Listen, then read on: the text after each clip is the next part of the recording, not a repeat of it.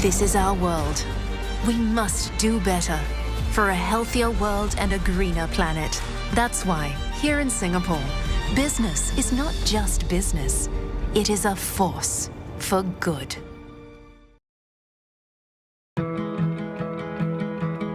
One of the biggest challenges as a startup, even as you start amassing great clients, is building trust and brand recognition. So working with a company like Microsoft gives incredible credibility out of the get-go. It definitely helps open doors. Microsoft does an unexplainably good job of connecting startups with these opportunities. It's been really powerful on the new business front in terms of scaling your startup and connecting to key resources.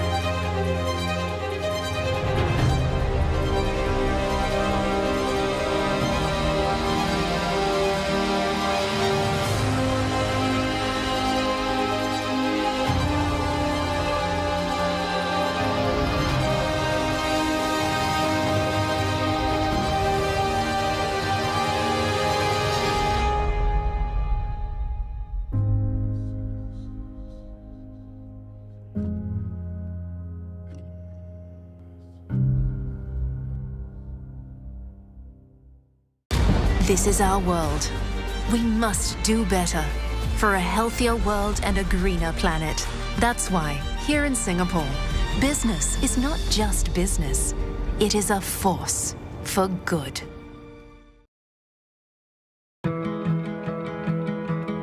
One of the biggest challenges as a startup, even as you start amassing great clients, is building trust and brand recognition. So working with a company like Microsoft gives incredible credibility out of the get-go. It definitely helps open doors. Microsoft does an unexplainably good job of connecting startups with these opportunities. It's been really powerful on the new business front in terms of scaling your startup and connecting to key resources.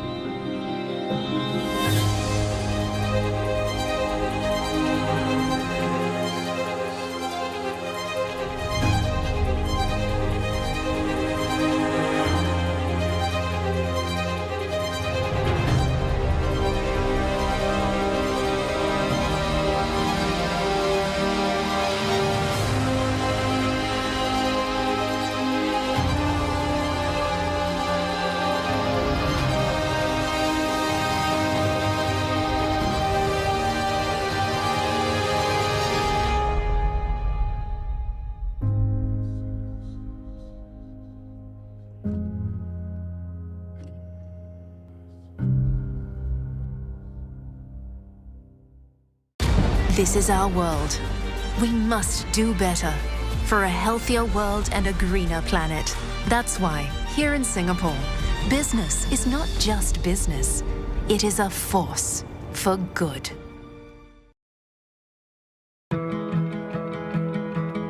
One of the biggest challenges as a startup, even as you start amassing great clients, is building trust and brand recognition. So working with a company like Microsoft gives incredible credibility out of the get-go. It definitely helps open doors. Microsoft does an unexplainably good job of connecting startups with these opportunities. It's been really powerful on the new business front in terms of scaling your startup and connecting to key resources.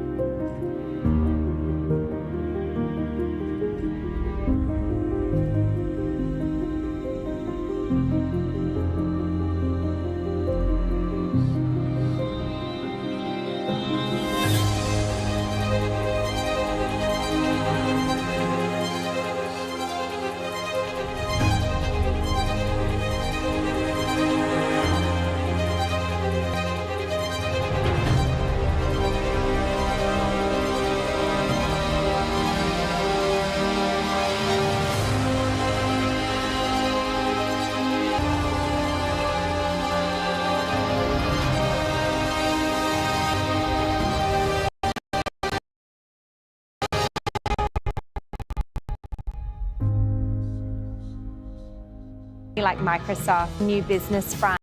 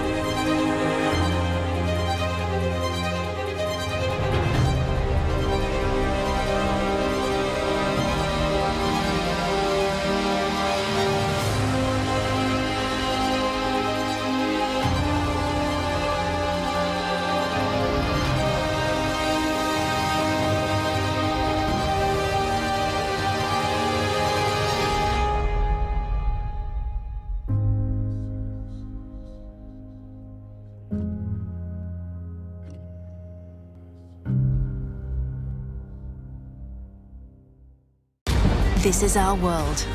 We must do better for a healthier world and a greener planet.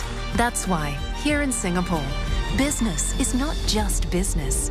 It is a force for good.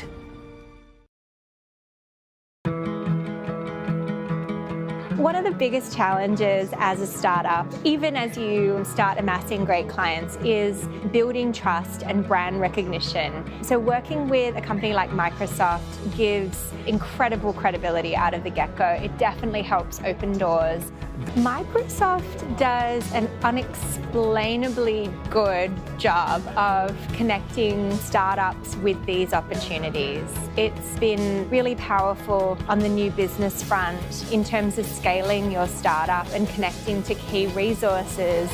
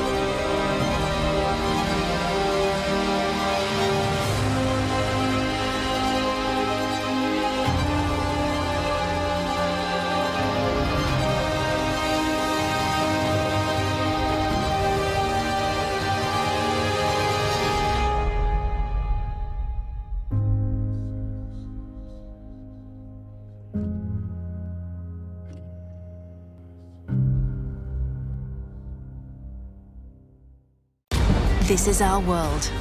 We must do better for a healthier world and a greener planet.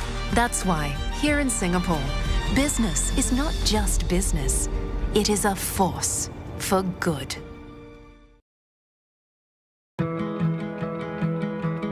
One of the biggest challenges as a startup, even as you start amassing great clients, is building trust and brand recognition. So working with a company like Microsoft gives incredible credibility out of the get-go. It definitely helps open doors. Microsoft does an unexplainably good job of connecting startups with these opportunities. It's been really powerful on the new business front in terms of scaling your startup and connecting to key resources.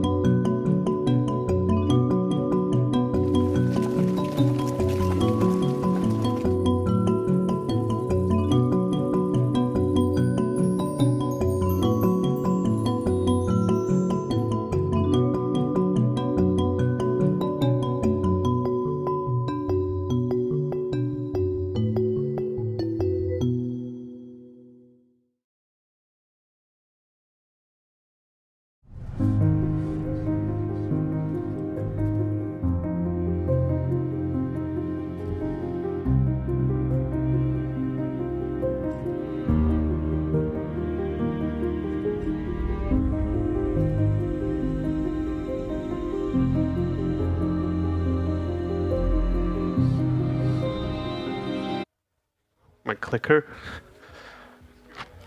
This is on, right? Yep. Okay. Please don't click it before we start. Okay? Sure.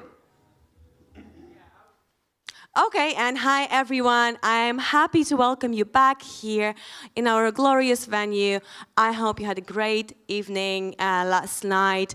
I mean, you can probably tell the intensity of my partying judging by my rough voice. So let's ignore that, okay? And I will start off with saying that we are ahead of a very insightful and interesting day. In a minute, I will announce our first presentation, but before that, really quick, I wanted to say thank you to our sponsors and partners, of course. So our main sponsor, ADB Singapore, thank you so much for trusting us. The co-organizers, City of Wrocław, Microsoft, our startup-friendly partner. Scaleway, our matchmaking partner. Can we see Pascal around? Because he will be one of the first judges in our first Great Pitch Contest slots. You will see him around very soon.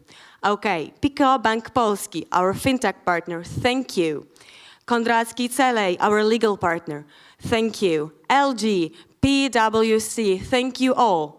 European Innovation Council, Greenhouse by Comarch, Brella, Deutsche Börse, Startup Wrocław, SpinLab, JWW, Vienna Business Agency, Niegaleria, BluesUp, and HubSpot. Thank you so much, guys, and let me introduce our speaker. So, right now, I will be joined by Ozge Oz, partner at Q & Beyond Ventures, with the presentation on how to nail fundraising.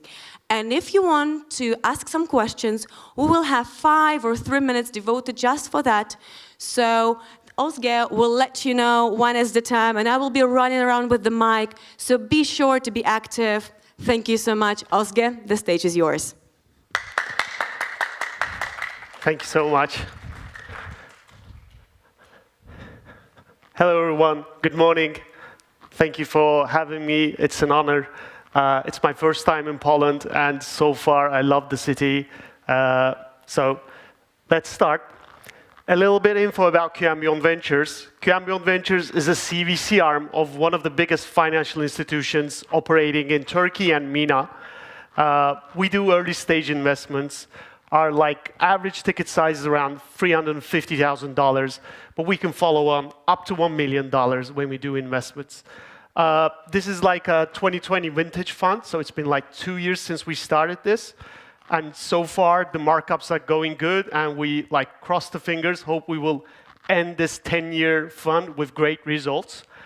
We invest, by the way, in fintech and fintech adjacent markets, B2B SaaS, enterprise software. Those are some of the verticals that we're really interested in. We're a strategic investor. That means besides looking for financial benefits and gains and wins, we look for strategic angles, synergies. When we want to invest, we look for some win-win scenarios that we can partner with these startups, these companies, when it comes with the relationship with the bank or the other group companies that we have. A little bit about myself. Like I said, I'm a founding partner at Q & Beyond Ventures. Before this, I built 2 accelerator programs. I worked with dozens of companies in Istanbul, usually, and helped them from getting from 0 to 1, helped them with fundraising millions of dollars. And I also have some board seats in some companies of our portfolio companies. So before we start, I want to give a disclaimer. I want to make a disclaimer. These stuff I'm going to talk about in the next 10 to 15 minutes, it's a collection of the stuff that I've witnessed personally, and I saw it worked, and I read about it, I listened about it from my peers in the VC ecosystem and everything. But the thing is, if you don't have a great team, a perfect traction, or a really exciting TAM, total addressable market, although these stuff could be helpful, it's not a guarantee that you will fundraise, obviously. And in a market like this that we're in right now, as you might probably read and hear about, it's getting tougher to fundraise. The valuations and the multiples that used to happen in the last, let's say, to 2 years is kind of gone, especially in the US market. The public markets, as you know, kind of crashed, and all the expectations are getting deferred. So this is a tough time right now, but I'll tell you this. If you run a perfect process with your fundraising, even though you don't have a perfect team, perfect traction, and perfect market, you will really increase your chance of fundraising. It will definitely help. And actually, you don't have any other chance in a market like this. So that was my disclaimer. Let's get started. Play the numbers game. What do I mean with the numbers game thing? As you maybe experienced or about to experience as founders, fundraising is a sales and marketing process, right? You have to have many, people interested in your company, at least aware about your company.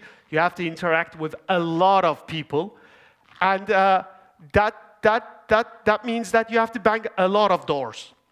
Sometimes I hear from founders when they're about to get fundraising or start the fundraising process, they tell me, like, I'm in touch with 3 angels, I reached out to 4 VCs, and I say, if it's not over 100, you're not doing enough. It should be 200, it should be 300.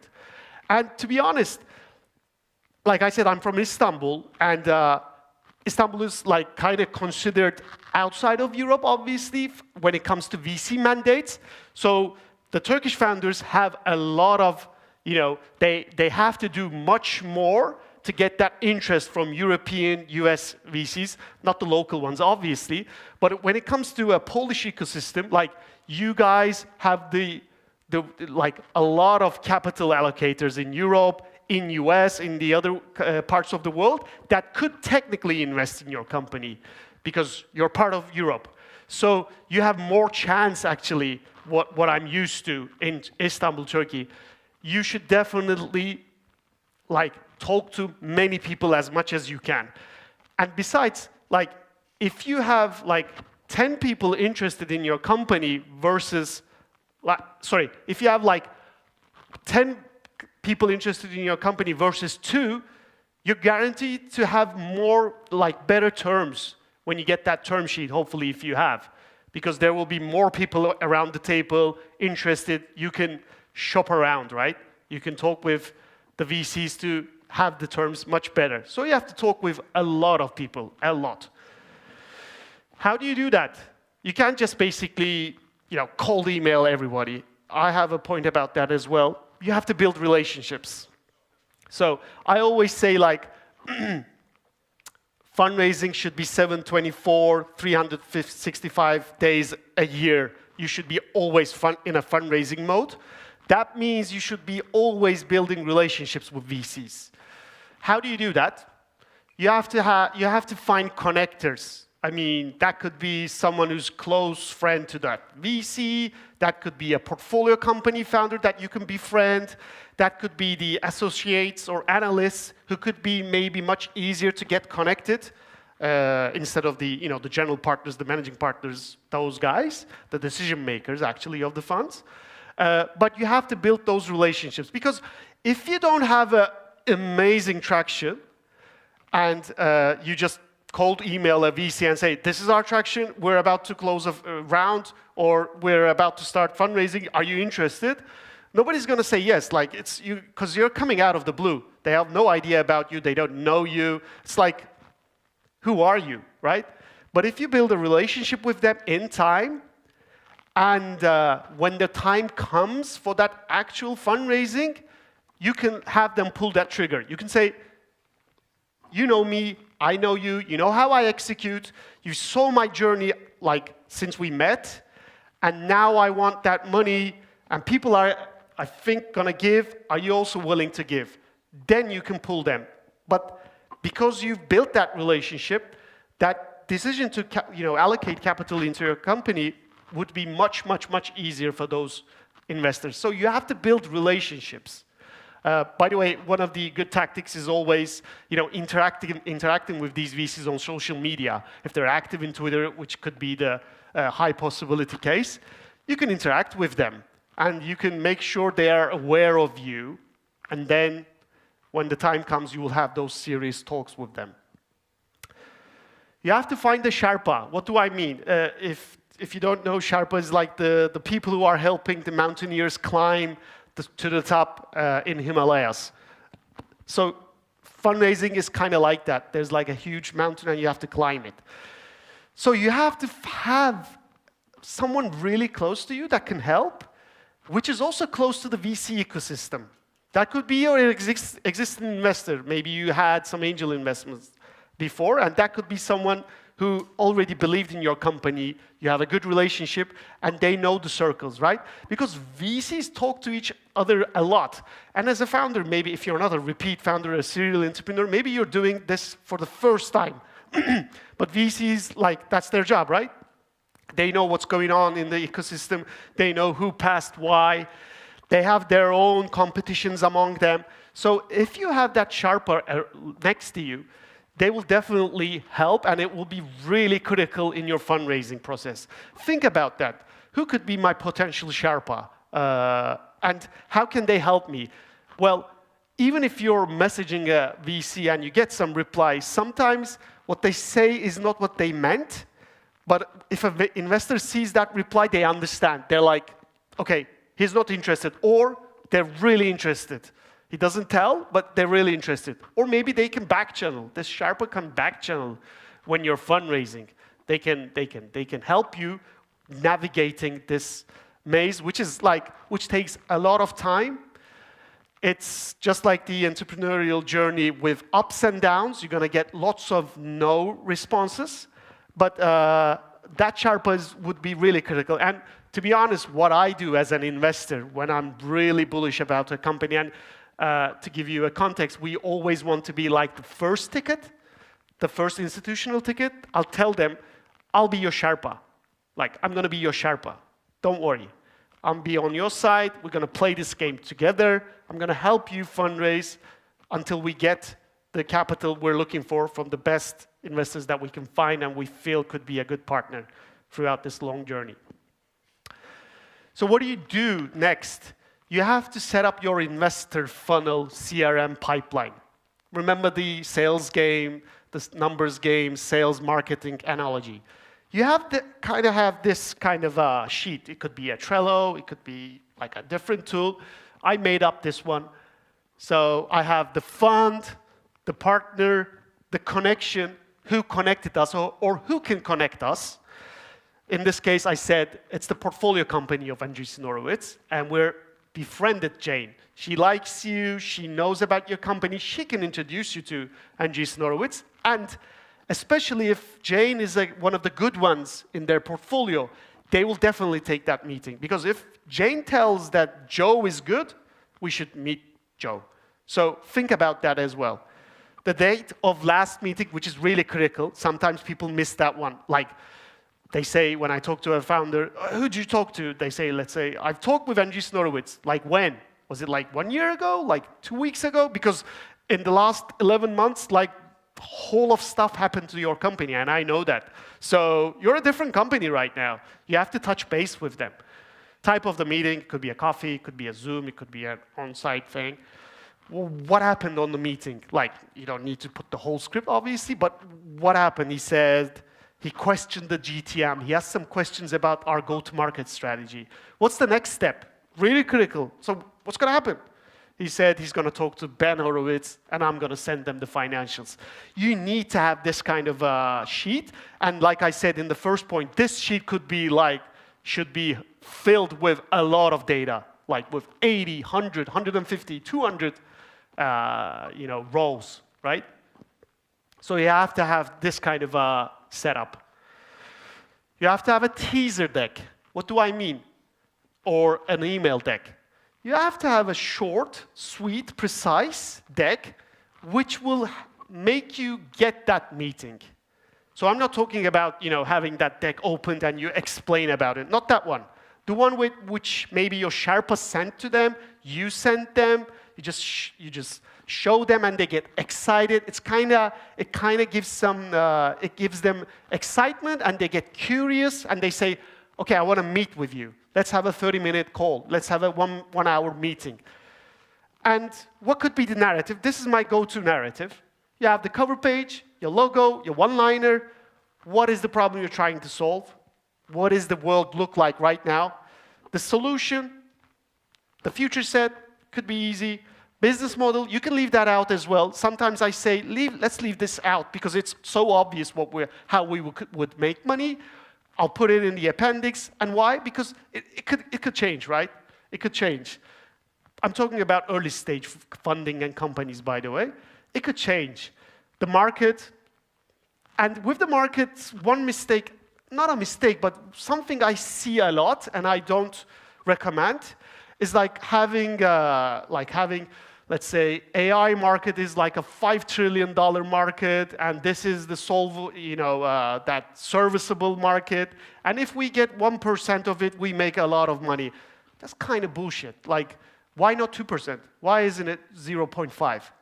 I don't recommend this top-down approach. I always say let's have the bottoms-up approach, which I always see for instance, in the Y Combinator presentations and other decks that are doing well.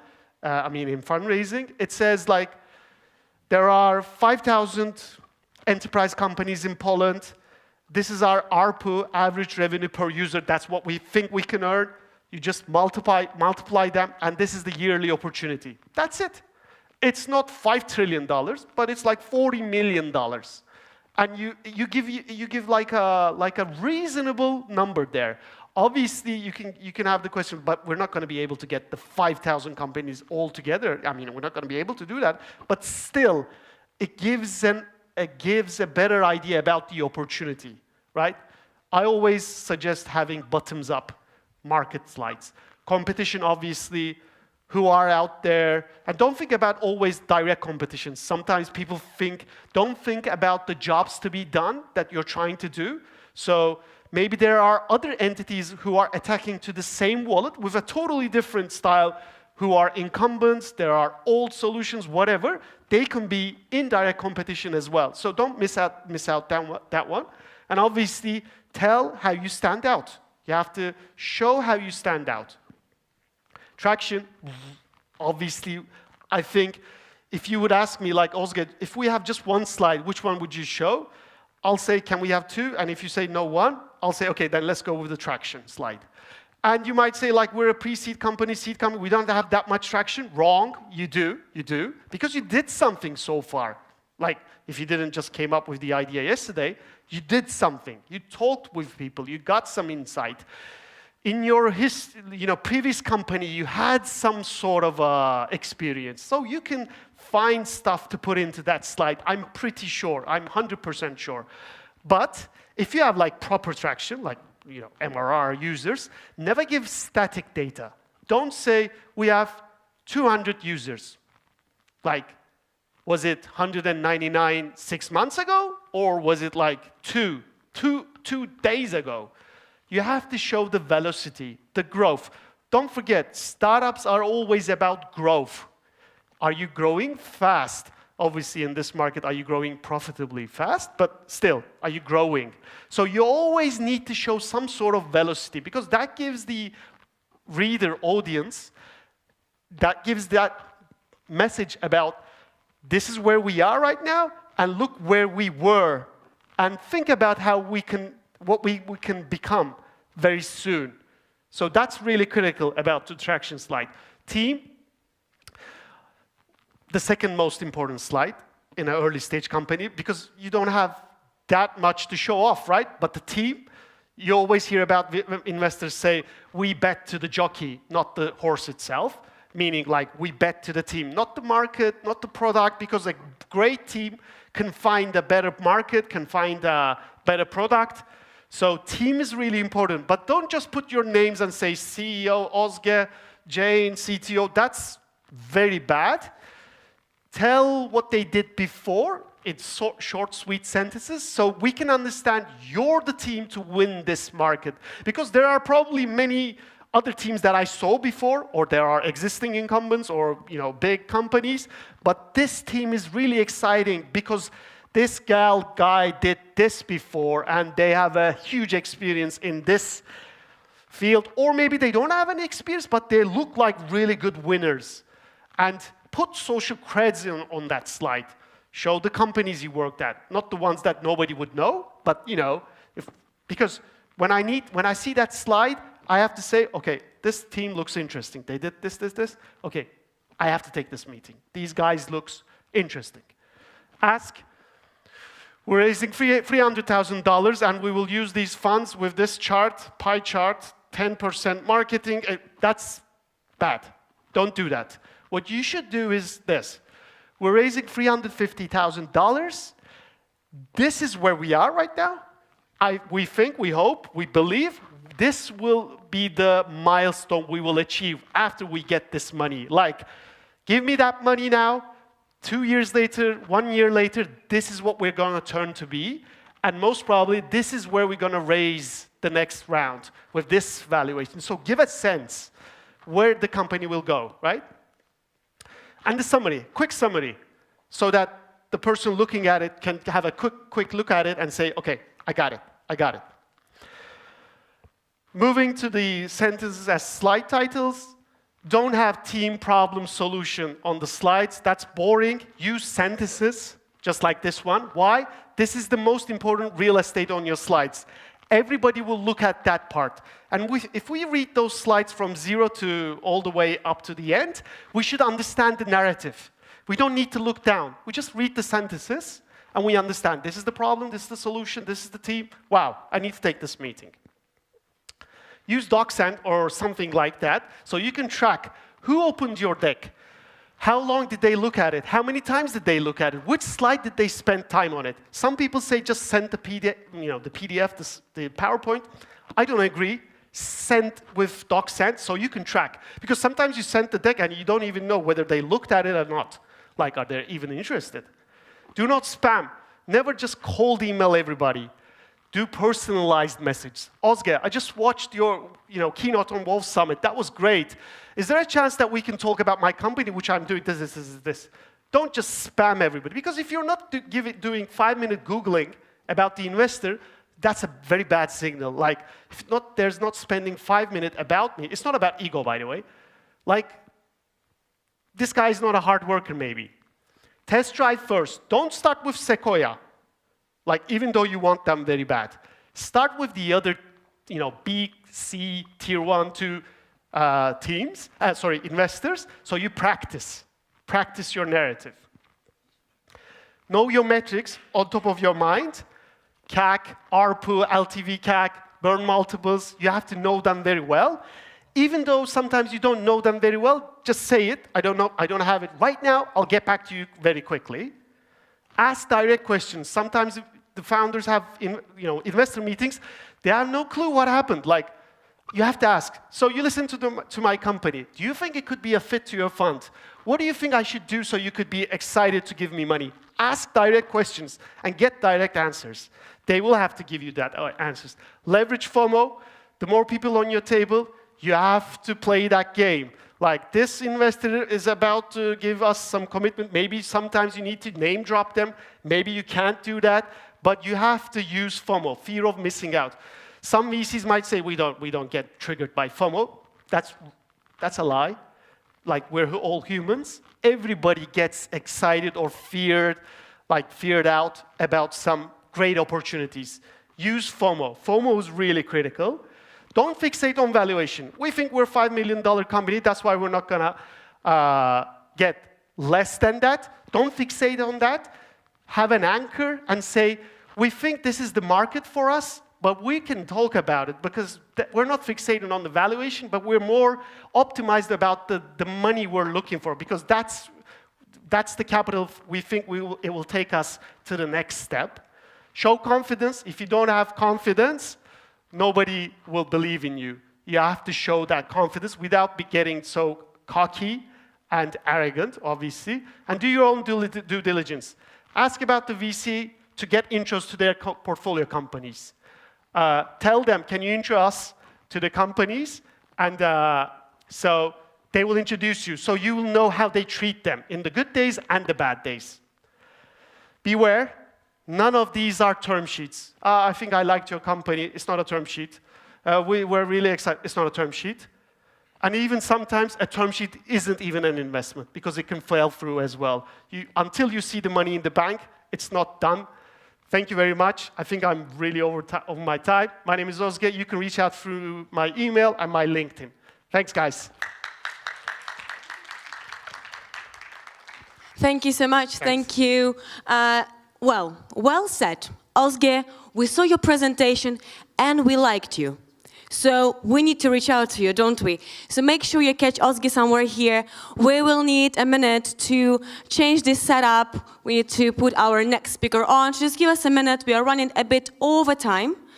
But I'm promising you that the next keynote will be worth waiting. And of course, after it, we will have our long-awaited GPC contest. And I can see some of the judges are already standing here.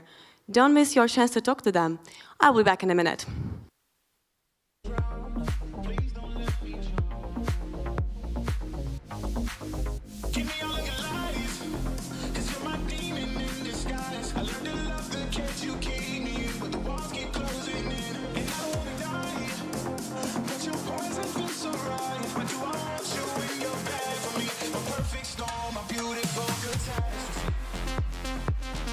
Okay, I'm getting the message, everything is fine. And I wanted to introduce and invite on the stage Michael Brandkap, the Managing Director at European Circular Bioeconomy Fund, with the topic digitalization. What's next? Michael, welcome on the stage.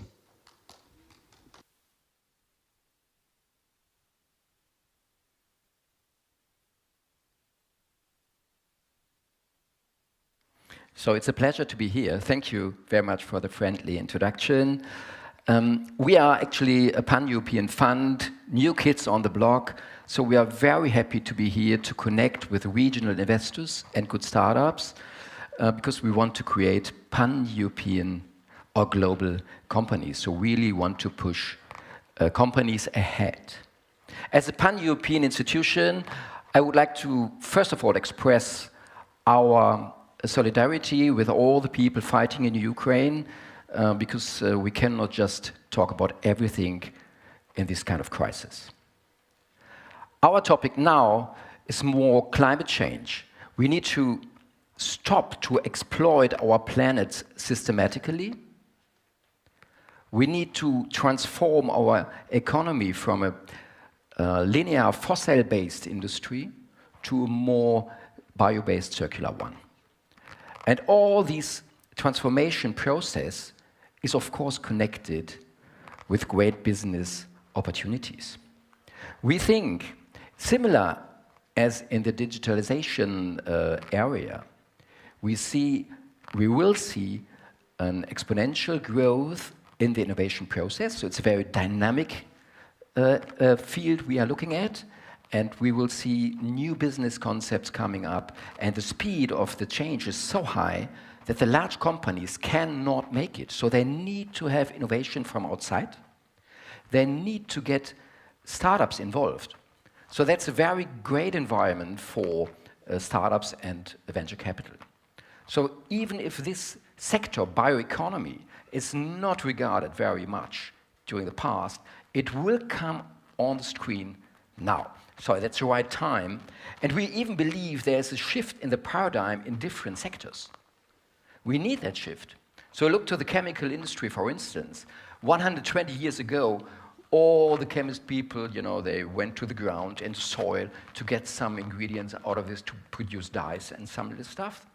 And then we had of course, the petrochemical industry, which is actually a linear fossil-based industry. And all the plastic produced, you will find it in the ocean and at the end of our plate. So we want to have a change in this. And all of them have understood. And now we are on the way to do it. And we need innovation, startups, to make it running. And right at the moment, we see also 4 great drivers for this transformation process to make it happen. And actually, the first one is actually you. These are the consumer demand is changing. We have more considerable more consideration of climate change in future. Especially with young people, we need to put more attention on this. And that is actually the most important driver, reaching all the B2B business as well. The next one is, of course, the public support. So we have the Green Deal on the European level, but also many, many different support schemes and initiatives in countries and regions. And also the framework, the regulatory framework, is increasing for better. So new business will become possible. And mainly, also a very important driver of this is, of course, R&D, world-class science here. So we have great innovation coming up, and just we have to pick it up, to bring it together with great entrepreneurs, and to make it running. In addition, the investors, especially also the large pension funds, insurance companies, they look to impact and ESG completely different today. If they see a target which is not aligned with ESG, they see an additional risk for their returns. So that is completely new, because some years before it was a trade-off. So if you do impact, you cannot deliver returns on a high level. So today it's all combined, and therefore the investors like to invest in funds or in companies having a good impact. So that's why we could raise 300 million, and we are connected with all these great investors. But however, we need to learn. We need to switch in this industry. It's not enough just to continue like before. If you invest in digital topics or pharmaceutical topics, it's completely different. So in the bioeconomy area, you have mainly a very high level of complexity. That means you have the whole process. So you need to look to feedstock for your input. You need to look to the production facilities. Processes need to be developed, and a new product. So that's very high level of complexity already. And in addition, you need to look to logistics, because sometimes you have large factories and you need to ship it around. You have also an uncertain regulatory framework. So the framework is turning out to become better, but it's also a lot of movement in this area. And of course, then you need to do the sales, which is of course most demanding, but also uncertain. And to cover all this complexity is almost impossible for a small team. So you need to you need to have experienced people, and of course, that's why investors have some difficulties to enter this space. So you need to have investors maybe with some expertise. But on the other hand, it's always exciting to look at it. So we have great opportunities, innovation, exciting consumer demand, so there's traction from the market, and the regulatory framework bring us a push. And the market size is huge. Just in all the subsectors of the bioeconomy, you find huge markets. It's 2.4 trillion euros here, according to the Nova Institute. So and also this regard to impact and ESG is very important. And that is also our mission. We don't want to invest just money in anything. We want to make a difference. And of course, making good returns for LPs. And that is all because there's higher level of traction. We have great stories. High talented people are entering this field. So we have more management capacity, which is, of course, the main point, because you always invest in people. So the success stories, they're driving the whole story as well. So the whole sector is driven by those kind of success stories. And we have some. If you look to Oatly, for instance, from Sweden, it's a company, they went public, and they have now a valuation above 4 billion. That's exciting, and it's just milk from oat. And most of the people don't put milk anymore from cows in their coffee. They prefer to have oat milk. It's better from taste, and it's better for the environment, and it's just good and it's fashion in a way. We have also the large topic of textile recycling. So textile is a huge waste stream. Most of it's just burned, or you find it in landfill. And so there's a high need to do recycling on that. And Renocell, they went also public, and they have a valuation of 350 million euros already. It's also a Swedish company. And then, of course, these are great benchmarks, and so that means you can do. And even these great companies here, they are all part of our portfolio already. So we invested in them. So the projects, they produce insects on a very, very high level. There's a factory you can see here, which is on a very high level. They have already 10,000 tons capacity, and they are the world-leading company in producing insects for feed, not for humans. So don't worry. And there are quite a number of stories, and this is actually very important to tell them, to share them, to make you interested in this area. What is it about? Bioeconomy, I think we think about three main topics. So first of all, it's a production of biomass. So that's all agtech and the production of food and feed. Also the brand business, D2C business, for instance. And then you have the bio-based materials going into sustainable packaging and construction materials. Textile recycling is also important, and of course then a so-called white biotech, industrial biotech. You have enzymes to produce, to accelerate and catalyze your processes. These are all very interesting areas. We think it's also important not just to look to the returns, it's also look, and potential, the growth story must be in place. We also look to the so-called ESG, that is environmental, social, and good governance. And we need to have all of them in place. So, of course, as a bioeconomy fund, we look to the E more intensively, but if you don't have any rules for your social things, that is actually, gender diversity. How do you look to make sure that your employees are in a proper shape, working together with you? And of course, governance, we have transparency, a professional level of ruling the company. And who is doing that? The ECBF fund is a team which is important, but we have also we are backed by 25 investors. The most important partner of us is the European Investment Bank. So they initiated the fund, but then we are a private venture capital fund. They were looking for a team executing this to close the growth stage funding gap here in Europe. And then we have quite a number of other investors, as you can see, from insurance companies, family offices, and corporates, bringing along not just the money, also great network, because they're interested in transformation as well. And they can, a lot of startups can benefit from this. What kind of investments we do? So we do investments all across Europe, European Union countries, and the so-called associate countries. That is even including Ukraine and goes down to Israel and to Turkey. We see we want to do investments in companies ready to grow. So the product is ready, technology can go further on.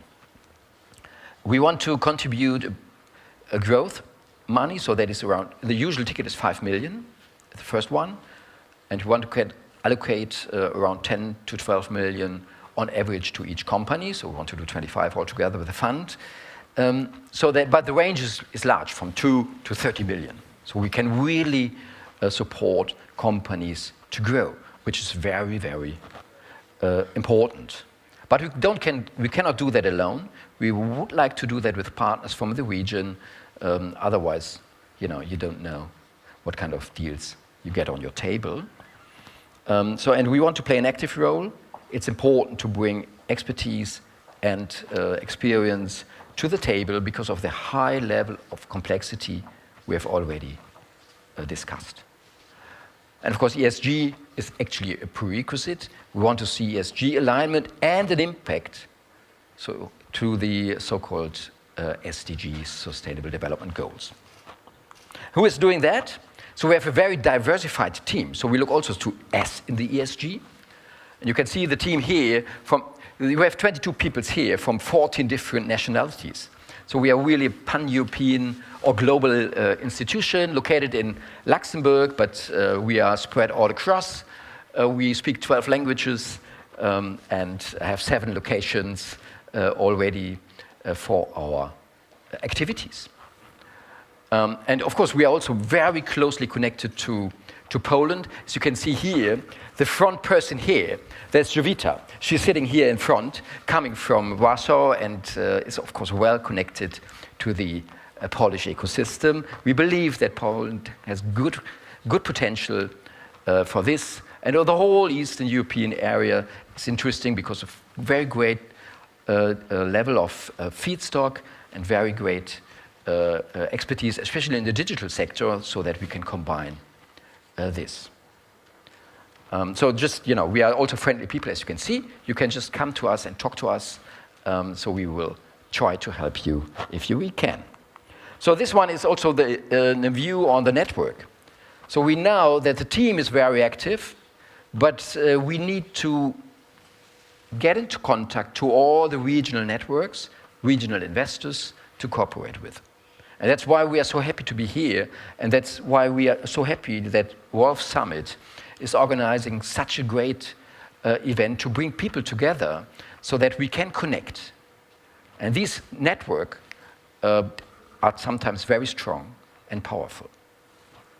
So that's what we are, we are working on this very systematically, and, just to demonstrate and present that we don't believe that we can do that alone. It's this kind of high challenging area. We want to connect with you as a startup, as an entrepreneur, and with the venture capital companies doing regional business. We want to catalyze the transition towards a sustainable future by investing innovative, bio-based, and circular ventures. And if you want to follow this mission, just come to us and we share. Thank you very much.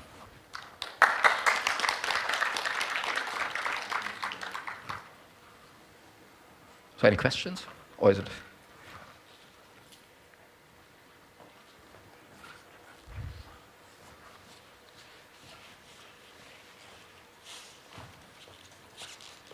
Any questions, guys? I can give the mic. And I can run to you.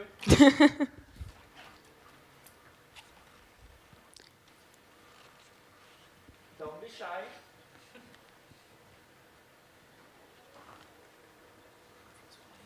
Okay, then thank you so much. In that case, if we don't have any questions, I will move on to our little, very small thank you. Thank you so much, Michael. Thank you very much. Thank you. Take care. Okay. This is a very huge call for all of my volunteers and my technical crew to get prepared, because we are going to rearrange the first row a bit and let our judges take the very wonderful place in the middle to make sure they are ready to assess and to hear our startups. If you're pitching right now, make sure you're taking the places very close to the stage so we can have you very quickly here.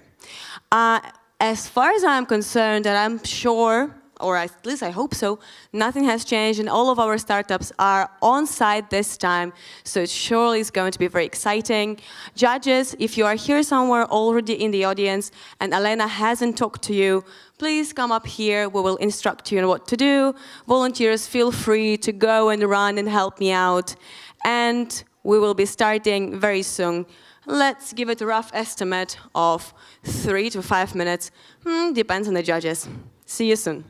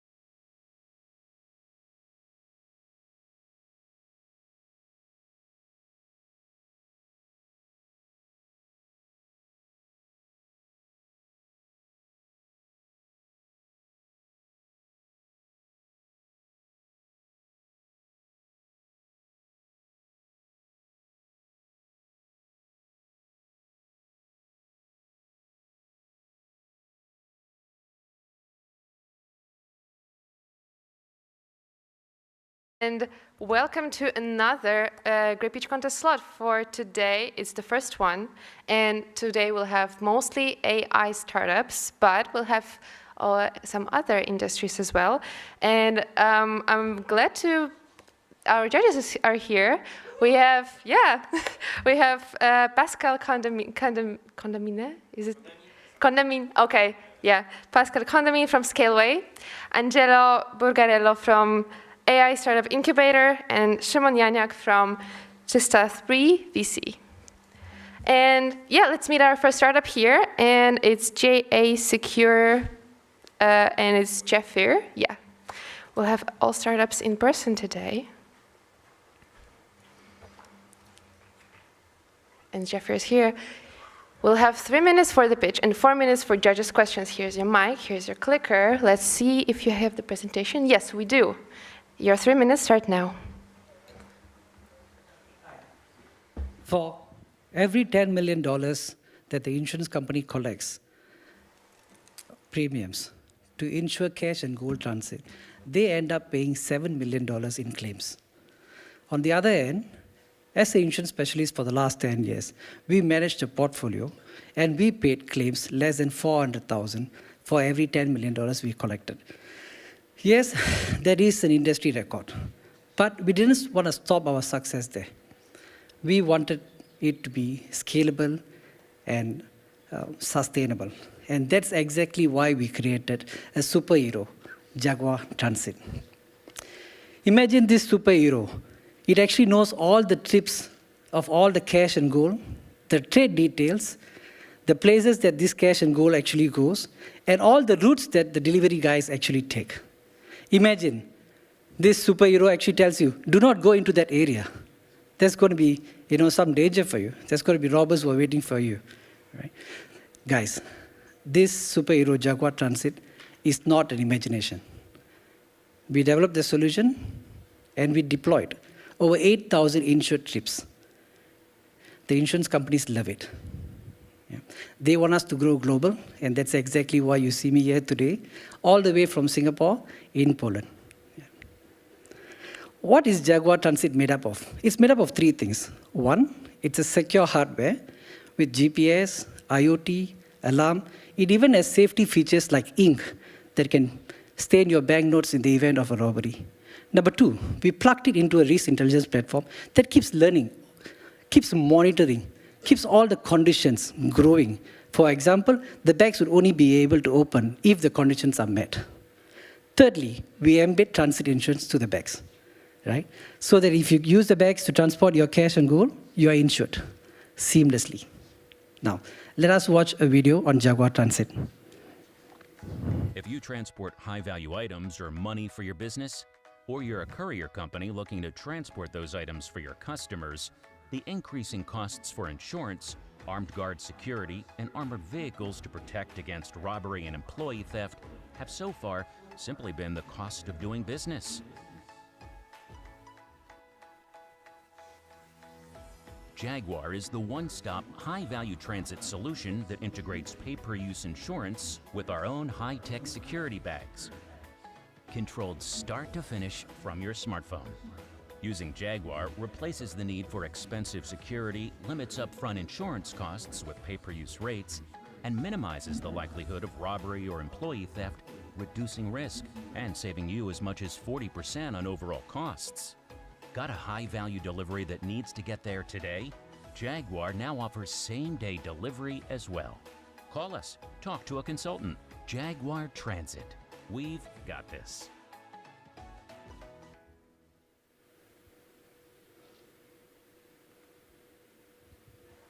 Thank you. Thank you so much. And now, time for questions.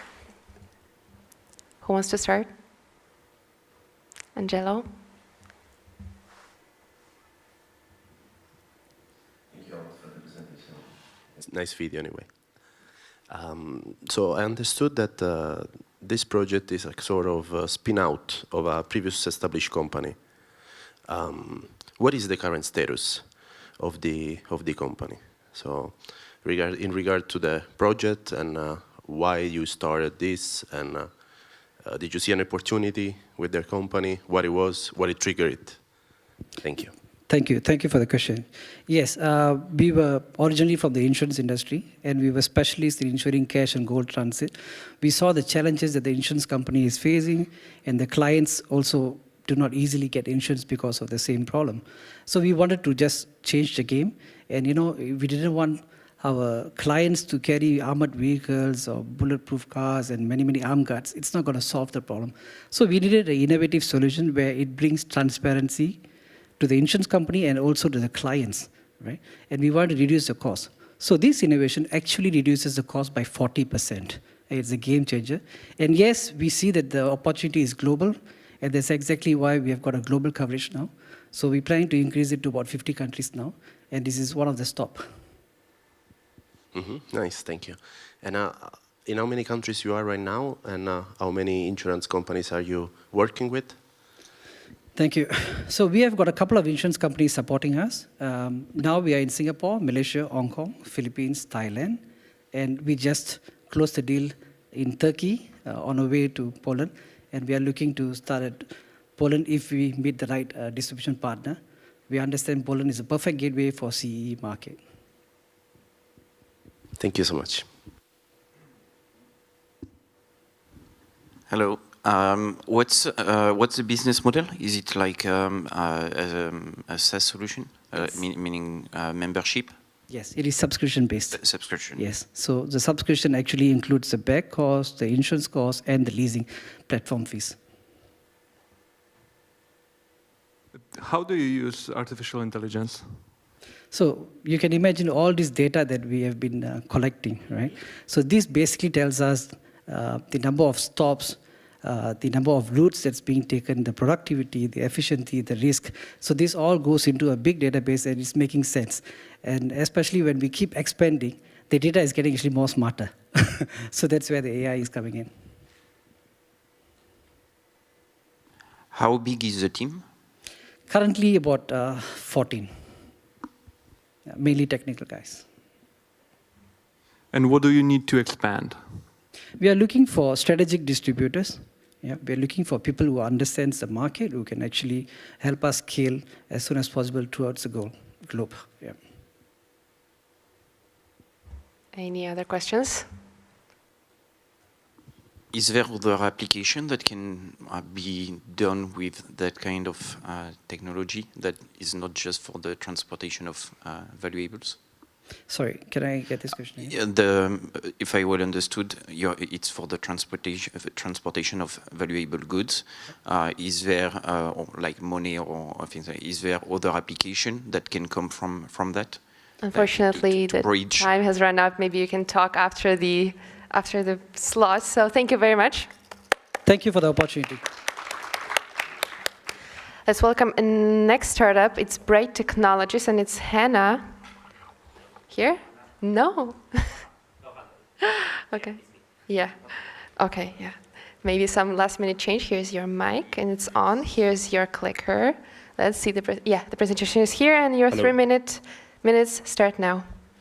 So, hello guys. I'm Maciej. I'm founder and chief dreaming officer of Bright. Why dreaming? I will get back to this topic later on. So, we are Bright. So what does it mean? It means that we are deep tech company, data analytics company. So what does it mean? It means that we collect data. Most of us use Uber, Bolt, Facebook, Google, YouTube, and so many more.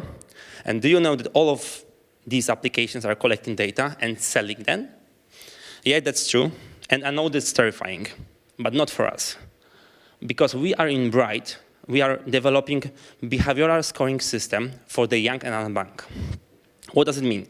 It means that young people don't have credit history, don't have financial history, don't have, let's say, credit history, transactional history, so they don't have an access to the external capital.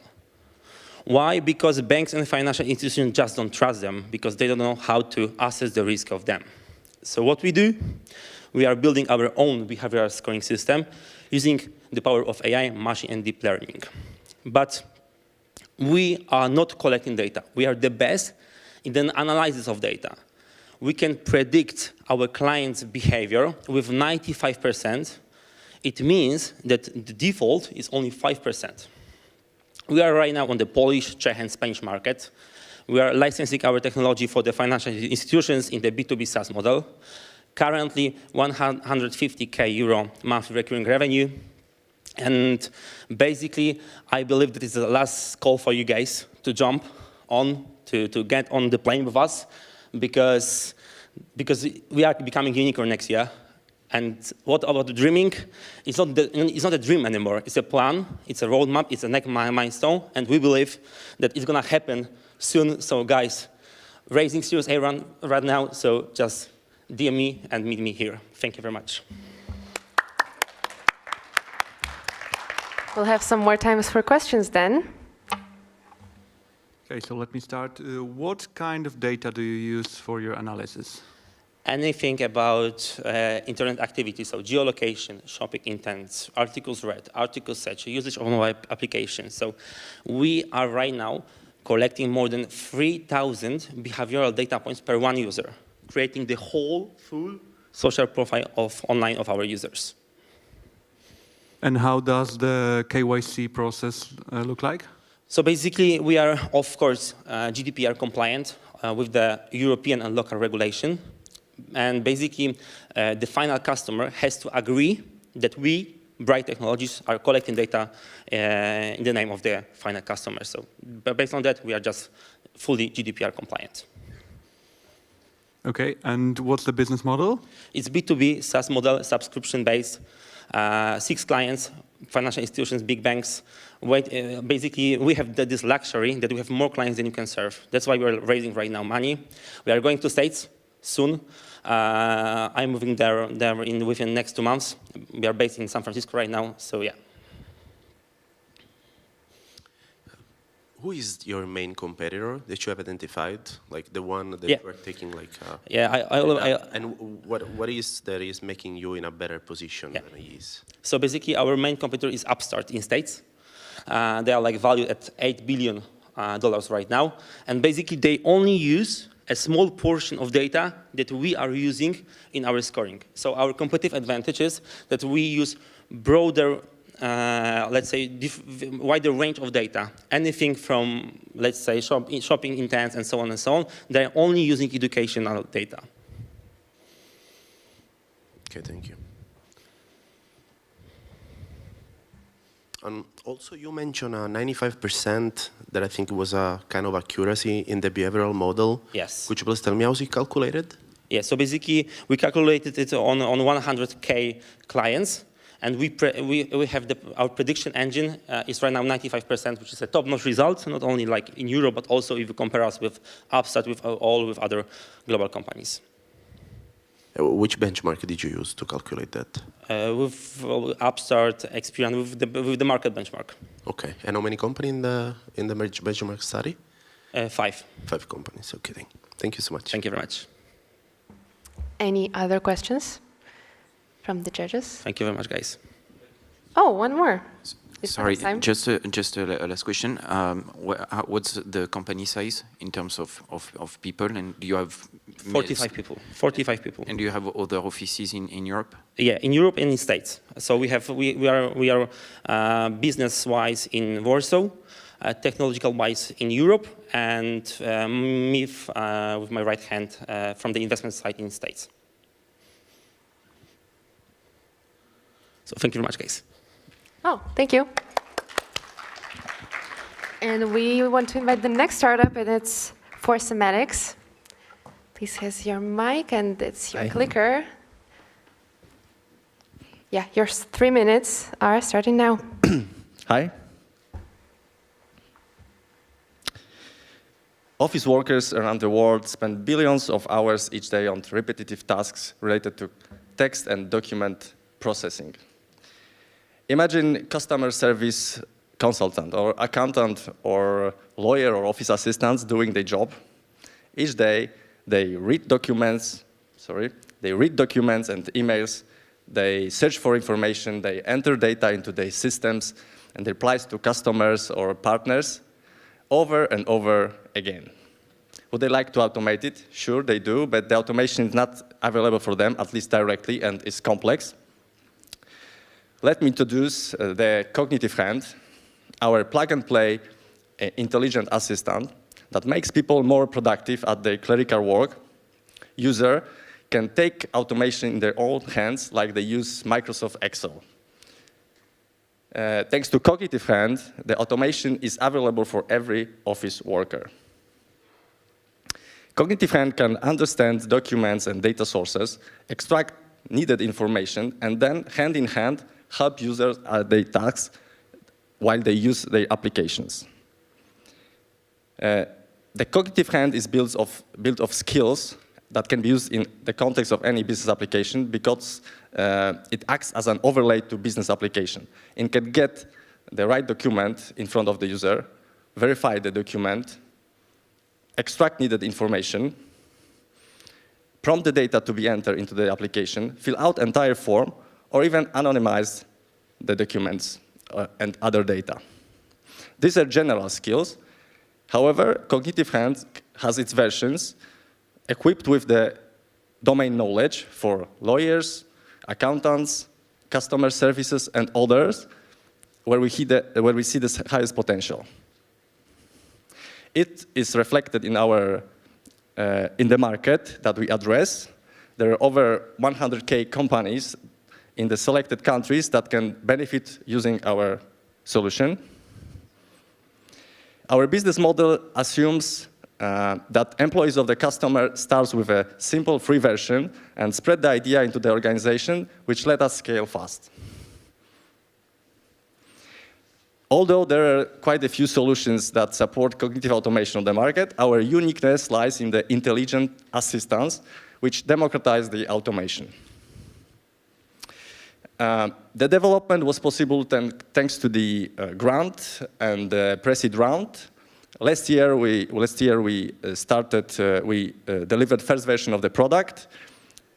This year we already have several customers, and we plan to launch a software as a service version and increase the customer base and start exploring UK and the US market. It wouldn't be possible without a team of passionate engineers and AI experts. Thank you. My name is Tomasz Rzeczniczak. I'm CEO of the For Semantics. Let's hear some questions. Thank you for the presentation. First question, could you walk us through, very briefly, some example of the usage of your product? Sure. Let's say that we have a typical example of accountant that needs to enter data from the invoice into the accountant's system. Instead of doing this manually, instead of entering data, reading from the document, the cognitive hand can extract the information automatically. The user can configure where the data should be placed, and the system can do it for the user, hand in hand, letting the accountant to see what exactly was extracted, and letting them to check if the system works correctly, which is very important in case of, dealing with invoice processing or money, or spending money. And there is such multiple cases where the confidence level of machine learning models is not enough to let them do the work in the background, and the intelligence assistants, hand in hand with the user, help them let us use the models, and at the same time let the customer and the user to automate the job, and let them be sure that the model extract the needed information. Okay, thank you. Thanks for the presentation. I'm going to ask you a little bit of an articulated question, but let's start with the first step. So I believe that you have done a segmentation exercise on your customers. Who's the go-to type of clients within the landscape that you have presented us today? employee and the office worker at the customer side that has a lot of repetitive tasks related to documents. This is the, yeah. That is clear, but in which industry, which segment you have identified, like that those are the clients you're going to talk first, because they have the highest chances to buy your product? Okay, in financial services and business services, these are the industries that we believe there has the huge potential for us, because there are multiple processes involving reading emails, reading documents, serving customers, and that can be automated, but cannot be automated without intelligence. Mm-hmm. And you position yourself in the market as a generic type of tool? Because some of the competitors that you've presented, for example, Rossum, and there is also another similar company called Digi2, also from Czech Republic, that has the same kind of value proposition of democratizing this. So, but however, we see the competition. However, our approach is different. We focus on assistance. So the user can do the automation by themselves and can... Thank you so much. Yep. Maybe you could continue after the slot. Thank you. Thank you. Thank you. Let's welcome the next startup. And it's called Darvis, and it's the presenter, Niklas. He's already on the way. Here's our mic and the clicker. Let's see the presentation, and your 3 minutes start now. Hi, everyone. We are Darvis, a tech company with more than 100 employees on 3 continents, and we offer a productivity as a service platform to deliver full visibility into almost any supply chain. We use cutting-edge computer vision to deliver insights that companies couldn't gain before, and reveal personnel of unwanted and unrelated tasks. So why computer vision? First of all, we can localize large and small objects in accuracy up to 1 centimeter, which is far more exact than any other technology. Then we can train any object in any process, and that gives us a huge deal of flexibility and helps us deliver the exact visibility that the client wants. Finally, we can integrate into existing infrastructures. So when we roll out, it's cheaper to implement. And even when we grow with the client and implement multiple use cases, we can still use the same infrastructure that makes us highly scalable. And because we're a platform, we can integrate also data from other sensors that are being used at the client side. Why logistics? So inefficiencies in logistics is not a new topic. The pandemic revealed even more inefficiencies. But even though companies know that they're losing billions of dollars every year, some up to $500 billion a year due to inefficiencies, they often can't do so much about it because they're lacking this extra layer of visibility. And this is where Darvis comes in. Let me show you with 2 examples how that works. So first example, healthcare. Yes, we can locate the bed throughout the whole hospital.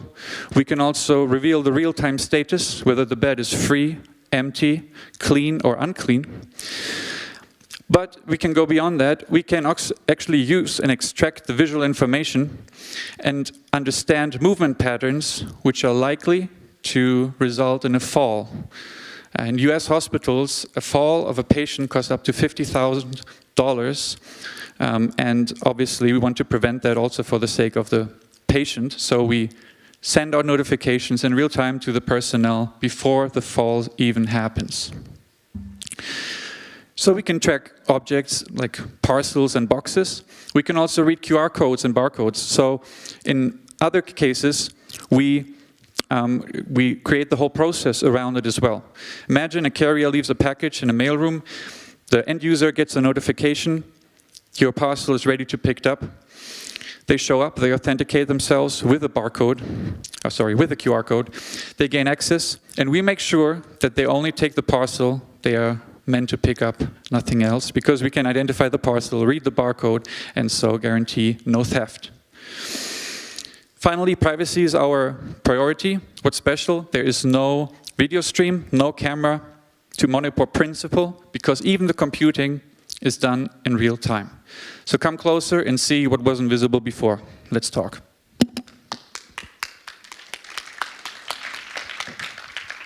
Let's see if we have some questions. It seems to me, thank you for the pitch. It seems to me that it's a very competitive market where I've seen a lot of competitors and pitch going that way. What makes you different from what's already on the market?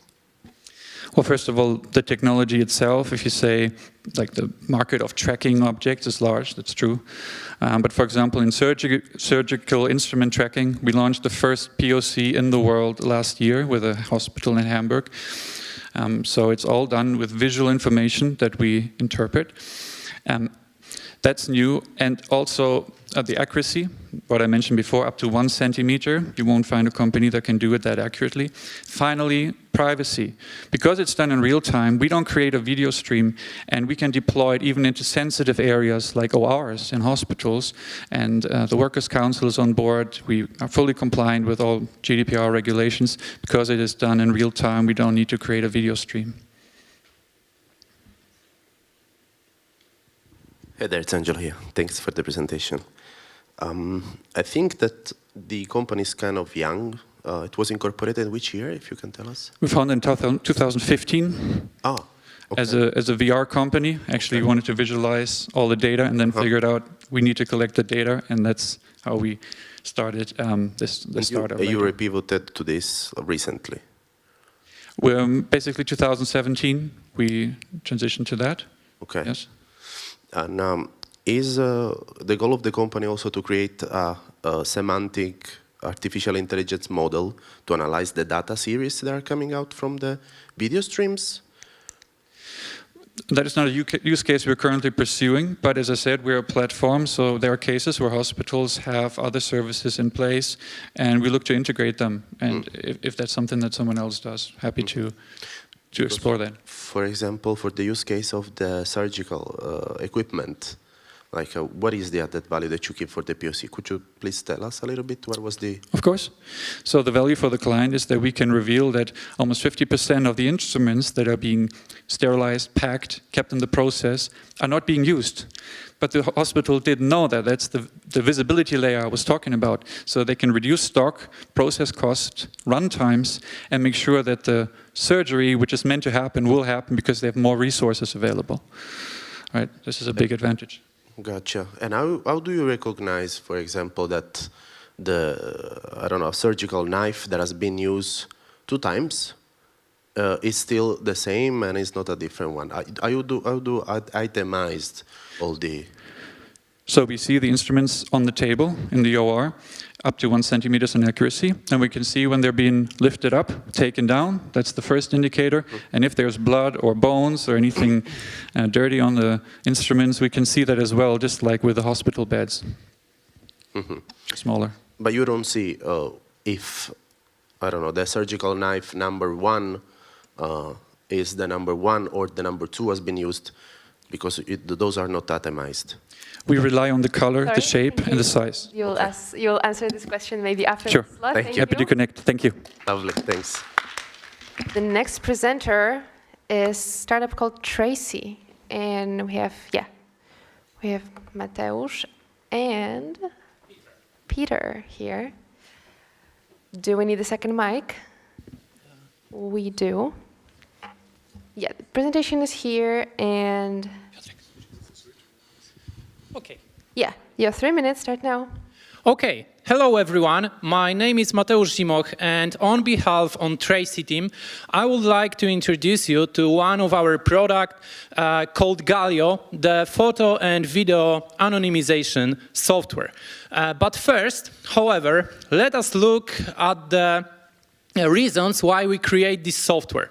The current century is conducive the development of cities, as well as a rapid increase in the number of cameras.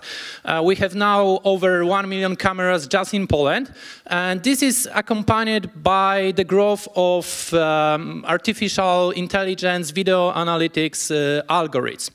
And humanity is facing a serious dilemma. What is more important, whether to use monitoring to increase security and safety and provide analytics, or to maintain privacy and lack of invigilation of citizens, as in the case in China? And here we've comes in the solution of our software, which solves the dilemma and makes ethical monitoring possible. The software in its current version allows for anonymization, which means blurring of faces and license plates of the recordings and photos entirely locally on customer's computer.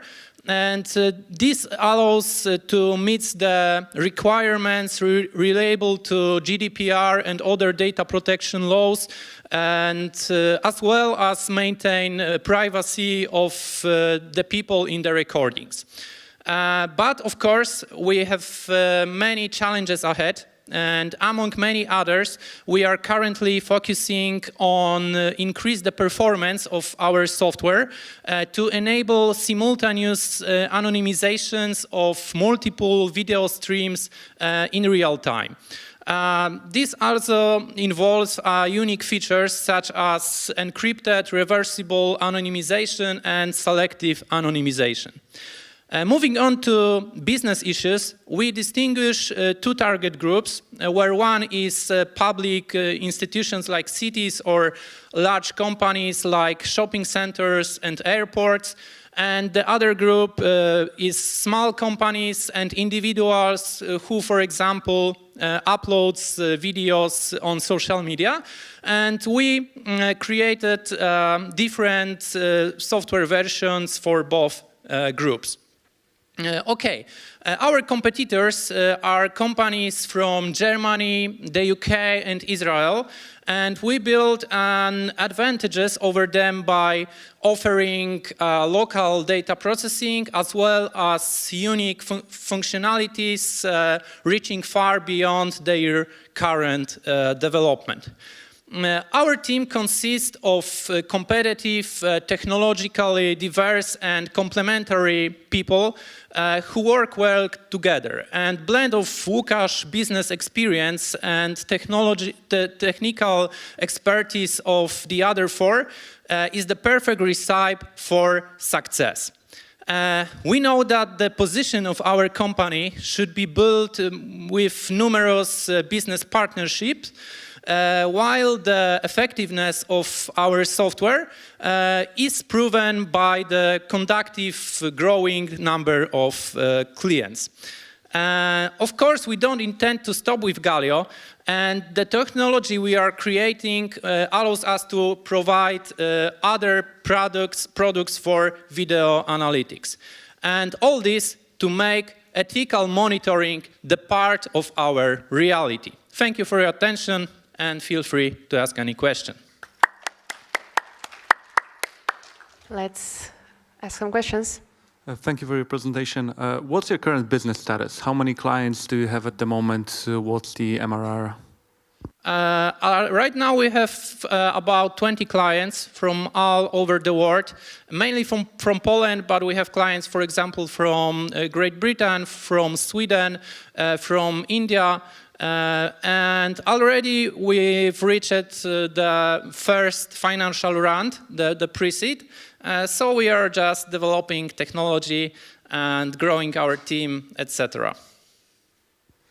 And have you passed the POC round within any of your clients? Yeah, right now we are doing some kind of POC with the first round. We developed an MVP of our product before the run, so it's kind of POP round, and right now we are producing POC. Okay, and what's your oldest client? For how many months he's using the software? And what are the effects? About 9 months, I think, from September, last year September's. Yeah. Okay, thank you. I have a naive question. When you do anonymization of the video in real time, how do you, for protection purpose, how do you, if there is an aggression, someone is being aggressed, how are you able to find the person if the face has been blurred? Does it make sense? Yeah, we are currently try to develop the encrypted reversible anonymization. So, for example, if the police give you request to anonymize some people, the data administrator of the company should have the key, the unique key, to anonymize some kind of record. But it would be possible only with this key. Yeah?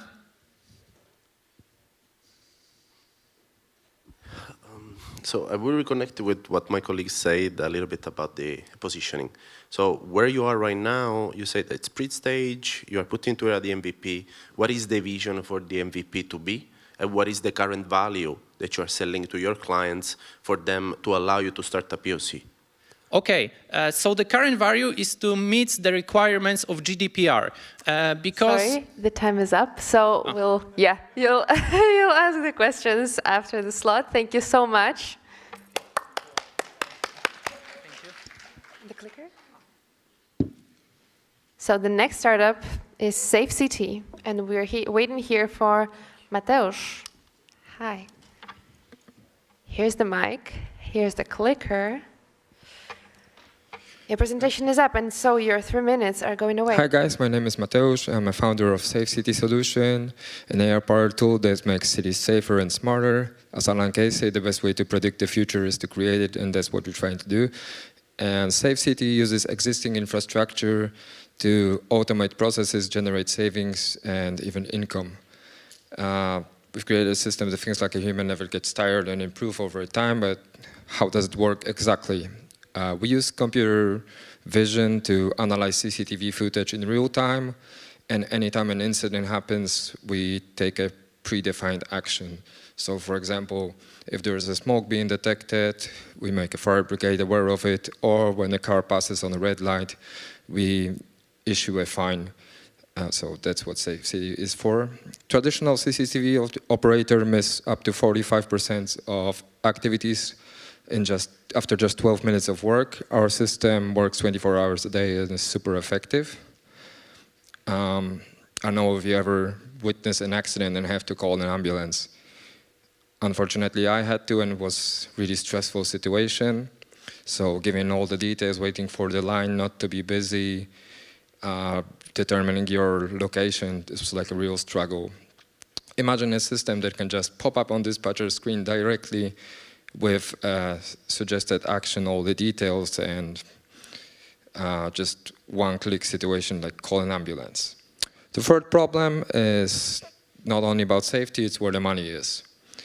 So SafeCT analyzes cars and tracks them, as well as traffic lights and parking systems. So whenever a driver breaks the law, we can send a recording to local authorities, and a fine can be issued just like speed radars do.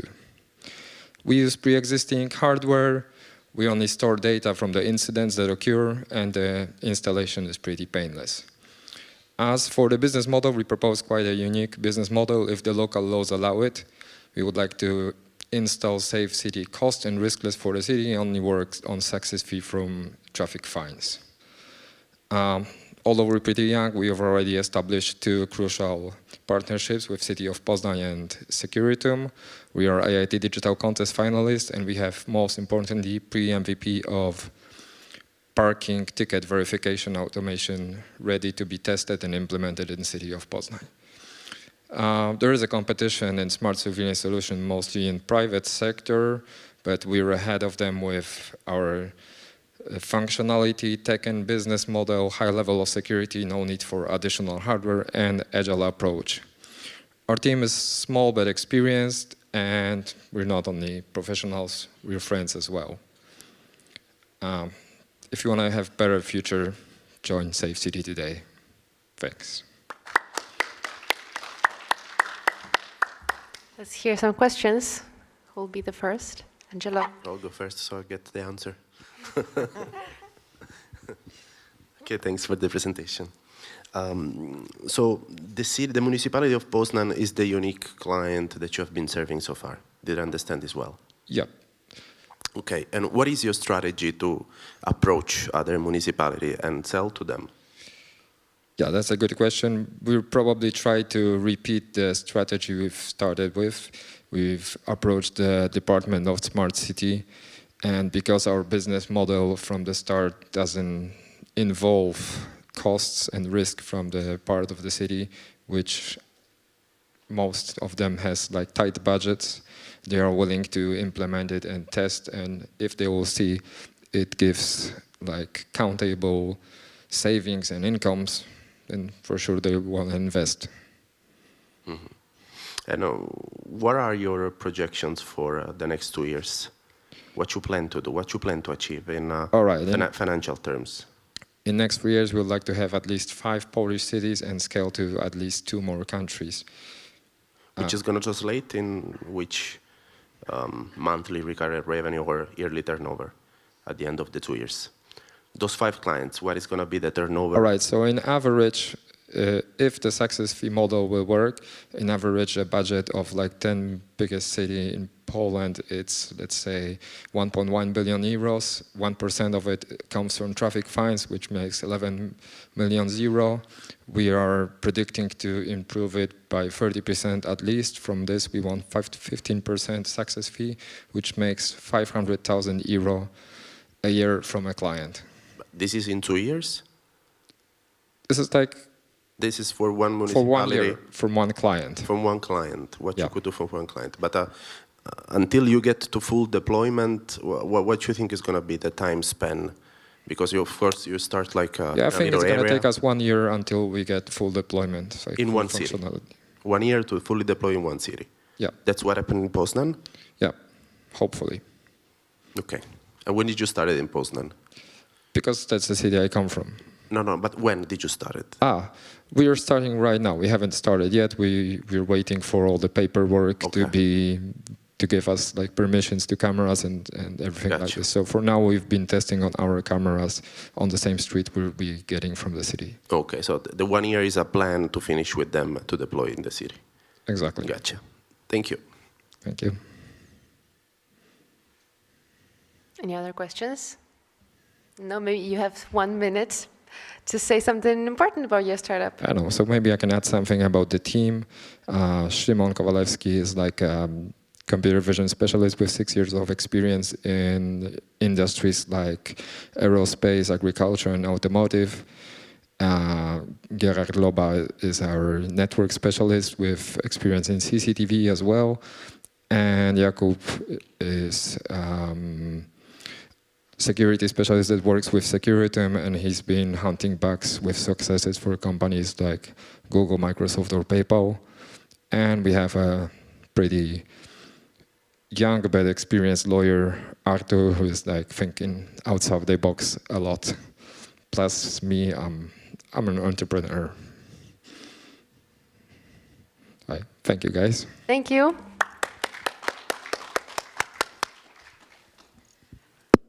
Oh, sorry. Is the next, last but not the least, the cliche I know, is the startup called Lilo. Is it? Did I pronounce it right? Yeah, Lilo. Okay. Yesterday I heard Lilo, but I think this is. Here's the mic for you. The presentation is up. Test. And the 3 minutes start now. So take it away. So this is Leah. Leah is woken up at 6 by her iPhone. At 10, she had the first meeting, a Zoom meeting with her boss. After work, she cooks a bolognese from the internet. Then she watches Netflix and goes to bed. This is how the everyday life of a typical person looks like in 2022. Digital and connected. But what about people who can't use easily a smartphone or tablet? I'm talking about our grandparents. 11 million seniors just in our home country, Germany, still don't use the internet. And the consequences are dramatic. Not being able to Zoom with family or seeing services like banking getting available just online leads to loneliness and isolation. But why are older people overwhelmed by the internet? We have learned that the core problem is the operation. And what we mean is that every website and app have another look and feel. From the perspective of older people, the internet looks like pure chaos. But we have the solution. The Lilu tablet makes well-known apps like WhatsApp or Wikipedia 100% senior-friendly. And what's the difference to other competitors? Let's take a look at YouTube. If we click on YouTube on Lilu, YouTube looks like this.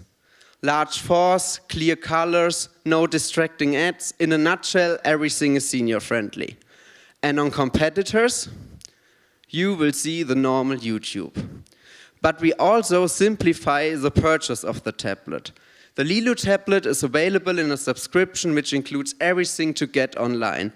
The tablet with the software, internet support, insurance, and the best, every account, such as Zoom, is not only created, it's also completely set up. You unpack it and it works. And our customer, they love Lilu. Lilu has a 90% conversion from our trial months to the annual subscription. And this is our favorite customer review. Waltraud, 74 years old, has taught herself how to use her new induction stove by watching a YouTube video.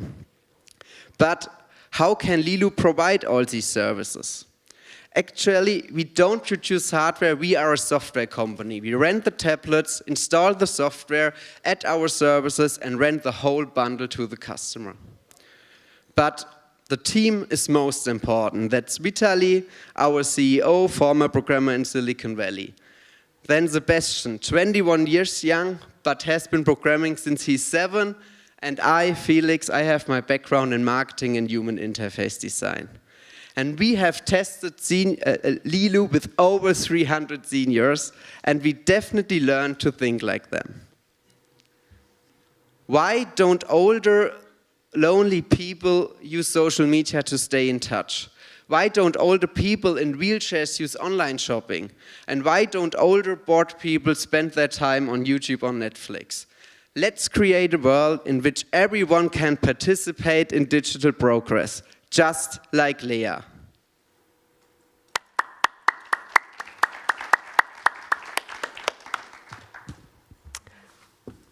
How do you plan to receive consents to change the layout from the major companies? Test. Yeah. We just accessing their APIs, and sometimes you can just do this by creating a developer account, and sometimes, for example, YouTube, you have to have an agreement with a company, and this is what we have. Okay. Second question from completely different angle. How do you approach potential customers? We reach the customers through their relatives, like the children between 50 and 65 years old, and we target them. At the moment, we are clearly focusing on Google marketing, but on the long run, we already like in talks to outpatient care providers as distribution partners, as well as electronic retailers. Okay, and what's the plan for the next year? What you are planning to achieve? Okay, for the next year, like for the next 18 months, we plan to achieve an ARR of 1 million. And from a technical point of view, we will also release a smartphone because, as Felix mentioned, we are not manufacturing the hardware, so we're independent of it, and therefore we will release the smartphone next year. And okay, this will like roughly be 2,400 customers. Okay, thank you so much. Nice idea, guys. I like it. I think that personally, yeah, I'm not an expert in the specific field, but I think that one of the biggest issues with the elderly people apart from the usage, and there are different levels, is the access to a specific platform. They must have another profile on Google, an email or something, and this is the biggest struggle they have. How do you sort this out? This is what this is what Felix mentioned when he said like we are setting everything up. For example, if you get like a competitor, you would have to set up. You have to create an email account, a Zoom account, a Telegram account, a WhatsApp account, and so on. And you would have to set everything up inside the tablet or the app. And we do all this for you. So in the end, yes, there are still these multiple accounts you and I have, but the senior will never see them. For them, Lilo just works out of a box, including Zoom, including Telegram, including email, and so on. We learned that the hard way. That people are too lazy to do this by themselves. Yeah, yeah. And how do you plan to manage this as a company? Because it's time-consuming, and it must be automated in order to be scalable. That's exactly how we do it, because we started as an app, we continued to develop to the tablet, and then to this full-fledged service. And so we, right now, do it completely manually, and it's roughly like 45 minutes per customer. But what we are implementing right now, and will finish before our funding will be come to an end, is we will automate it completely. So the whole process is just like you open a new tablet, you scan your QR code, you put the tablet aside for 15 minutes, and then it's completely set up, including all the email, Zoom, Telegram, and so on accounts. Because we will just automate this, or just automating it right now. Do you have pre-orders? We actually already have customers paying. Okay. Yes. And how many devices have you sold? 119. 190 devices. And how much devices you need to sell in order to reach the 1 million ERR in 1 year? 2,400 minus 119. Okay. There was the last question. Thank you so much, guys. Thank you so much.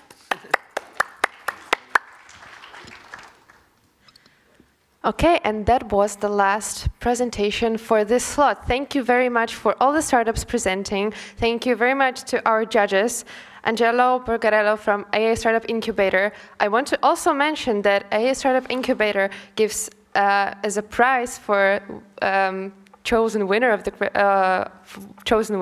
prize the opportunity to pitch directly in front of AA Startup Incubator's investment board committee with a chance to get up to 50K euro funding. Thank you very much to Pascal Condamin from Scaleway. Also, I want to mention that Scaleway will also offer up to 3 places in the Scaleway Startup Program with up to 36K euro cloud credits for the Scaleway for the winners and for the chosen winners of the prize. And also don't forget to visit their booth in the expo area. And thank you for Szymon Janiak from Czysta 3 VC for judging. Yeah, thank you very much to all of our partners, and stay tuned for the next slot.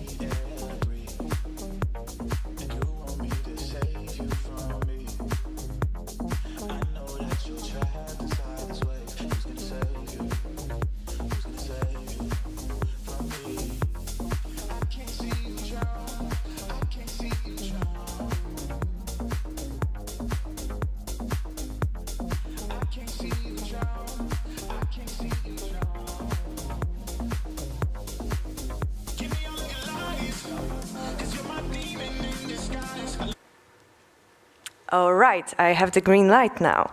So, welcome to the Great Pitch Contest, but it is not another pitching session. It is a very, very important one, and I'd like to share with you why. Because Wolf Summit Great Pitch Contest, this particular session is powered by LG, and as you know, we started our collaboration, and today we will see the results. You will see the finalists of the LG Future Home Global Innovation Challenge. So, without further ado, I would like to introduce our jury that we have here with us in the front row where you can see the light. So we have here Michael Holtkamp, venture partner at LG. Round of applause. Segi Oh, director of H&A and R&D Center at LG. John Han, venture partner at LG.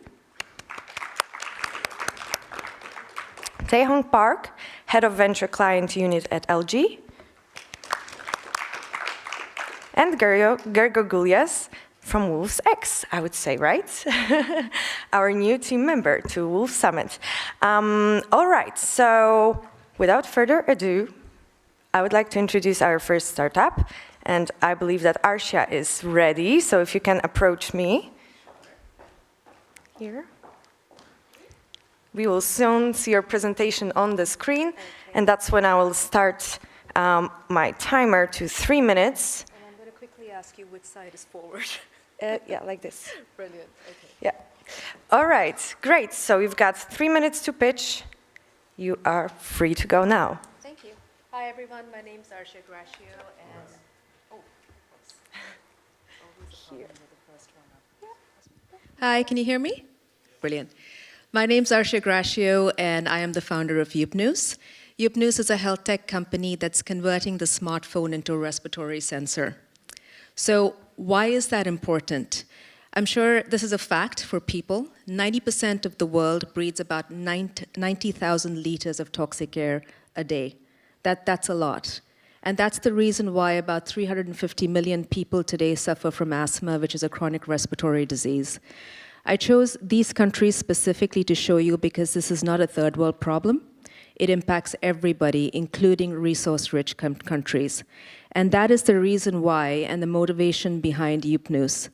It also affects chronic respiratory diseases, also affects healthcare expenditure, as you know. A lot of us depend on our national health services and also private healthcare, and it costs people and governments a lot of money to treat asthma and COPD and other respiratory diseases. So why Upnews? Because we are the only smartphone application that's able to convert 6.5 billion devices into respiratory sensors. Today, you can't find anything, no Apple Watch, no nothing, that's going to ever tell you what the condition of your lungs are. And because all of us breathe the same air, it impacts each of us very differently. So how are we going to find out what's going on inside of our lungs before a crisis sets in? And it is only because there is no correlation between severity and disease that we land up in hospital with asthma and attacks and so on and so forth.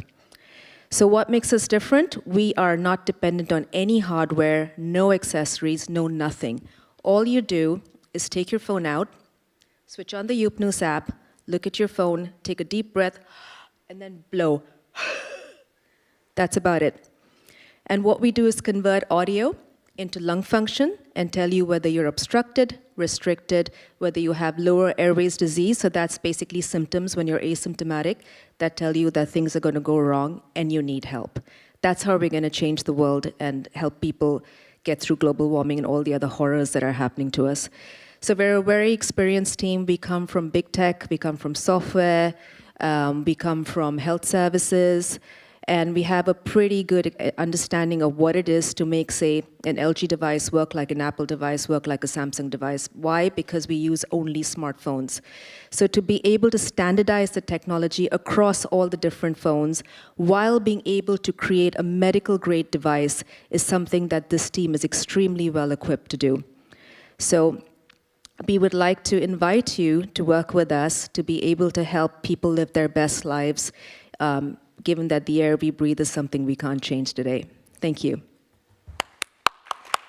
Thanks so much. Let's go straight to the questions. We've got 4 minutes, so you can grab your microphones and kick off the Q&A.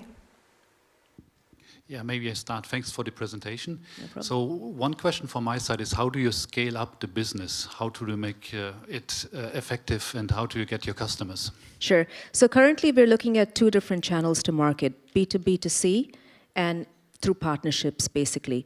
So because we're a medical device, our primary route to market is through payers and providers, but we're also white label, meaning that we want to be able to partner with companies like yourselves, or even health and wellness companies, to be able to brand our application and provide it as an API. So what would be ideal is to work with ThinkQ and other platforms to be able to connect your devices to the data that's going to come from our application, either through the app or as an individual service that we provide. So that's really the business model that we're trying to follow. It's all completely license-based per user.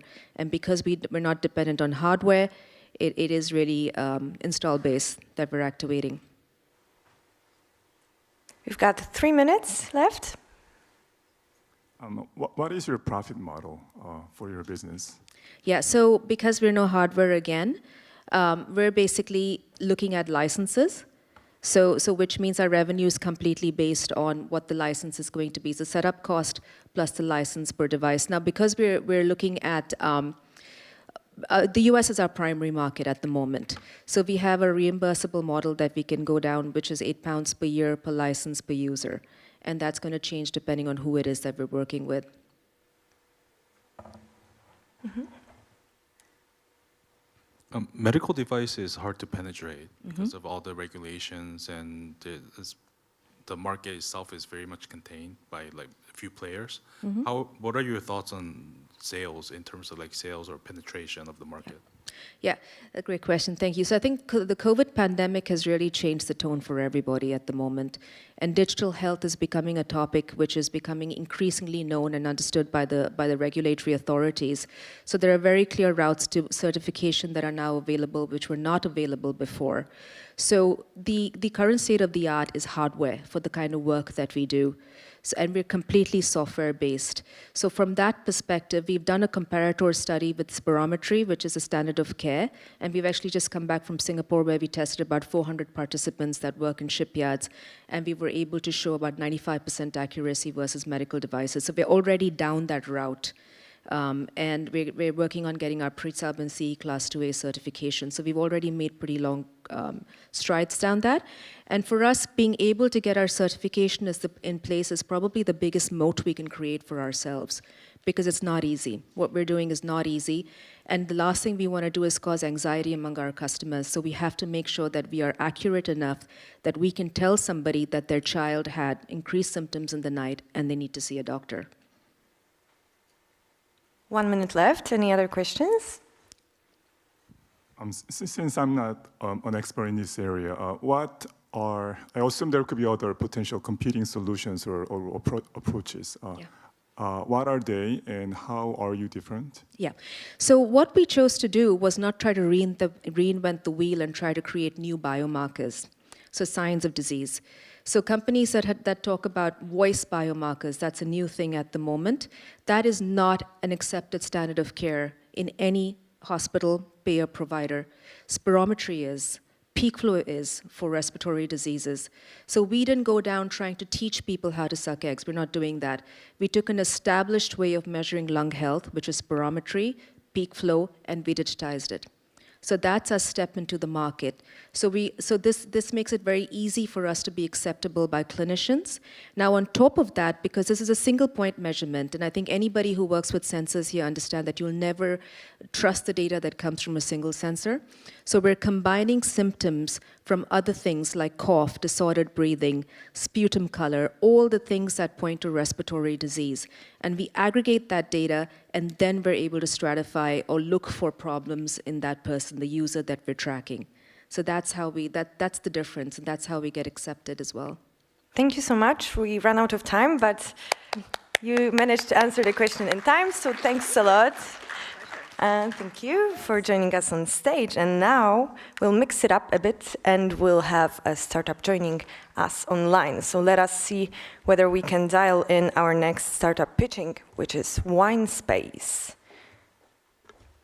It may take a while. The presenting representative will be Sylvain Thibault, if I read correctly. Yeah? Yes. All right. We can hear you. We can see Yeah, your I can. presentation, so you can feel free to start. I'm starting the clock to 3 minutes. Good luck. That's perfect, thank you. So I'm Sylvain from Wine Space, and today I'm going to talk about wine. And something I'm pretty sure many of you are struggling with is to choose wine. You must know how difficult it is to choose wine among such diversity of producers, vineyards, grape varieties, and all that stuff. So now imagine if you could have a wine expert with you whenever you need it, and if you can know the taste of any bottle without opening it. This is what we do at OneSpace. We use artificial intelligence and data to reproduce and digitize the skills of the greatest wine expert, such as the wine merchant, the sommelier, or the enologist. We've developed two innovative technology. The first one is a digital wine advisor. It is able to understand the needs of any consumer, asking the right question to provide expert recommendation. One of the strengths of this technology is the food and wine pairing part. This is very powerful. And the other strength is the data that it collects on the shop and on the consumer. So we're able to know the consumer needs. We're able to know if the product we offer meets the consumer needs, or if what is the most wine sell in the shop. The second technology is Tasty, the wine taste expert. So obviously, the artificial intelligence is not able to taste wine, so we relies on wine tasting command written by professional. So we use these textual commands that are not usable by a computer, and our innovation is to transform these textual commands that are produced by millions every year into usable and analyzable data. So thanks to this, we can know the taste of anyone on the market and get a ton of unique information out of this.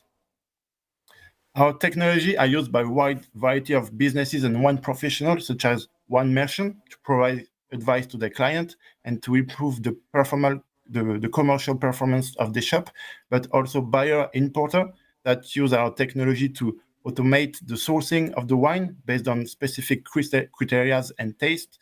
Wine critics and guides use our technology to get additional information out of the wine comments, and finally, an allergy consultant.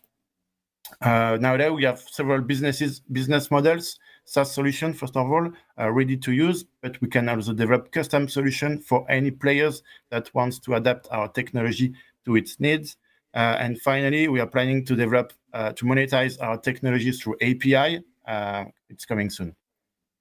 Nowadays, we're a team of 10 people, combining expertise in wine and AI, and we work in connection with researcher in AI from INRIA, which is the French National Institute in Research for Technology and Computer Science. And finally, the roadmap. So now we've got our first client. So the big part of energy is dedicated to business development, but some interesting part is the beer and spirit adaptation of our technology. It's been asked by many of our clients, so it's coming at the end of 2023. And finally, we have launched a new R&D project with INRIA, and we expect to have the result of this ambitious project and the first application by the end of 2023. Thank you for your attention. Thanks so much. Round of applause to you from here, from Wrocław. And now we are already in the Q&A, so are there any questions from our judges? Yeah, hi. Hi. Well, it just happened that I participated in a very similar competition, which we did with winemakers. And I saw very similar products, but I didn't see a competition slide. Would you mind just please elaborate on your competitors a little bit, please? Yeah, for sure. We have several competitors on the wine digital advisor that are not using basically the same technology. I think we are better in the consumer experience. We do not do technology for technology. The objective is not to reinvent the wheel. It's just to reproduce what one expert do and the expertise and the consumer experience they can provide with digital tools. So it's very the idea is not to invent anything, it's to reproduce. And on the other part, nowadays we don't have any, they don't have any solutions that are as better than we have for analyzing wine tasting comments. Until now, all those data are not used because no one knows how to exploit them and get the information out of the text. So on this part, I'm pretty sure that our solution is far from any other competitor. Thank you very much. 2 minutes to go. Any other questions? Thank you for the presentation. So what I understand from your presentation is that your core capability or competence is getting various information from social network and somehow putting it together in a meaningful way for consumers, right? And I think you're saying that's different for wine space versus competitors. Can you say a few more words on that? So it's not really about like finding information on social network. We work with professionals that give us the testing comments because it is part of their jobs to produce them. And nowadays, it's just about setting the comments on his own as a text. And now we're getting value about analyzing this data. So people ask us to analyze the comments for them. And about the digital wine advisor, I'm not sure I remember the question, but the idea is to provide solution for professional to improve, to make the business more efficient. It's not only like bringing technology, it's very about improving wine businesses. And the taste of wine is part of every wine businesses, and advice can be dedicated to consumer, but also to professional to help them in the daily work. All right, I don't think we have time for more questions, so big round of applause for Sylvain again. Thank you so much for joining us. And now we will dial in our next startup who is also joining online, and it's Pablo Vidarte and Bio. They actually have a booth also at Wolf Summit here. All right, can you say something so that we make sure that we can hear you, Pablo? Hello? Yeah, okay, yeah. We can. How are you doing? Perfect. I'm starting the clock to 3 minutes. Good luck. Thank you very much. So I'm here to speak about Bio, which is a biotech company focused on creating the next biotechnological transformation of our world. We do biological batteries that are able to generate energy from the soil itself, or biological switches that basically use living plants as, switches that can be used to create domotics, activate lights, or anything.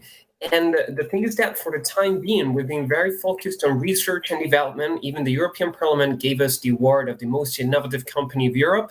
Google gave us the award of the most disruptive company in the world. And Forbes listed us twice in their 30 under 30 list. And the thing is that we already have a line on the market to transform urban environments. We've already worked with a lot of different clients, as the ones that you see below. And these are our facilities. On the left, our labs and offices. On the right, the external fields that we have to do every single testing of everything we do under very different environments. So in general terms, these are the two technologies that we manage. The first one is using plants, living plants, as biological switches. We are able to perceive changes in frequencies when there's a human presence nearby, either touching the plant or just close to the plant. And with that, we're able to detect that frequency through the plant, which is a conductive body, through the soil, which it is as well. And we're able to activate lights, screens, sounds, whatever we want. So it's another way to create domotics out of nature itself. And then we have the other technology, which is using biological batteries that are able to generate energy from the organic decomposition of organic matter in the soil, just by using natural microorganisms. So in general terms, these are the products that we already have. And our model, it's a license model. So we work with companies that want to create their own products with these technologies to really create a revolution. For example, we have BioLux, which, as you just mentioned, is actually exposed there in our booth in the Wolf Summit. And basically, it's a plant pot that is activated just by the touch of a human hand with the plant itself, and it's made of translucent ceramic, which is actually very innovative as well. We always want to work with the most innovative materials. And apart from that, we also do installations which are bigger to create domotics in the interior of buildings, in shops, offices, even creating music. This is a piano, by the way, or doing things like this bench, which is able to charge your phone just by plugging it to nature, which is using the other technology, biological batteries. And the most interesting one, perhaps, which is a biopanel, able to generate energy from parks and gardens just by placing one of these panels below the soil itself. It's able to generate energy enough for a big light point in 7 by 7 meters, or 6 smaller light points in the same area. So in general terms, we want to transform environments and cities, either to make them greener, but also to create a new kind of symbiosis with nature, to generate energy or to communicate with it. And in general terms, I also wanted to mention this, which is that we are able to not only do these incredible things, but also absorb CO2 from the atmosphere with these technologies. So thank you very much and really appreciate it. Thanks a lot, Pablo. Round of applause for you from Wrocław. And now let's move on to the questions. We have a bit over 3 minutes to go through them. Yeah, thanks for the presentation. I have some question regarding the IP protection, because I think you need to protect it quite heavily to avoid some competition taking it over. How is that? Yeah, actually we have already 3 patents and 1 extra that it's about to be, that it's already launched, but it's about to be granted. The thing is that with these 3 ones that we already have, we are protecting both the biological batteries and the biological switch. We have 1 for the last one and 2 for the biological batteries.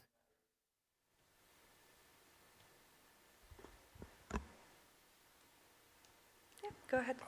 For the biological battery, how much power can you actually create? Yeah, so in general terms, bear in mind that we're producing not that much. What I mean is that we are producing around 1 watt per square meter per day, approximately. The good thing here is that it's a constant amount of energy during day and night time. And as you've seen with the extrapolations of those images, we're able to light up a big light point in 7 by 7 meters, which is kind of the best average that you can have. We still have 2 minutes. Mm-hmm. You said your business model is licensing, right? Does that mean you don't produce that biological battery or the pad that's being used? We actually do, because we have a capability to make up to 10,000 units per month, approximately. And right now we are providing them as well to certain clients, but our main model is the license model anyway. So we can do both things. Depends on the interest of every client. Could you say something about your team that was not covered in the slides and the competences behind? Yeah, absolutely. So we have a team of experts in every single field. I mean, we have people coming from NASA and other investigation centers, such as the CESIC and others. And the thing is that we work with people that are the main experts in every single area, from the marketing director who comes from a big corporation where she was the marketing director managing 40 million euros of budget, to the operations officer who has more than 20 years of experience with big corporations as well, mainly from the automobile industry. And apart from that, we also work with many entities from the Tel Aviv University, which are leaders in energy and agriculture, to the CNRS, which is like the French investigation center, which are leaders in biological batteries. And working with all of this is how we make ourselves become leaders in biological batteries applied to external terrains.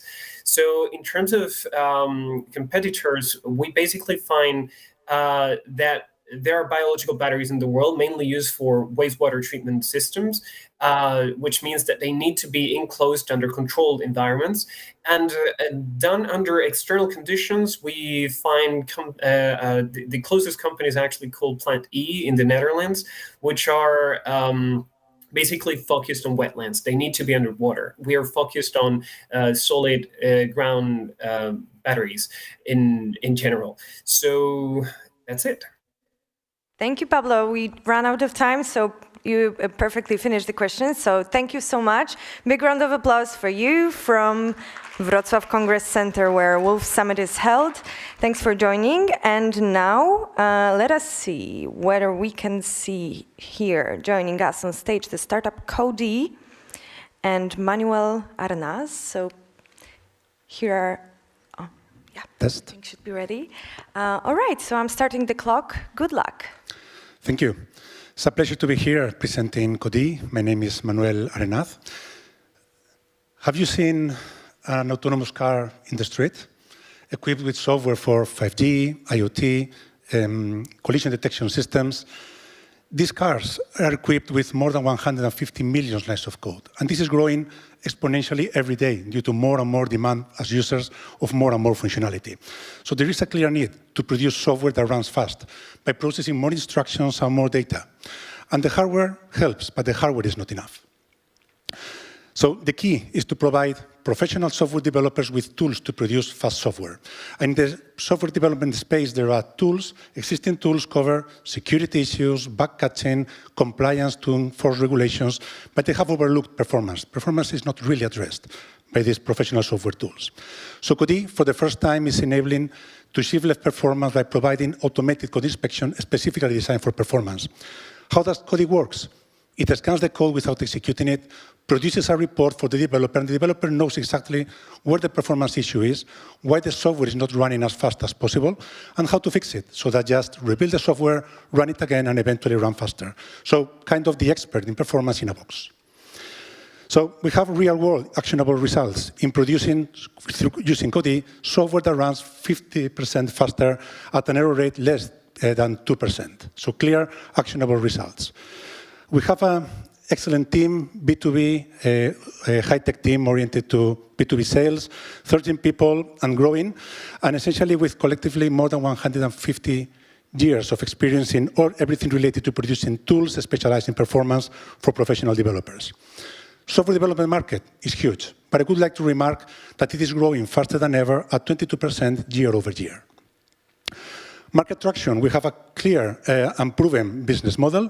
We are selling B2B, sales, software subscriptions. We have customers worldwide from the US to Australia, going through China and Saudi Arabia. So real proven model. And our strategy for growth is direct sales in Europe and the US, going through channel partners, strategic channel partners in territories where doing business has more barriers like China, Japan, Korea, or India, going through there, and partnering with channel partners who have proven track record to sell these kind of solutions in those markets. And more in the longer term, technological partnerships, OEM in our Cody technology and solution in products of our companies. So what are we looking for and why we are here? I'm very pleased to present Cody at this space. First, we are looking for a leading investor that can cover 50-60% of an open round of 4 million, and our current investors are fully committed to follow on in this round. And also, we are a company purely business-oriented, so we are looking for opportunities to become software providers of very innovative companies like LG, setting up projects for proof of concept and selling licenses that they become our customers. So we're looking forward to partnering with you and very pleased to present this opportunity here. Thank you. Perfect. Thank you so much. And let's move on to the questions. Who'd like to start? Sometimes it's a good sign that there are no questions because you addressed everything. But go ahead. I think you have a very ambitious future plan to work with various companies. I saw in your slide Oak Ridge. Is it your current partner with that lab, or what's the relationship with them? In the US, we have the main reference customer that was early customer for more than 2 years, is the DOE, particularly NERSC in California and Orange National Lab in Tennessee. And essentially, our relationship with them is that they have purchased early releases of Cody software more than 1 year ago, even in pre-commercial stage. And then also we have a strategic partnership with them. We have contracts to further develop Cody technology aligned with the key needs of their users to produce faster software. So this is one of the ways we collaborate with big companies or with big national labs, so that we can reprioritize the development of features that will be developed following our roadmap within 2 years, and we can do it within 6 months. It's a way of win-to-win approach. We get early revenue for our company. Cash is the key for any startup, and they get Cody producing the results they need earlier, months in advance of what would be the traditional, the regular approach. I hope this answers your question. So they have licensed the software and also partnering with contracts to develop features tailored for them. 2 minutes left. So how is the learning curve for some customer using your software, and what would be your demand in terms of support that you have to deliver just to see how you can scale the business? Essentially, the model is B2B sales. We sell the software, and the software usually cannot be sold only with that. So typically, our average deal size is around 60,000, 8,000 euro, more or less 80% in licensing, and 20% more or less in support, because we know that professional software development teams need support on our side to really reply to their questions quickly. The level of service level agreement depends on the requirements of each customer. So we are flexible and adapt to the needs of each business unit. We license the software per business unit. Within a big corporation, the software is licensed to business unit 1, and once they succeed, our strategy is land and expand within the corporation, so that we can find a second business unit that can use the software, and so on, until our objective to sell enterprise-wide software licenses to help the many business units across the corporate. I hope this answers your question. All right, 1 minute left. I can see Greg has a question. I'm just curious regarding the POC. That I also saw that you're looking for investment. So what is this money for? Because for me, it looks like that you have a very well-established business model, but I'm just curious about the future. Sure. In December, we tripled the revenue over the previous year. Our goal for this year, December this year, is to again triple the revenue. Again, reaching the 1 million milestone in terms of revenue, 70% in ARR. And essentially for doing this, we estimate we need 4 million. 60% of the proceeds will be devoted to business development, and essentially, and will give us cash for 24 months of 24 months of operations. So reinforcing the team and essentially investing in going to market verticals, identify the business units within the innovative companies like LG, and land and expand within the business. This is our main focus today, to grow, to enter into the growth stage. Thank you so much. Thanks a lot. And now we will move on to our next startup, who will be joining us online. And let us see whether we can connect with Selfit Medical, presented by Shahar Figelman. All right. Can you see the screen? Yes, yes, we can hear you, we can see you, we can see your screen. Right. So feel free to start your presentation. Good luck. All right, hello. So my name is Shahar, and I'm the CEO of Selfit. We are a digital robotic company focusing on aging market. We are based in Israel, so hello from Tel Aviv. So we have started originally as a health tech company, develop a unique human-machine interaction based on a therapist robot. Our robot can replace the work of physical therapists and occupational therapists with people with common age-related disorders. It also works in various settings, hospitals, clinics, and senior living facilities. Our next goal is to make it ready for the home use. I see I have a problem. All right. So how does it work today? The robot is equipped with a projector and a camera. It basically communicates with the person, instructing what exercise he needs to perform, and provides feedback on the performance. It makes some kind of clinical assessments in order to propose better personalized plan based on the person's data that was gathered by the robot and our AI engine. So if you see, for example, that you have a problem with your left leg, the next exercise could be one to work on your left leg. The interaction is very intuitive, even for older people, and very immersive as well, using our AR projection of exercise on the floor. Looking at the home market, so there's a huge opportunity with 1 billion people in the world over 60 years old, where 60% of them are not physically active. Now, being physically and cognitive engaged is critical component for both the prevention and maintenance phases before something happened, as well as for the recovery phase after something happened. However, this service is still based either on human therapists, and there is a real shortage around the world of therapists, or digital therapy solutions, which are not really applicable for the elderly population. The screen is too small and the intervention is really limited.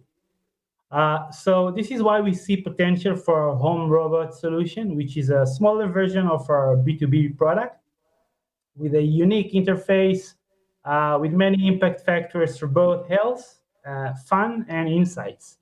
The robot could be working with LG projector and camera, and can be also working with other wearables or sensors where needed.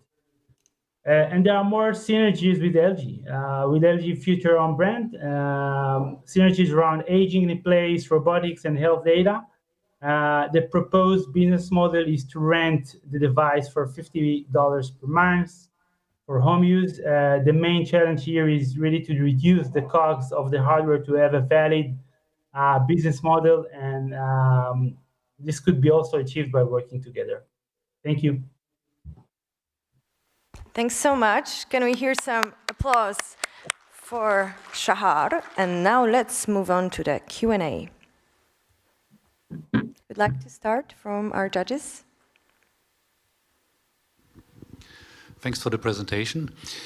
Did you make some usability tests? So how is the acceptance rate in elderly people which might have some hesitations to work with robots?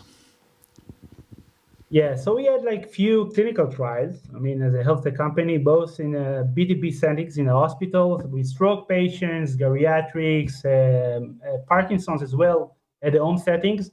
And we saw it's really intuitive for them, even with a very short introduction about what they need to do. They really understand because it's very intuitive, you know, it's very explicit. You understand what you need to do. Very easy, very clear. You can see that as well. And yeah, so we had some usability tests also in the UK as well. All right, we have 3 minutes left. Go ahead, Girko. I just would like to add on to that question. So I really like my grandma, and she suffers from obesity. Well, she's not suffering, but you know, the problem with her is like, I mean, she really needs to do some exercise, but she doesn't want to.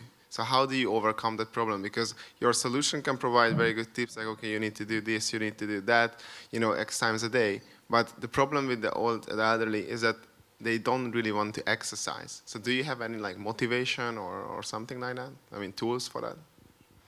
Yeah, so originally, I mean, as a medical grade device, basically we can interact with the patients at home and tell them now they need to do something, okay? The machine can start working, and you know, we feel that they really want to do something for themselves. Now, if someone is not really eager to do anything, you know, just sit and watch LG television, so it's okay. But I mean, this is why we started as a medical company, because they have incentive to do something. But yeah, we can work out to do it much more motivated. The exercise are like games a little bit, so you get like score, and it's, you know, getting more social. So yeah, there are like options to make it more motivated for even, you know, couch potatoes. Great. 1 minute left. Any other questions? All right. Is anyone from your sales team from medical device sales or anything like similar network? Yeah, I mean, we came from, tech, but we also have a few medical agents working with us. We're just starting now sales for the B2B. Okay, we have CE mark, and yeah, the plan is to sell it first as a medical device, and then hopefully to be working as a wellness, cytomedical device for the home use as well.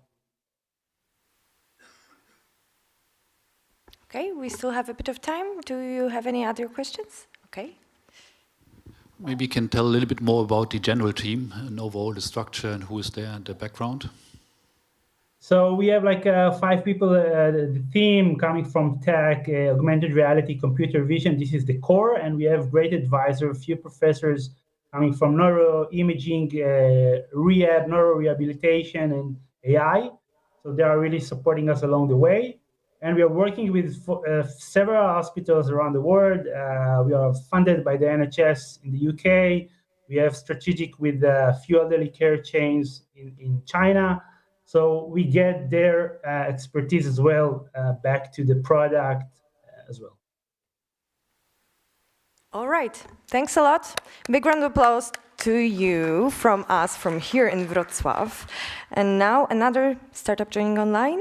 Let us see Sounddream and Roberto Iannone joining online. Oh, Anna. Yeah. Okay, there was some change. No worries. We're happy. We're happy to have you pitching. So we can see your screen. Yeah. I'm starting the clock to 3 minutes. Good luck. Yeah, last change on the last minute because Roberto just gave birth last night to a new baby, so he's at the hospital. So I'm here to introduce Sounddream today. So I'm Ana Laguna. I'm co-founder together with Roberto and the CEO of the company and researcher within the company. And well, Sounddream is a health tech company based in Switzerland and in Spain, where we translate newborn cries. And well, this is this is an adventure that I started more or less 5 years ago when I gave birth to my first child. And like a very curious data scientist, I started analyzing the cries by hobby, no? So the results were amazing, no? But apart from that, it was not just the curiosity of a data scientist, it was also the concern of a new mother, no? How those cries could look like, no? How I'm gonna be able to interpret them. And apparently it was not my only concern, because 80% of new parents feel anxious and completely unprepared for raising their coming babies. And it's quite understandable because more than 40% of baby deaths occur during the very first months. However, 2/3 could be prevented by early diagnosis and treatment. And that's why Sounddream is here. Sounddream solution is an artificial intelligence system analyzing cry sounds. And analyzing cry sounds not only from a communicative perspective, where we try to analyze needs and emotion to understand if the baby is hungry, sleepy, or irritated, but also with a health perspective. We use infant cries as a biomarker to support early diagnosis of pathologies and neurodevelopmental disorders. As it is pretty well known among neonatologists and neuropsychologists that babies having neurological issues, they have an atypical cry. Similar for autism, for eating issues, for hyperactivity, etc. So how does it really work? Well, our business model is B2B2C. So we are licensing our software into any third party's hardware. So our customers could be health tech, customer electronics companies. It could be baby monitors for babies, trolleys, baby beds, or even Alexa, Google Home, no? Any voice assistant. At the end, any device having a microphone. And licensing our technology is the way to generate revenues and at the same time continue collecting data. That is our core value too. Well, which is the status of the product, no? So the needs and emotions part, the communicative part, have been already tested with a lot of families around the world for the last 3 years, and it's already is ready to be launched into the market in 3 different continents at the end of this year, beginning of the next one. And then on the pathologies and neurodevelopmental disorders part, the health part, we are running different clinical studies with different hospitals, nationally and internationally. in order to continue collecting pathological data, pathological cries. That is our treasure. No? Well, all this is thanks to our wonderful team. This is the leadership team, the co-founders, where we combine a lot of experience of business, data science, sound analysis, but also our great team of software engineers and clinicians, of course. Would not be possible without. Well, we closed a round, let's say around 1 year ago, like in October 2020, and now we are looking for the next funding round from this quarter. That's all. Ready to reply to all your questions, if I can.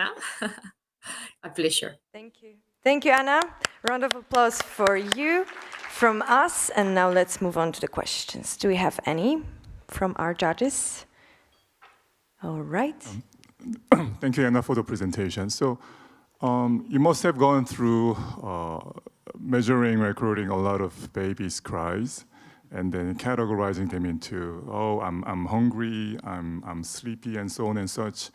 But how do you know a certain cry is actually hungry or a certain cry is actually sleepy? I mean, you can't ask them, right? So how do you do that? Definitely. Well, there are a lot of scientific literature on that side. There are like 60 years of research on cry analysis to understand those cries. And if you go to a neonatology unit, nurses, they know perfectly what the babies are having, or even moms, after several weeks of being with the baby, you also know what is going on. But what we are also doing is to empirically prove that is not only sound, but there are also something on the brains of the baby. So we are correlating those sounds also with encephalograms and the brain activity of the babies to confirm what is going on. But in any case, it's very well known that a hungry cry have those specific sound characteristics. Pain is these characteristics. We are at the end transferring this knowledge, this savoir-faire, into an artificial intelligence algorithm. 2 minutes left. Kind of, maybe this is a dumb question. Do babies' cries have similar characteristics between Poland babies, Korean babies, or other nationality babies? Yeah, this is a very nice question.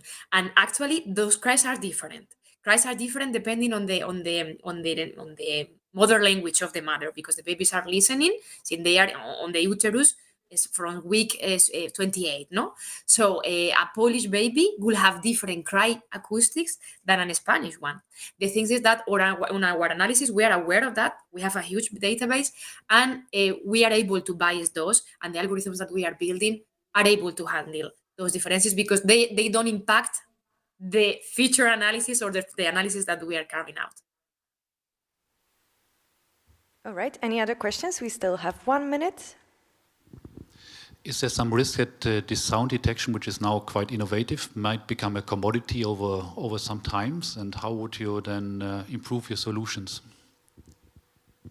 Do you mean sound detection or the cry itself? Just the sound, like also image recognition, became quite a commodity over time. So it's a question: how would you differentiate then in the future with your solution? Okay. So if there are other competitors, no, for example, I have other slides for competitors. So there are a couple of companies around, but there are key differences. First one is that they are developing apps. So from a mother point of view, from a family point of view, when your baby is crying, you don't want to use app, right? Because the user experience is not ideal. You want to really take care of your baby. But apart from that, from the technological point of view, the database that we are collecting compared to the ones that there are already is huge. We have babies from all around the world. And also, we are also this correlation with the brain that nobody did before. So we are trying to have the biggest data set, the biggest algorithms, but also the scientific, empirical proof regarding also the brain activity. Thanks so much, Anna. That was a great presentation, and thank you for answering the questions. And by the way, it's Mom's Day today, Mother's Day in Poland. Not sure if you know. So also, all the best from the Wolves team to all the moms. And let's see if we can dial in Bijan Tadayon from Z Advanced Computing. All right.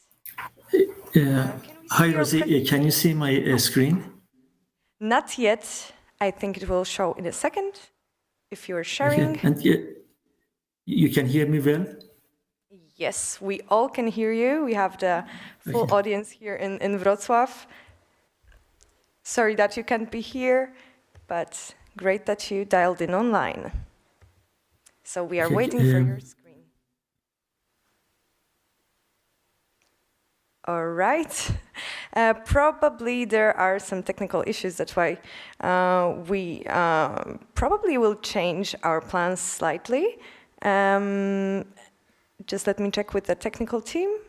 Yeah, so let's move on to the startup that we actually have here in person to shake it up a bit. And we'll have Kibus Petker and Albert Eichhardt joining us. So please approach us. Yeah. Thank you. You're welcome. I'm starting the clock. You've got 3 minutes. Good luck. Hi, everyone. This is Kibus, the first device that cooks healthy dog food automatically. It is the Nespresso for pet food. I'm Albert Eichhardt, the CEO, and I've been involved in the industry for all my life. My grandfather founded a company that has been feeding animals for almost 70 years, and I used to be the sales and marketing director. After years of experience, I realized that the number of pet owners considering their pets as part of the family is constantly increasing, and they want to give them the best nutrition.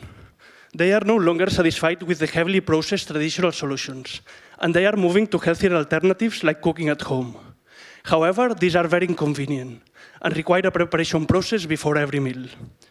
Kibus solved this problem by allowing pet parents to feed their pets on a healthy and natural diet in the most convenient way. They only have to fill the water tank and fill the food tank with our recipes, and that's it. Kibus makes the rest. It makes the whole cooking process automatically, and when the food is ready, the orange ball goes out, and there is a sound to warn the pet. There is also water always available for drinking. And it is an IoT device, so you can schedule all meals and control everything from your smartphone. Our recipes are just human-grade meats, fruits, and vegetables, where only the water is gently removed for a longer shelf life, but keeping all the nutrients and the flavors from the fresh ingredients. Therefore, it has many advantages in terms of taste and health, giving dogs a longer and happier life. We are selling D2C with a subscription business model, and people get a personalized plan through our website, and they can subscribe for a monthly fee starting at 39 euros and having access to the full system. Pet food is a large market, with more than 500 million dogs and cats in the world, eating every year over 100 billion euro only in pet food. And the alternative foods are already the highest growing category in the industry. We are competing against corporates and also against emerging startups selling alternative foods for pets. We also compete against pet feeders. However, they only dose heavily processed traditional foods, while we are cooking warm and healthy food for dogs. We are 4 co-founders. I come from the pet food industry. Albert Oms has a financial background in companies like Nespresso and Coca-Cola. Marta Risa has experience in creating and scaling startups in the UPC University in Barcelona.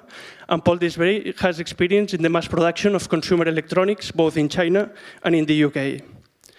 We have been developing our system for over 3 years now and have built the full system and protected and certified it. And we have already tested it with over 200 beta testers and are ready for mass production. We have also raised over 1 million euros so far. And now we are partnering with Nestlé Purina, the largest pet food company in the world, and we hope to partner with LG as well. And at the moment, we are fundraising to invest in marketing activities and increase the team to reach the first 2,000 subscribers to our system. Our technology has already been awarded by renowned entities and media all over the world, and we hope to have you on board to change the pet food industry worldwide together. Thank you. Thanks a lot. Let's give a round of applause to Albert. And now let's see if we have any questions. Are there any from our judges? We've got 3 minutes. Thank you for the presentation. For the saliently dehydrated food, the package, do you make it yourself or do you work with someone to make that? Yeah, we take the ingredients from the human industry, not the pet food industry. So they are without byproducts, they are just the ingredients we eat, and we produce our own formulas, and these are our recipes. A follow-up question, a slightly different angle. Any device that uses water is very prone to bacteria issues and hygiene issues. So for your device, the cooking device, how do you address the hygiene issue, such as cleaning and maintaining bacteria-free and so on? Yeah, so cleaning and hygiene and safety have been the most important issues during development. We have all the elements that are in contact with food or water are removable and dishwasher safe. So it's very easy to clean everything. We have a food tank for the food. This is not an issue because our food has less than 4% humidity. It can be stored without any fridge or freezer for over a year, so it doesn't have biological issues. Then we have the water tank, which is like an espresso water tank. It's removable and it can be cleaned the same way. And then we have the food bowl and the water bowl that are very easily removable. So whenever the user wants, they can exchange the bowl and put the dirty one to the dishwasher. 2 minutes left. Any other questions? The 40 euros per month, does that include food as well, or just the machine? Yeah, the price goes from this to 99 euro for most of the dogs, depending on their size, and it includes everything. So the use of the device at home, the application, and all the food they need for the monthly consumption. But it depends on the pet. I mean, like they could eat more or less. So how do you? Yeah, so it's a personalized plan. When you get in our e-commerce, you give your pet's information, activity, age, size, and everything, and you get a personalized plan, so you know the exact quantity they need to eat every day, and the price depends on the quantity they eat a month. So it goes from 39 for the small ones to 99 to the big ones, and then there are extra large that pay more, but they are like 10% of the market. All right. Any last questions? Do dogs like your food? Yeah. I'm asking because even people, they don't, they often like junk food or like a fast food rather than very healthy food, right? I'm sure your food is very healthy, but how is it received by dogs? Yeah, so junk food, it's not healthy, but it's designed to be palatable sometimes. But ours, they love it because it's warm and it's wet, so it's served recently cooked. And these are factors that they love, and the ingredients are high quality and also with high meat, so they love the taste as well. All right, we don't have time for further questions, but thank you so much for answering them. And now, let us see if we can connect to Bijan again to see if we can see the slides this time. Yeah. Hi, Rosie, can you see us? Yes, we can. We are very happy about that. So I'm starting the clock to 3 minutes. Good luck. Okay, thank you. Good morning. My name is Bijan Tadarian from ZAC, and since 2011 we have been working on the 3D image recognition for cognitive explainable AI based on concept learning. And the premise is that we can train the machine with a few training samples instead of thousands or millions or billions. And it has many applications. So Said and I, we both got PhD from Cornell. We were number 1 and 2 at undergrad at Cornell, and Said was 23 when he got PhD, so he was the youngest PhD. So 30 years ago, we designed and fabricated the fastest transistor in the world, gallium arsenide HBT transistors. So we have a very strong team. We have a very strong academic advisor as well. One of them has a Nobel Prize, head of research for Caltech, head of research for Cornell. And one of our co-inventors, he was a UC Berkeley Air Hall of Fame, father of fuzzy logic, and he also invented Z-transform in 1950s. So we have over 450 inventions, including 13 issued US patents. And so what's the problem with the state-of-the-art industry, deep CNN and ResNet? So in this example, the binary human detector, if you put a sign in front of the human, it becomes non-human. So it's very fragile. And in this example, if you put a picture of panda, a small amount of noise, panda becomes gibbon and gives you 99% confidence level. So it's fragile and gives you bogus and misleading confidence levels. So ZAC overcome all of these problems. And we had 2 projects since 2019 with US Air Force and Bosch. US Air Force 3D aerial vision since 2019. We got 3 consecutive contracts. We are in the middle of them right now. And all of them same users, very successful in the first one. And so far we got $2.8 million contract. And with Bosch, we had a POC, very successful, 2019 to 2021, 3 years. So major technical breakthroughs for Bosch and US Air Force projects: higher accuracy, reproducibility, and robustness. Only a few training sample, between 5 to 50, instead of thousands or millions or billions than others do. We use CPU on a laptop only for training and recognition instead of GPU servers and supercomputers. So this is a result of major advantages for Bosch and US Air Force. We are cognitive and we can do generalized learning. The others cannot do other algorithms. And we use very few training samples, 5 to 50. And then we use a small hardware, like a laptop, and a smaller power and a smaller, battery usage. So we can go to the edge. Others cannot go to the edge that easily. And we use much smaller carbon footprint, so it's much better for the environment. So we are making our platform, so pieces of platform with these projects, 3 projects we have done so far, 3 verticals, Shoe, Aerial Vision, and Bosch. So we are making these pieces of this platform, and at the end, it would enable everything: image search, e-commerce, ad network, smart home appliances for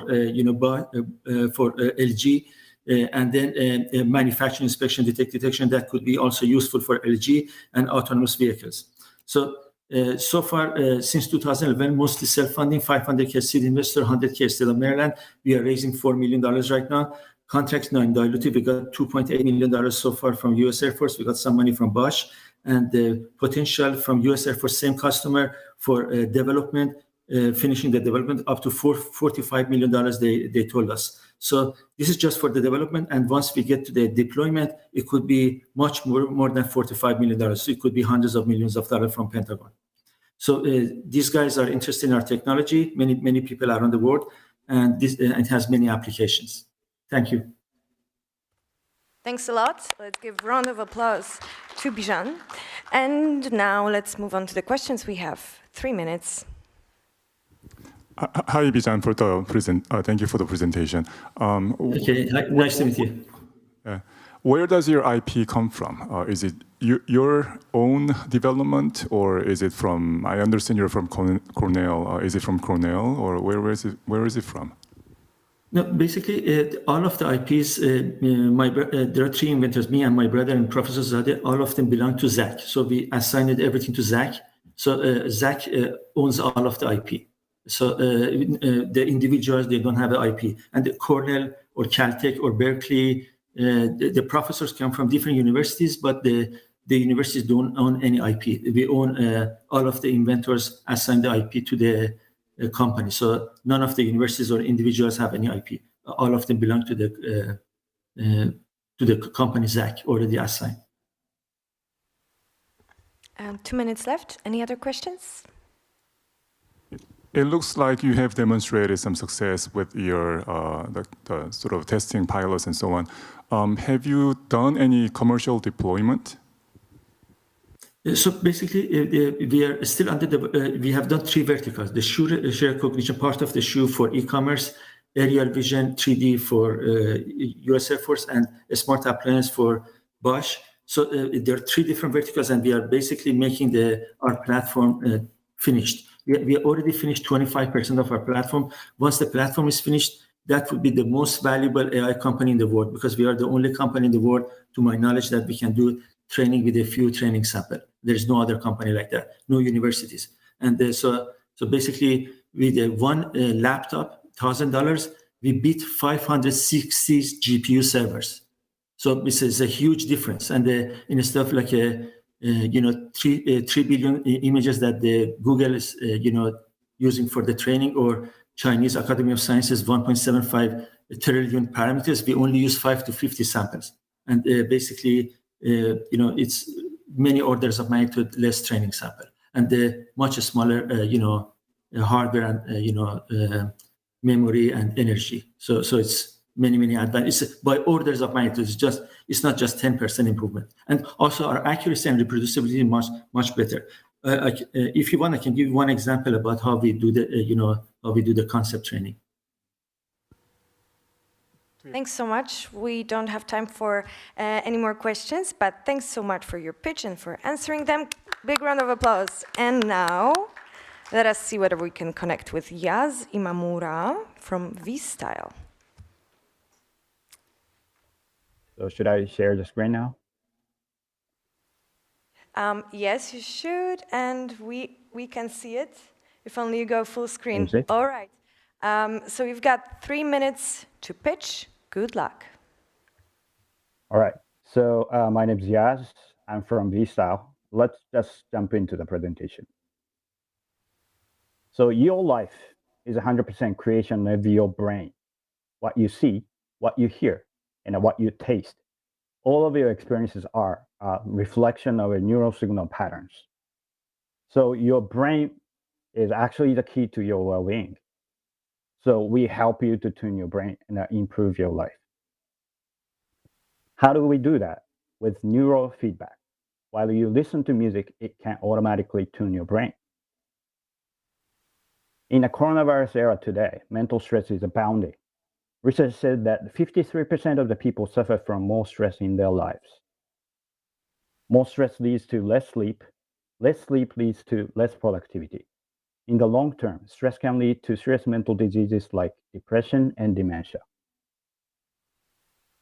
Our first product is called the V-Zone, the cyber earphone that makes you hyper-focus, capable of measuring your brainwaves and heart rate. Our AI-driven application analyzes your mental state in real time, and it reports your focus level, calmness, fatigue, and helps you to change it with a personal music that fits your brainwave pattern. We sell V-Zone at $399 with an additional $9 monthly subscription fee. V-Zone was evaluated in a clinical study by the University of Tokyo, and the research paper was published in 2021 and peer-reviewed and accepted by IEEE. We ran a very successful Kickstarter campaign that reached more than $97,000 in 4 weeks, and we have been covered by many international media like TechCrunch and Yahoo. And the neurotech market is one of the last frontiers, and it's growing quickly. It is estimated to become $5 billion market in 2024, and Elon Musk's Neuralink just received $200 million funding last year. The neurotech has many potential applications. We are currently developing 2 B2C services and more than 20 projects with many partners, including telecoms, auto companies, pharmaceutical companies, and electronic manufacturers. And our growth rate will reach more than 400% this fiscal year, and we are expecting substantial growth next year and beyond. Thank you. Thanks so much. And now we move on to the questions. Who'd like to start? We've got 4 minutes.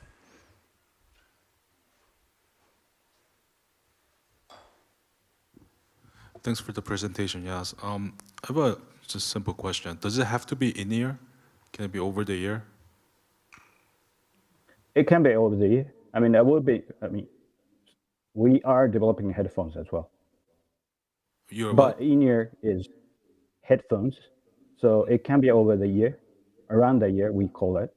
And in-ear has like closer, direction is closer to the brain, so slightly signals better, but it can be around the ear as well.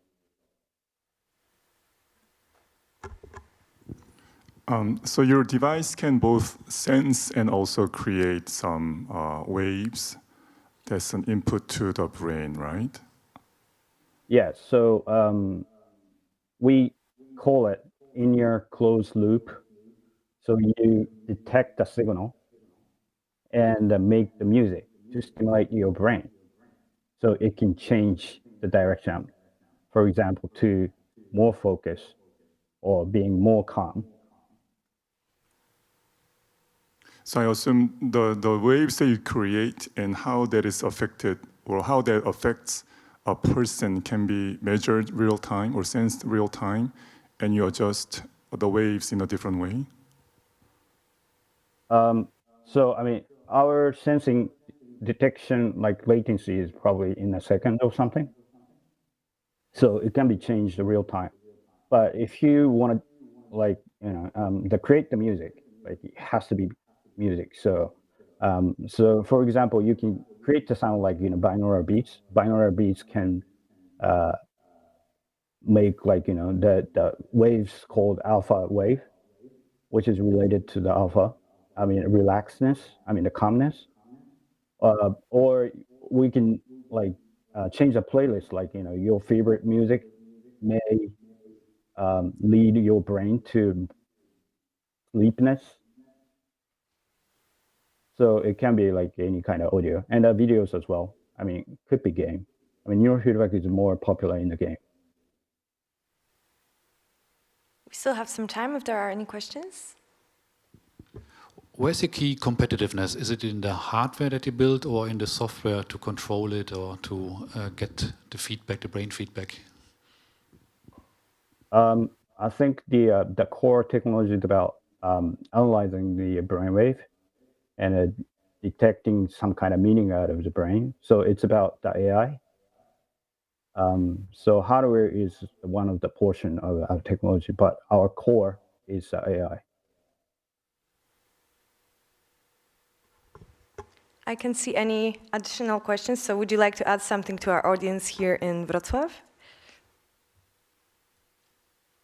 Are you asking me? Hello, everyone. I wanted to be there, but I couldn't find the time. So maybe next time. We Thank you so much. understand. We're happy we could dial you in. So big round of applause once again for Yaz. And now I believe that the next startup will be joining us in person. And yes, I can see that Stefano is approaching me. Yes, all right. So I'm starting the clock to 3 minutes. Feel free to start. Good luck. Okay, thank you. I'm Stefano Caverni. I'm one of the founders of Phononic Vibes. Phononic Vibes is a deep tech startup. We are a spin-off from Politecnico di Milano, and we aim to solve the problem of noise and vibration with our metamaterials technology. Noise and vibration is everywhere. I think all of you experience some problem like this in your houses or in different kind of buildings, infrastructure. So we want to be noise manager in this framework. So we would like to take this noise and vibration problem to focus on the frequencies that are most annoying for human ear and for human comfort, and trying to solve these problems in the more effective way with our technology. Our technology is based on metamaterials technology, so in practical we are independent on the raw material itself, but we design and we work on topology optimization of our product. So basically we start from the topology and geometry optimization of a unit cell, and due to the fact that we are independent on the constituent material, we can also work on with recycled material or end-of-life material that in general don't have particular noise absorption properties. We have 12 patents applied on this kind of technology, 2 granted. And as I was saying, so our principle is to start from a unitary cell, from a primitive units, and to replicate in the space and apply this principle to different kind of product and sectors. At the moment, we work in 3 main verticals. So in infrastructure, we work with Deutsche Bahn to develop an acoustic barrier for railway. And we work also in transportation and appliances with different kind of partners, as you see in the slide. Regarding the business model in infrastructure, we follow all the part of the process of the product, so from the design to the on-site installation, while in transportation and appliances, we work mainly with co-development approach, so with our partners, and at the end, we work with the supplier agreement or royalties for the product that we develop. This is the board and our, let's say, team. So we are the 3 main founders and the investors that gave us the 2 funds that we received in the past years. And just a use case for the final slide. So in automotive, what we did is a partnership with Adler Pets, that is a tier 1 in the automotive industry, and we work for a German OEM in order to develop these tools to produce our solution and to gain the same sound insulation of the standard product into the market, but with a 30% weight saving that is fundamental in automotive, and with a 3% saving in the cost of the solution. So thank you. Thanks a lot. Just in time, now we are ready for the Q&A. So let's see if there are any questions from our judges. Yeah, hi. I just would like to see some use cases in the home appliance industry, because you mentioned automotive, but probably it would be more relevant to just talk about that a little bit as well. Yeah, let's say the appliances industry is similar to the automotive. So in that kind of industries, we work with, as I said, with a co-development approach. So usually we have tier 1 partners that work with us in the industrialization phase of the product, and usually, yeah, let's say the target of our solution is usually to get best performances with respect to actual solution into the market, but usually with also with a plan to have industrial solution that could be produced via industrial techniques and with a reduction in cost and with sustainable material and sustainable approach. So let's say the framework is more or less the same. Obviously, the market then is different. All right, we still have 2 minutes. Any other questions? You talked about metamaterial. That sounds quite expensive at first glance. Can you tell something about your price competitiveness? For example, let's talk about infrastructure. For example, we are developing a new acoustic barrier for railway. In that kind of sector, we are fully competitive with the standard price that common solution have in the market. So we are about the 400 euro per meter square. That is the standard, a common price for this kind of solution. In appliances, for example, we are looking to in the kitchen hoods industry to replace the common porous and fibrous material that usually are adopted, and for that kind of solution we are at let's say 10 euros per kitchen hood. In our case, we are working for a solution that is cheaper, so 6-7 euros for kitchen hoods. So we always try to industrialize the solution in order to keep in mind these boundaries in terms of cost. Okay, the photograph you showed me as a prototype of metamaterial. I think it is very complex. It has very complex structure. How do you produce that kind of complex structure in a cost-effective way? So on the slide, you have seen some, let's say, some cubes that prototypes were produced via 3D printed, but they are just academic protos. Now, as I was saying, we are declining this technology into a more industrialized way. So let's say the repetition of the unit cell is now for most of the product in the plane. So we are talking about a layer or panel or let's say or surfaces. In this way, it is possible to adopt standard techniques, so as injection molding or extrusion of profiles.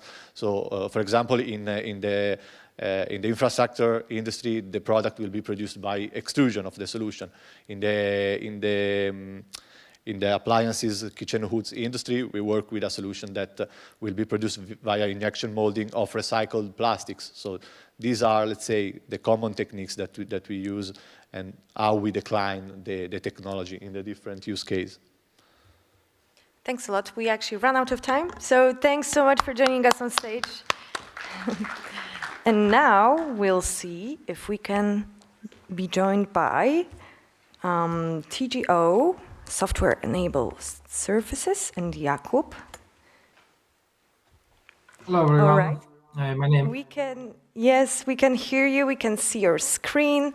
So feel free to start your presentation now. Perfect. Thank you so much. So my name is Jakub. I'm with TG0. We are a London-based company, and we take everyday industrial polymers and turn them into extraordinary customer experiences. So what we do is we can help our partners, like LG, for instance. We can help you build quite exciting, quite innovative human-machine interfaces. We can detect touch, gesture, pressure, movement, and deformation purely by using the polymers as the sensing medium. And that's the main value proposition, that in comparison with our competitors, we use only the polymers, so no in-mold electronics, no flex, no films, no e-prints. So we drastically reduce the cost and complexity, both in the assembly and both in disassembly. But we also offer quite a high-performing way to detect touch, gesture, pressure, and that offers you new opportunities for innovation. So there are three components to our technology. Firstly, everything we do is based on capacitive touch sensing, so a very well understood methodology, but we remove a lot of the electronic components, over-reliance on PCBs, over-reliance on rare earth metals, load cells, whatever else, and we push all of that functionality into the software and the structuring of the polymers. Second component of the technology is deformation sensing. So assuming that the A side can be deformed, we can detect the deflection and use that to control technology. And thirdly, we can do pressure mapping. So for instance, EVA foams, we can monitor their change in profile and use it as a more like an IoT style sensor for various applications. One of our key applications is automotive HMIs. We remove cost, we reduce cost, we reduce the Z-stack, the complexity. As I mentioned, we improve end-of-life sustainability. But this is kind of our core business. 40% of our revenue last year was in automotive HMIs. Secondly, another use case is pressure mapping for connected fitness, smart home, medtech, and similar use cases. And lastly, we do a lot of business in consumer electronics, gaming, robotics. And as I said, we help partners like LG build, for instance, metaverse controllers, connected fitness devices. Our business model has two stages. So there's an NRE stage, and then we go to licensing. We don't manufacture anything. We rather do a know-how transfer and work with a contract manufacturer to do the manufacturing. Lastly, company has been founded in 2015. Current headcount is 35 people. We have numerous patents granted for this technology. We are currently raising. What I'm looking for here is a joint development of a product or investment. Thank you so much. Thanks a lot. Big round of applause for Jakub. And now let's move on to the Q&A. Who'd like to start from our judges? All right. Thank you, Jakub, for the presentation. In your use case number 2, you indicated some potential application in smart homes. Have you some examples of what you have done, or suggest what we could potentially do together? Sure. So I have a video. I can share it perhaps later on our one-to-one meeting. We built a prototype for Airbus for a smart chair, smart seat that kind of monitors the behavior of the pilot, how their weight moves, etc. Based on this technology, we've built pressure sensing insoles, pressure sensing yoga mats for esports, health applications. We can do I can imagine quite easily, we can do a kind of some sort of a sleep monitoring mat. So whenever pressure is detected either on the floor or a desk or a couch, we could detect that and use it to either control technology or be like an IoT sensor. All right, we still have 2 minutes. Any other questions? Greg? No? Okay, Michael or Greg? The question is, can we get also some feedback when you just get the touch sensing?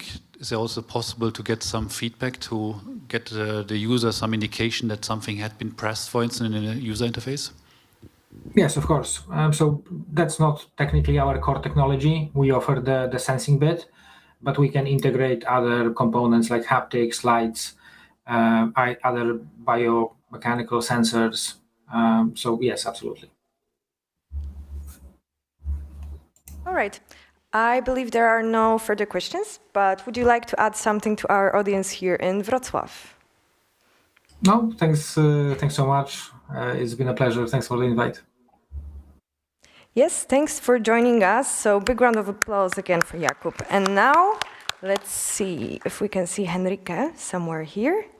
So please approach me for your in-person pitch. From this side is best. You're welcome. This is a clicker. Good luck. Yes, I'll start the clock. Okay, hi. My name is Henrike, and I'm co-founder of Replique. And we enable OEMs to provide trusted parts for everyone, everywhere. Currently, we have more than 15 customers trusting in Replique across different industries, customers like Miele and Alstom. But today, I want to talk about LG and what we, Replique, can do for you.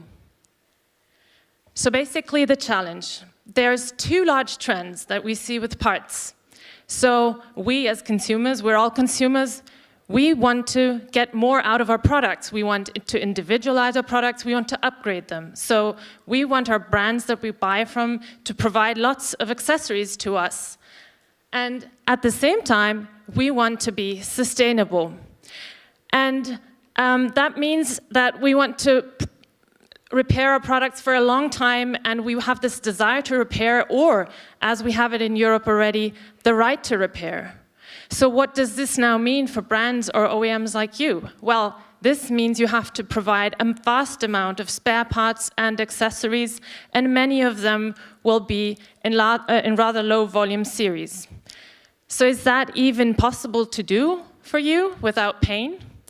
Well, here's my little spoiler. With Replique, it is possible.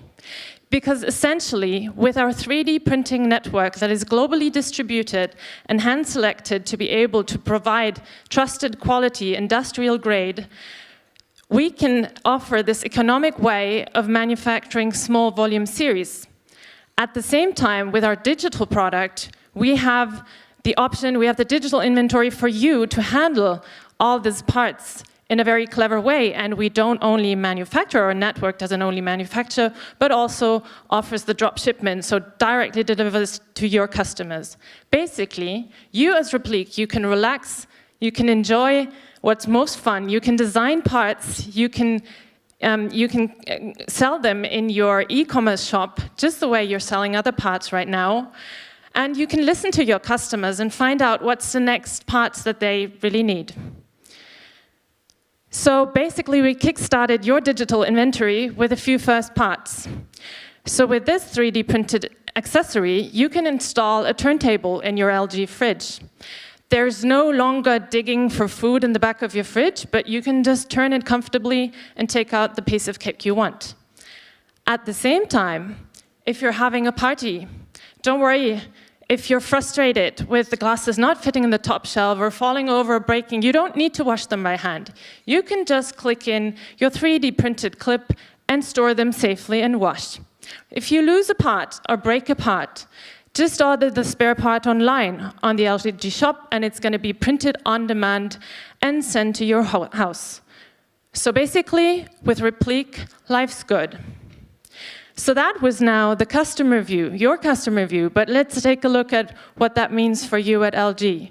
Well, basically, everything stays the same. It's LG brand, it's LG quality, it's your LG web shop, and your happy LG customers. But in the back of it, you don't need to have inventory, you don't need to have a warehouse, you don't need to worry about manufacturing or shipping. It's safe, it's encrypted, it's quality grade. Go digital, go Replique. Bravo for Enrique. And now Let's move on to the questions, if there are any from our judges. So who'd like to start? Greg? Yes, so my question is regarding to the quality assurance of these 3D printed parts. So how can you make sure that they will not break or they have the right quality, because it can damage LG brand? Yeah, so basically, first of all, it's very important to have the right partners in manufacturing. So they are hand-selected by us and also certified, so we know exactly what quality they can deliver. The second thing is, of course, that when we onboard new parts with our customers, we take special care that, in the end, they're exactly the right quality. So I think I mentioned the customer Miele in the beginning. When you buy a Miele accessory that is routed through Replique, Miele will not see it anymore, but they can be sure the quality is right, because we've done this in the beginning. We've checked this quality, and we have we have our own encryption, which not only provides a secure way for your data, for your IP, but the partners are connected to our network, the printers are connected with this encryption, which also provides quality insurance, because we know exactly who's printing what. They can't manipulate the files. They just print as it was qualified in the beginning. And quality documentation, of course. Yeah. We have a bit more than 1 minute left. Any other questions? Can you do metal parts in addition to plastic? Yes, absolutely. Yeah. So anything that's 3D printable, and so metal, polymer, anything. All right. I believe that's everything. But if you'd like to add something to our audience here, feel free. Just thank you very much, and looking forward to the rest of the day. Great. Thanks so much. Actually, this was the last pitch of this particular session, and once again, big thanks to LG for sponsoring this and being our partner for the Innovation Challenge. So we're very happy about that. And once again, thanks to our jury, Michael Holtkamp, Segi O, John Han, Tae-Hong Park, and Gergo Gulias. Big round of applause for our jury. Thanks so much for joining. And now, I believe that we'll hear more from Jakub Zieliński, the CEO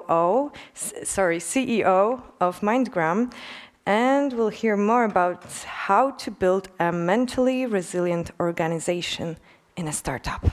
Over to you.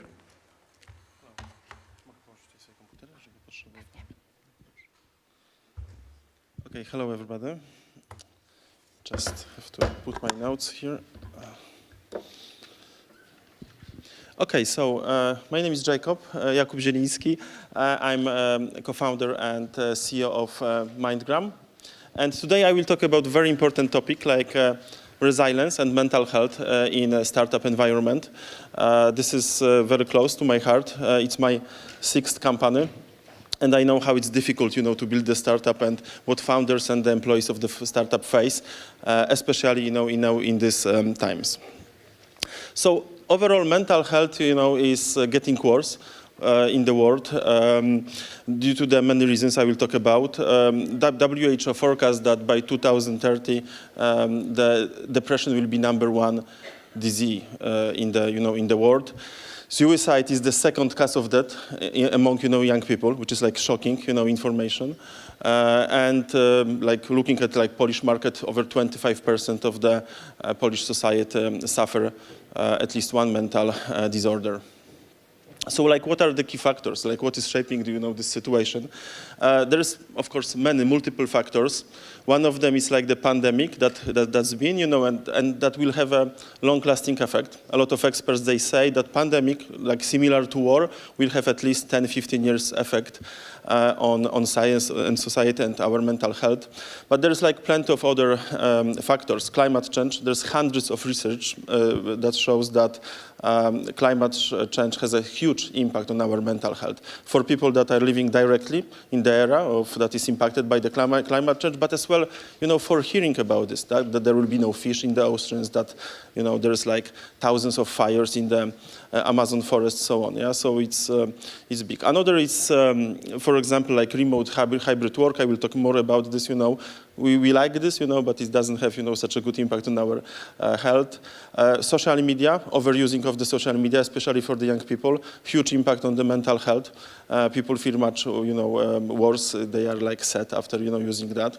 Of course, this is what we know, happening, across our border, like this world events like war, disasters, terrorist attacks as well. This is as well big, has a big impact. I have a clicker. Sorry. Okay, so, I just went through all of this. Sorry for that. I have to go back to the beginning. Okay, sorry. I was talking about this. Okay. So when we look at the like a workplace, so today we are facing a massive challenge. In the form of mental health problems at the workplace. If we can look at like one KPI, I would say that indicates that, like employee burnout, we have like all a record high. Looking at the various research all over the world, over 50% of the employees are burnout. Interestingly, that in these younger groups, like millennials, Generation Z, it's like almost 60%. And because of that, like over 90% of the HR representatives, they are afraid, of the turnover in their companies. And the problems that are appearing at work, of course, they're like burnout, but as well stress. And many others, and that has an effect, of the employers that, there is like increased absenteeism, presenteeism, high turnover, and of course as well like lower engagement and productivity. So like what are the challenges, when accessing mental health for employees, but as well like for people in general? First of all, it's stigma. Especially in the workplace. This is the place where we spend most of the time, but it's still the place, where we don't like to talk about our mental health issues. People are, afraid of that. There's a lot of stigma around that. Second, it's a match, not only to the right therapist, but as well like to the right, I would say, kind of care. The psychotherapy is not for everybody. The meditation is not for everybody. So for different kind of people, different forms of supports are necessary. Access is a huge problem, especially when there is like a huge demand for the psychological support, but the supply is still the same. People have to wait, long, days or like weeks, or even months, to get the support. Poland, unfortunately, is like one of the worst in the Europe, where in average you have to wait over 1 month if you go through the public system to meet with the psychologist. And of course, the cost as well grew a lot by 50% over the pandemic. And the result, most of the people, they don't get help on time. It's very interesting, but because pandemic, it was like recently one of the biggest events that had such a huge impact on our mental health. But another trend that's like overlapping, with this is this new work model that emerged, from the pandemic.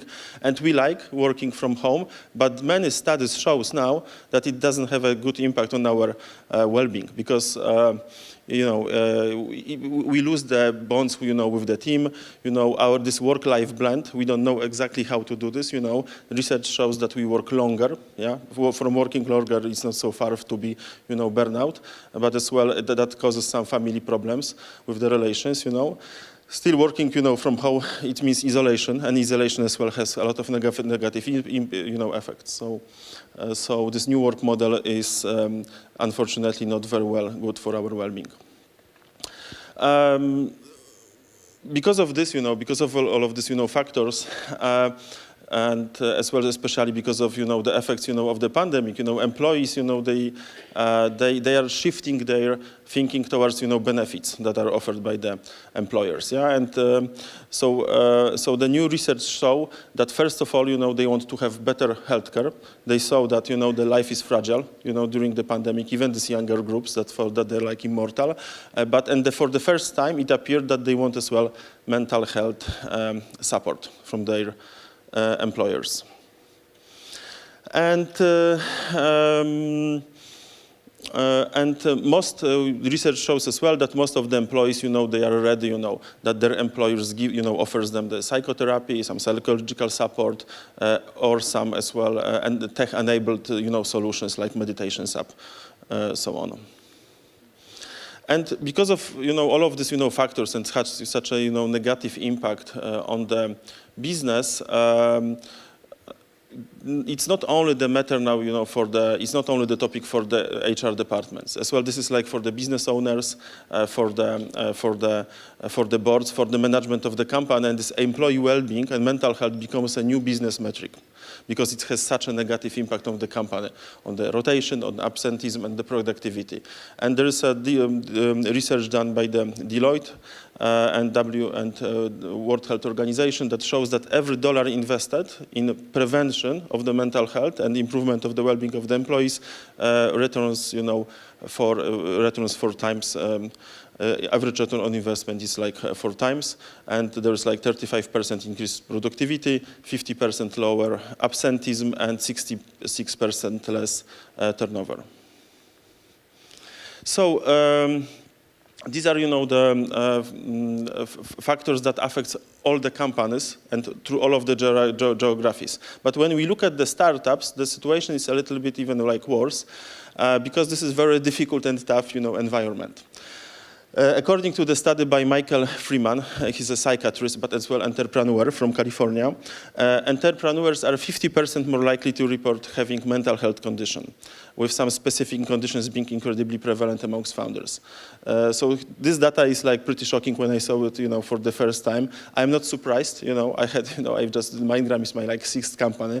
I'm doing this for 20 years, and I went through a lot of ups and downs, and I know how very much that's affecting, mental health. Yeah, but this data is pretty shocking. Yeah, it's like 2 times more likely to suffer from the depression, 10 times more likely to suffer from the bipolar disorder. This research was done for founders of the companies, but of course as well it has impact on the employees.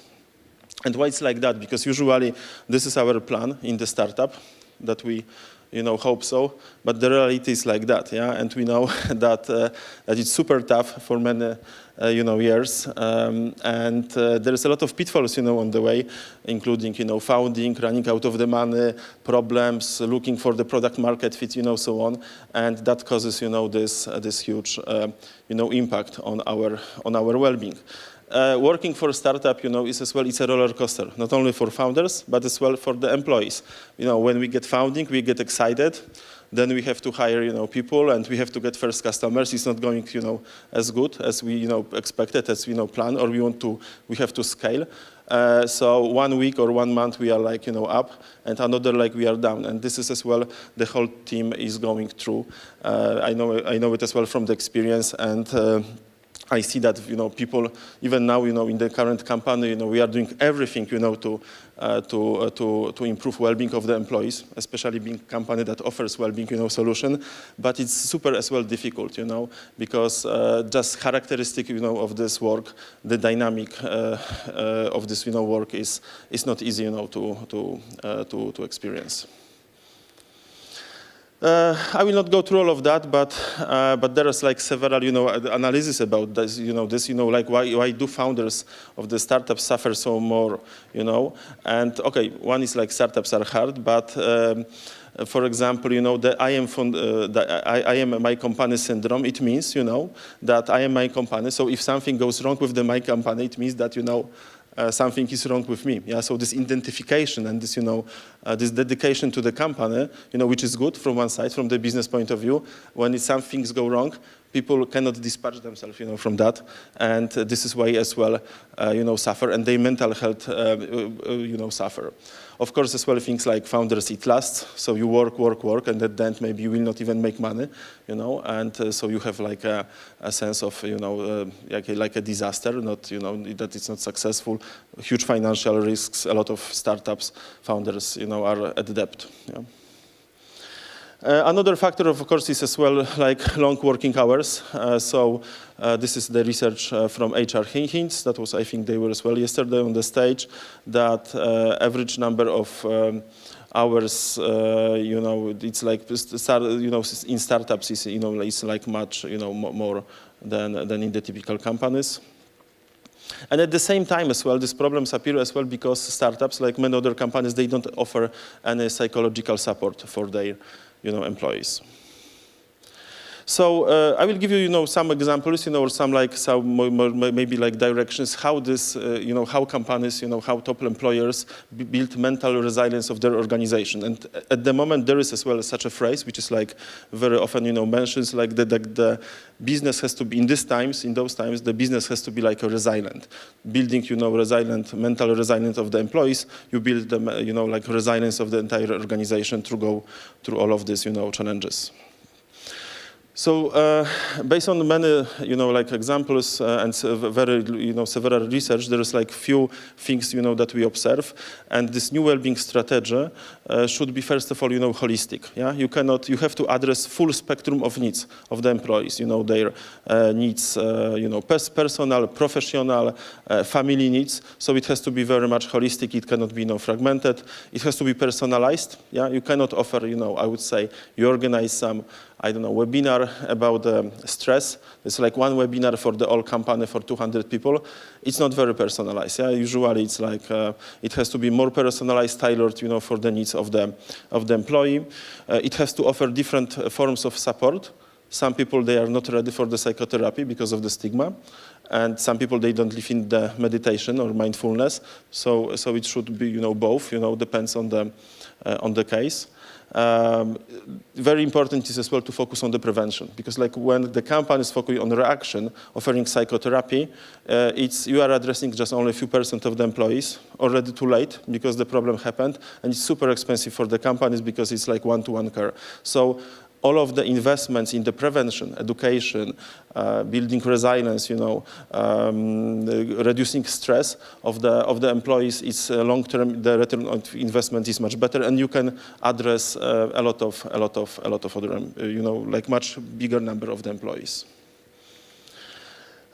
Another thing is that this support, that this comprehensive well-being support and prevention, in fact, when you look at, like US and the Western Europe, it's becoming the standard offered by the employers. Yeah, and this is as well, and it has to be as well holistic. Yeah, it should be physical well-being, psychological well-being.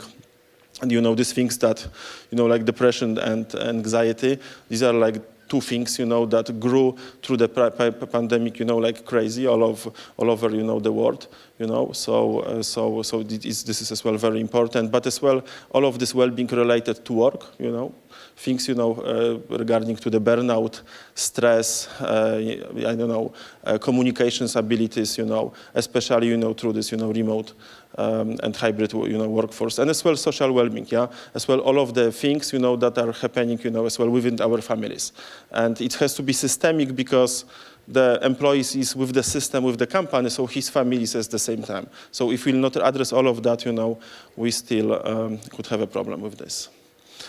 And lastly, there is a great research by Gartner, published by Harvard Business Review, that shows, because many companies, they are offering, this well-being program, but people, they don't use it. Yeah, some of the companies, they report that it's like 5% of the people are using that. And there is a great research that shows that what companies can do to promote well-being at the workplace, and there's like three things. First of all, like increase employees' understanding of their own needs, to provide them some assessment tools, for that.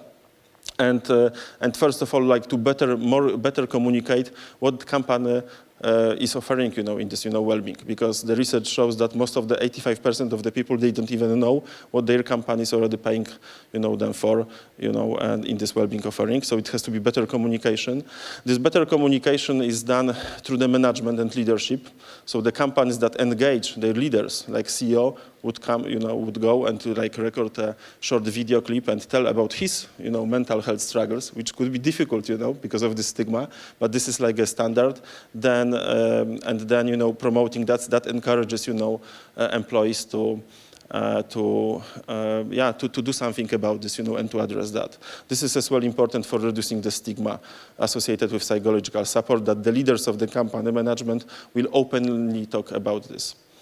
And as well to make some space, especially for the startups, because there's a lot of projects, a lot of deadlines, and usually, like, this is what we experience, working with startups, that very often they don't have time, for this well-being, but at the same time they suffer from this, because they see, lower productivity, they see, high turnover, in their companies. So some smart companies, this is what they do. They book, in their like calendar, company calendar, some time for the well-being, some like, well-being hour for the together for some group workshops about the stress management or some meditation, so on. So you have to make time, and you have to let employees, to be, to use this time for their well-being needs.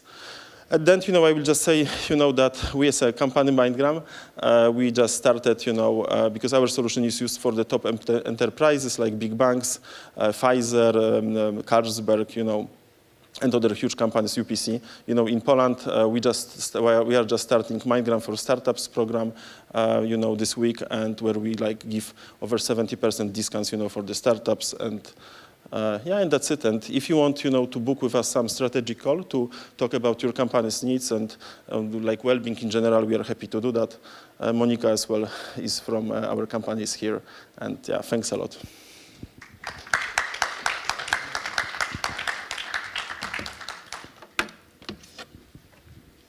Thank you, Jakub. Thank you so much. Very lovely presentation, very important topics raised.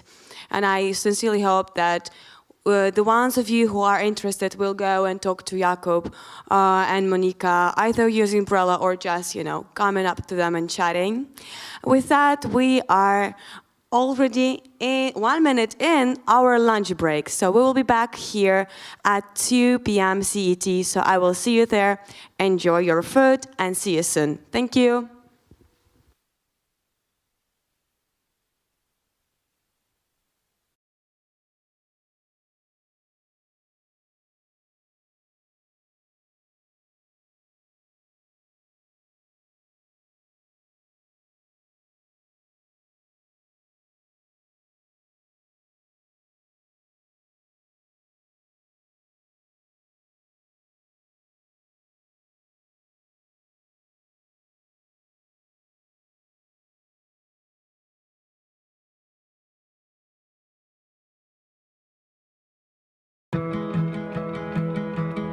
One of the biggest challenges as a startup, even as you start amassing great clients, is building trust and brand recognition. So working with a company like Microsoft gives incredible credibility out of the get-go. It definitely helps open doors. Microsoft does an unexplainably good job of connecting startups with these opportunities. It's been really powerful on the new business front in terms of scaling your startup and connecting to key resources.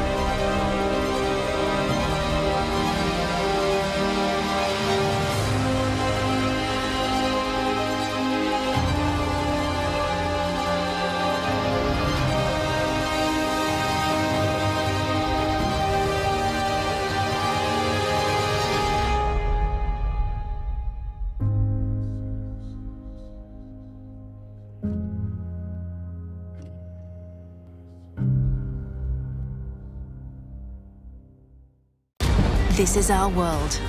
We must do better for a healthier world and a greener planet. That's why, here in Singapore, business is not just business. It is a force for good.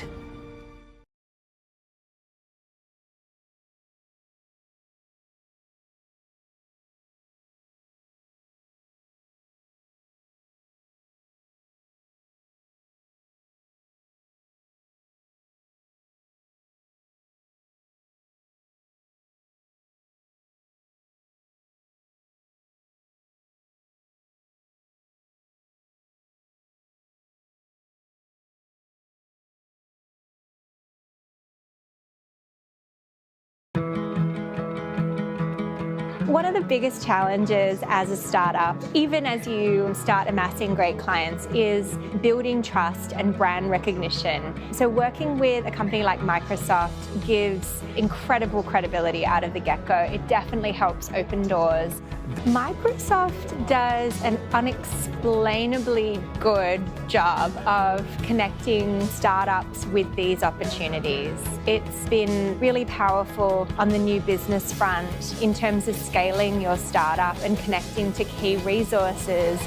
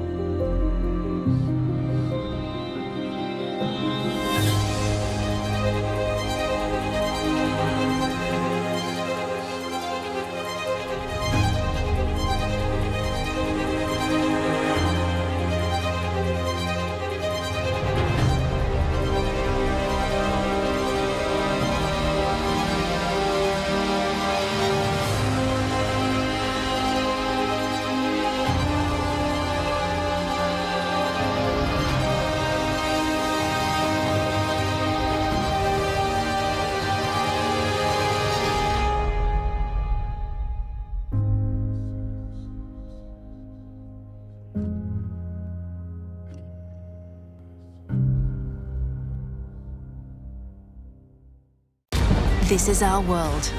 We must do better for a healthier world and a greener planet. That's why, here in Singapore, business is not just business. It is a force for good.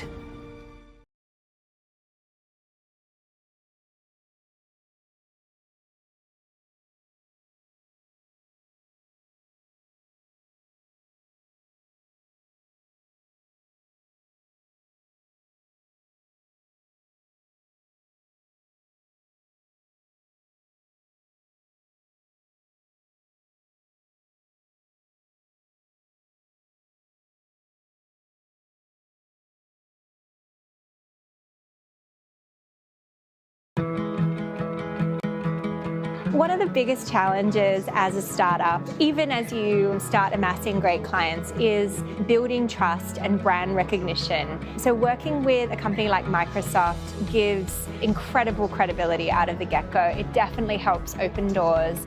Microsoft does an unexplainably good job of connecting startups with these opportunities.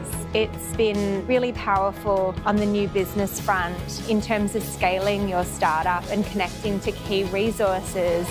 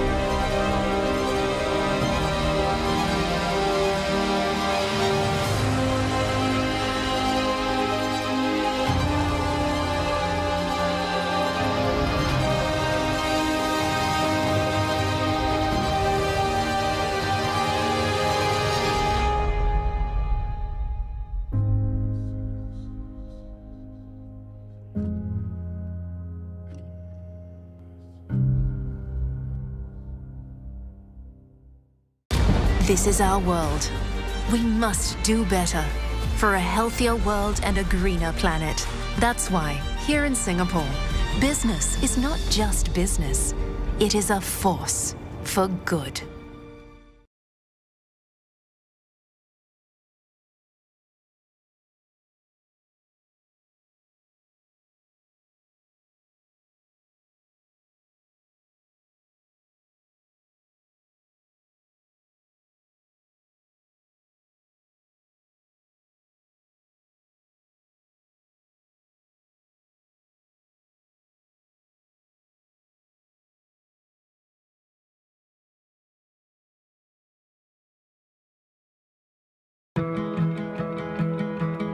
One of the biggest challenges as a startup, even as you start amassing great clients, is building trust and brand recognition. So working with a company like Microsoft gives incredible credibility out of the get-go. It definitely helps open doors. Microsoft does an unexplainably good job of connecting startups with these opportunities. It's been really powerful on the new business front in terms of scaling your startup and connecting to key resources.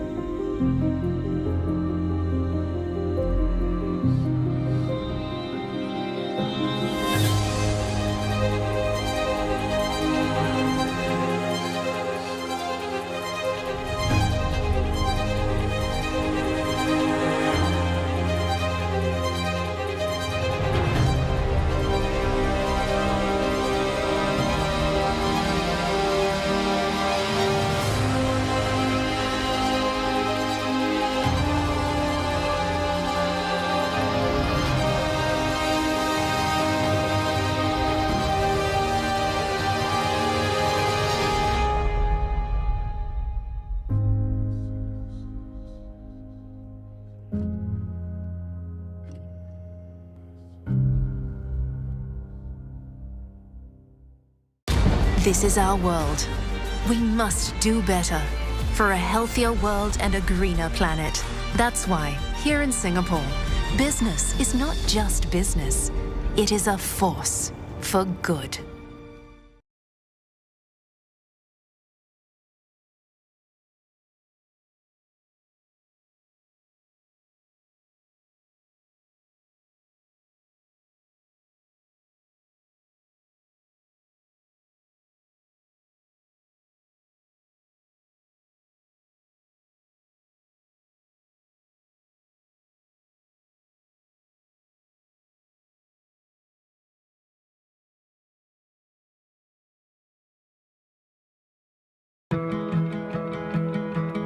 One of the biggest challenges as a startup, even as you start amassing great clients, is building trust and brand recognition. So working with a company like Microsoft gives incredible credibility out of the get-go. It definitely helps open doors. Microsoft does an unexplainably good job of connecting startups with these opportunities. It's been really powerful on the new business front in terms of scaling your startup and connecting to key resources.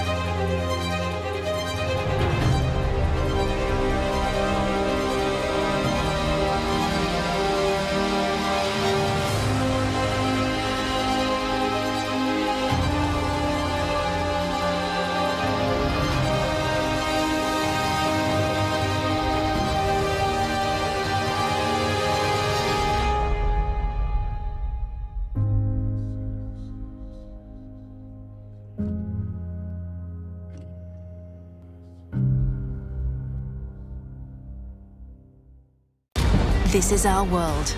We must do better for a healthier world and a greener planet. That's why, here in Singapore, business is not just business. It is a force for good.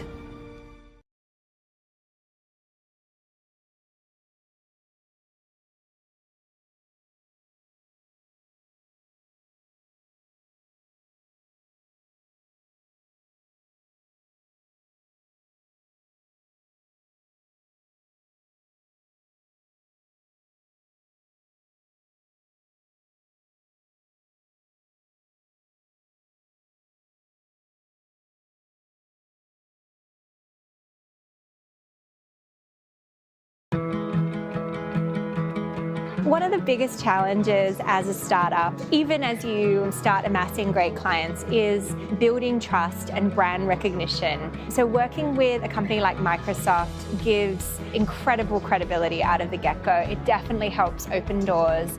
Microsoft does an unexplainably good job of connecting startups with these opportunities. It's been really powerful on the new business front in terms of scaling your startup and connecting to key resources.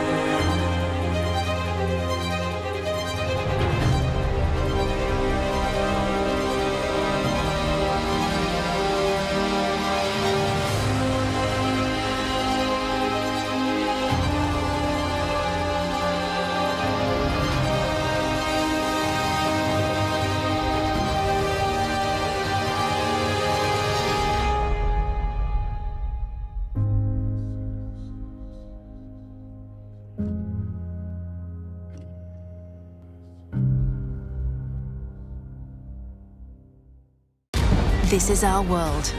We must do better for a healthier world and a greener planet. That's why, here in Singapore, business is not just business. It is a force for good.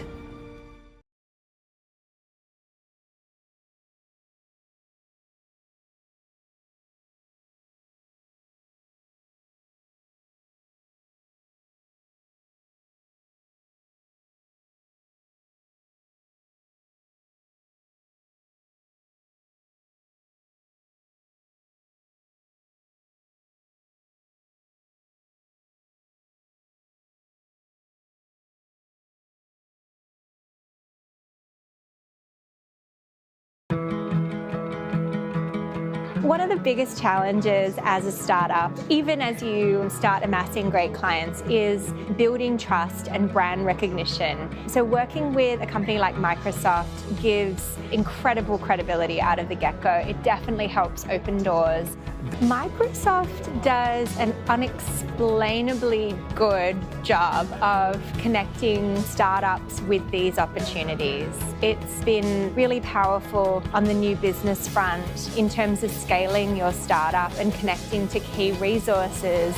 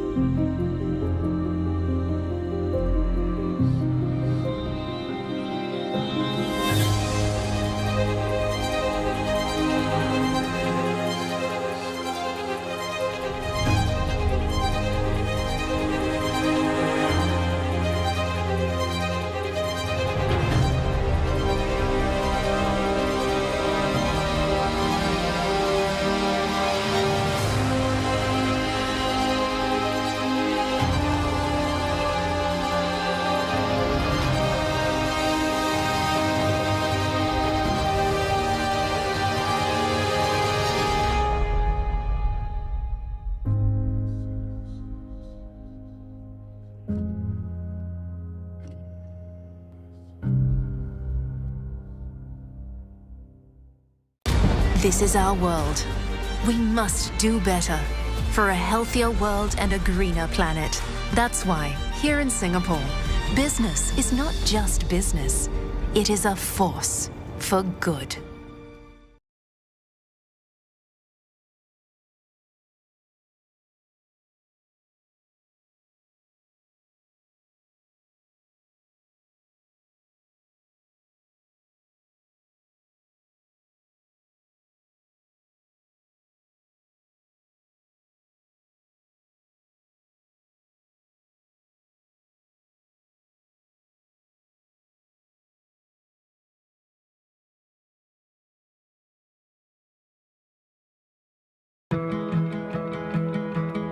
One of the biggest challenges as a startup, even as you start amassing great clients, is building trust and brand recognition. So working with a company like Microsoft gives incredible credibility out of the get-go. It definitely helps open doors.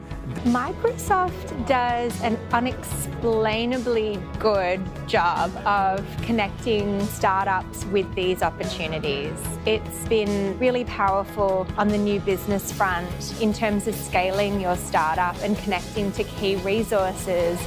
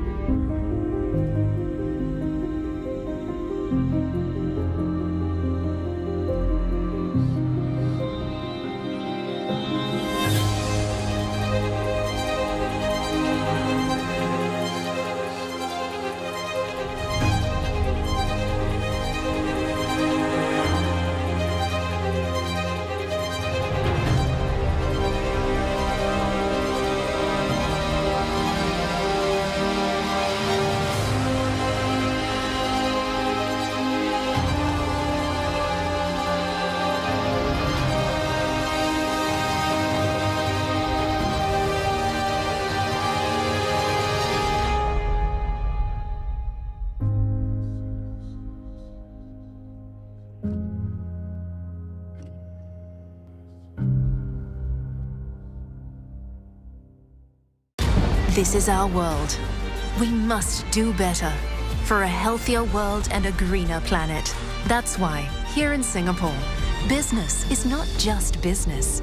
It is a force for good.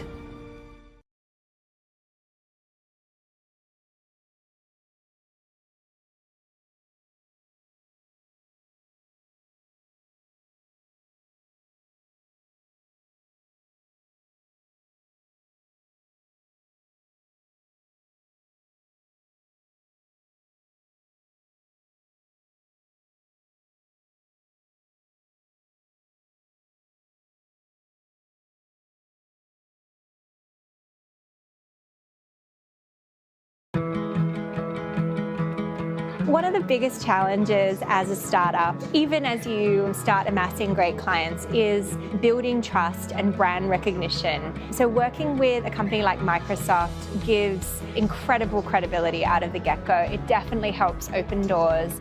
Microsoft does an unexplainably good job of connecting startups with these opportunities. It's been really powerful on the new business front in terms of scaling your startup and connecting to key resources.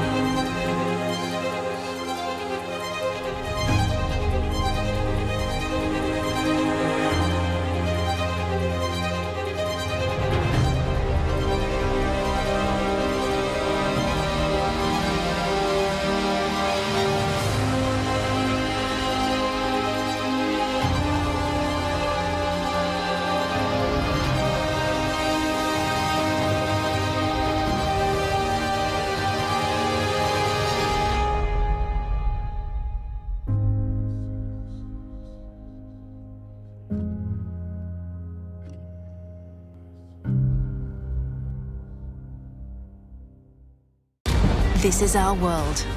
We must do better for a healthier world and a greener planet. That's why, here in Singapore, business is not just business. It is a force for good.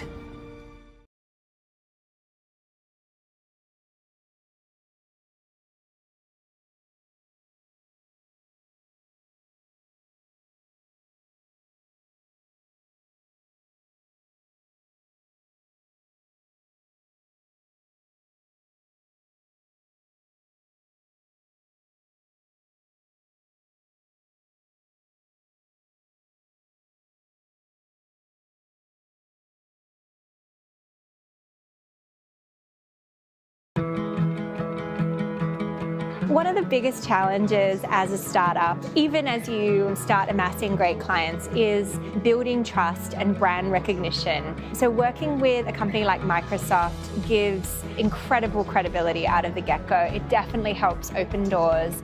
Microsoft does an unexplainably good job of connecting startups with these opportunities. It's been really powerful on the new business front in terms of scaling your startup and connecting to key resources.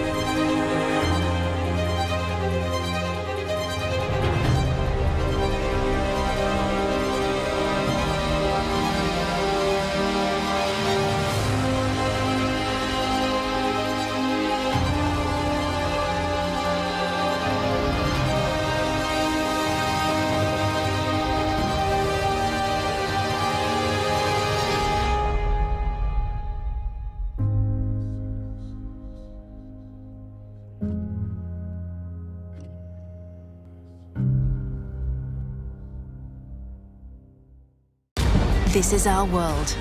We must do better for a healthier world and a greener planet. That's why, here in Singapore, business is not just business. It is a force for good.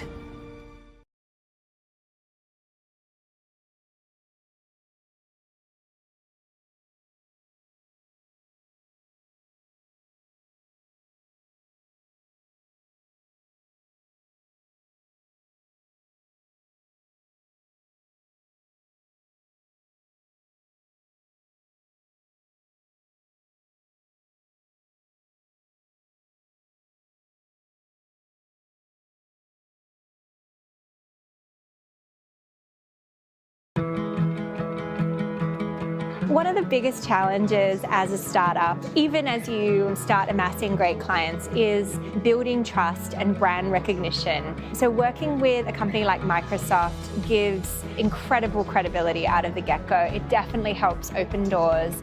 Microsoft does an unexplainably good job of connecting startups with these opportunities. It's been really powerful on the new business front in terms of scaling your startup and connecting to key resources.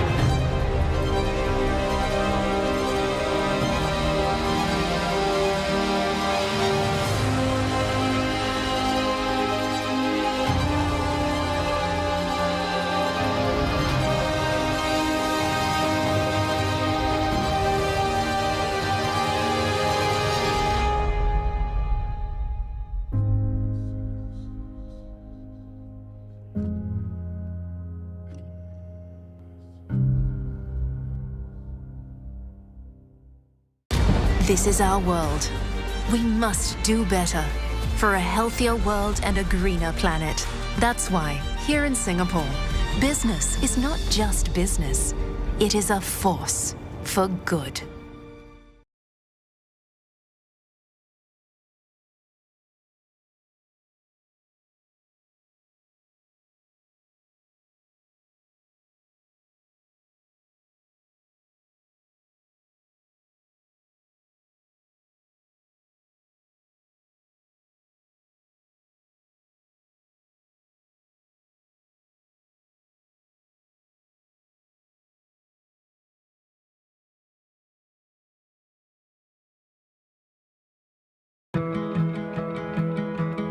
One of the biggest challenges as a startup, even as you start amassing great clients, is building trust and brand recognition. So working with a company like Microsoft gives incredible credibility out of the get-go. It definitely helps open doors. Microsoft does an unexplainably good job of connecting startups with these opportunities. It's been really powerful on the new business front in terms of scaling your startup and connecting to key resources.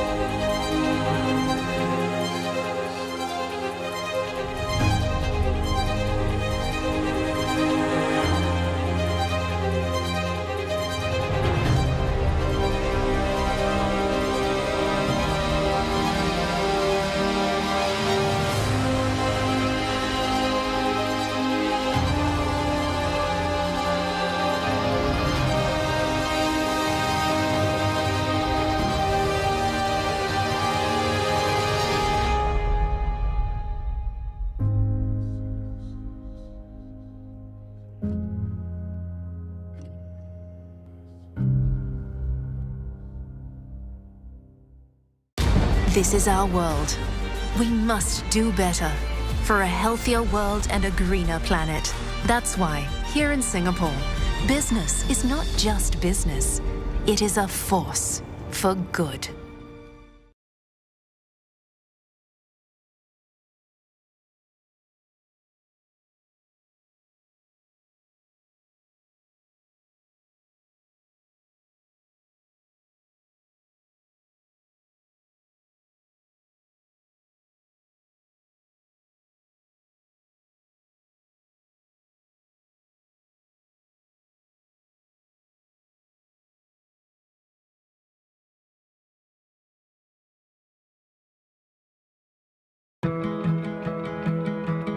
One of the biggest challenges as a startup, even as you start amassing great clients, is building trust and brand recognition. So working with a company like Microsoft gives incredible credibility out of the get-go. It definitely helps open doors. Microsoft does an unexplainably good job of connecting startups with these opportunities. It's been really powerful on the new business front in terms of scaling your startup and connecting to key resources.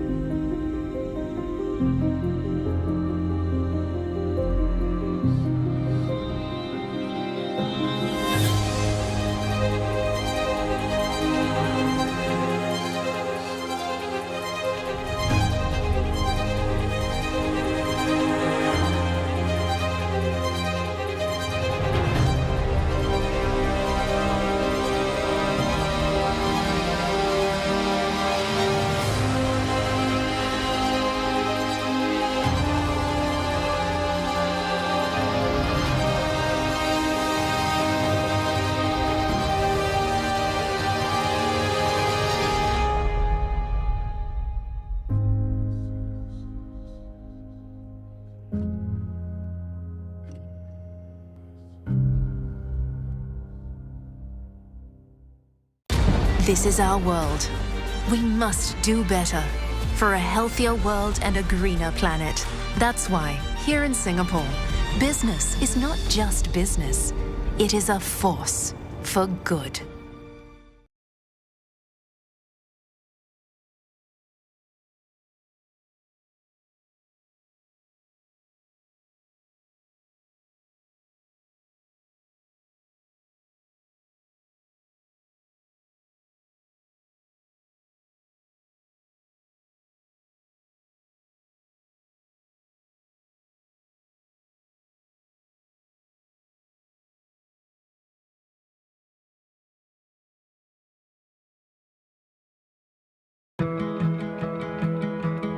One of the biggest challenges as a startup, even as you start amassing great clients, is building trust and brand recognition. So working with a company like Microsoft gives incredible credibility out of the get-go. It definitely helps open doors.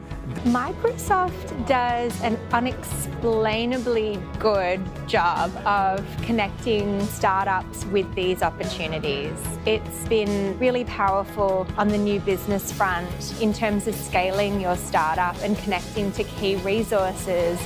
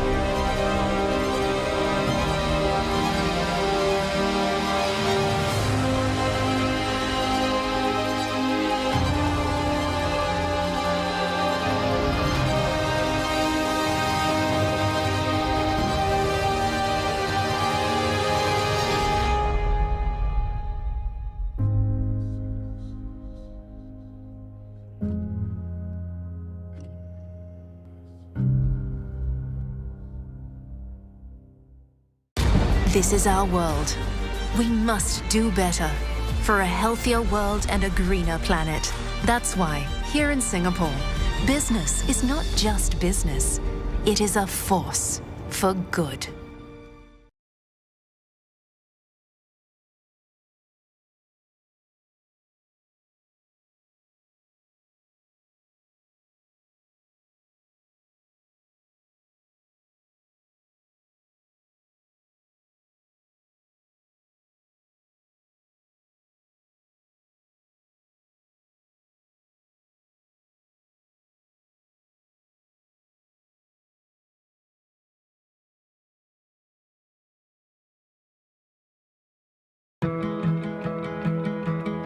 One of the biggest challenges as a startup, even as you start amassing great clients, is building trust and brand recognition. So working with a company like Microsoft gives incredible credibility out of the get-go. It definitely helps open doors. Microsoft does an unexplainably good job of connecting startups with these opportunities. It's been really powerful on the new business front in terms of scaling your startup and connecting to key resources.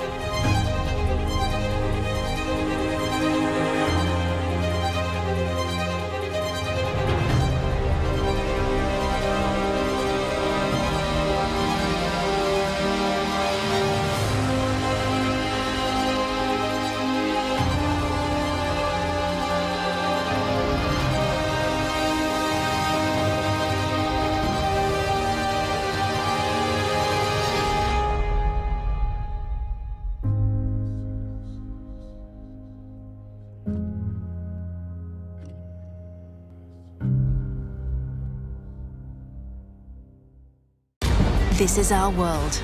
We must do better for a healthier world and a greener planet. That's why, here in Singapore, business is not just business. It is a force for good.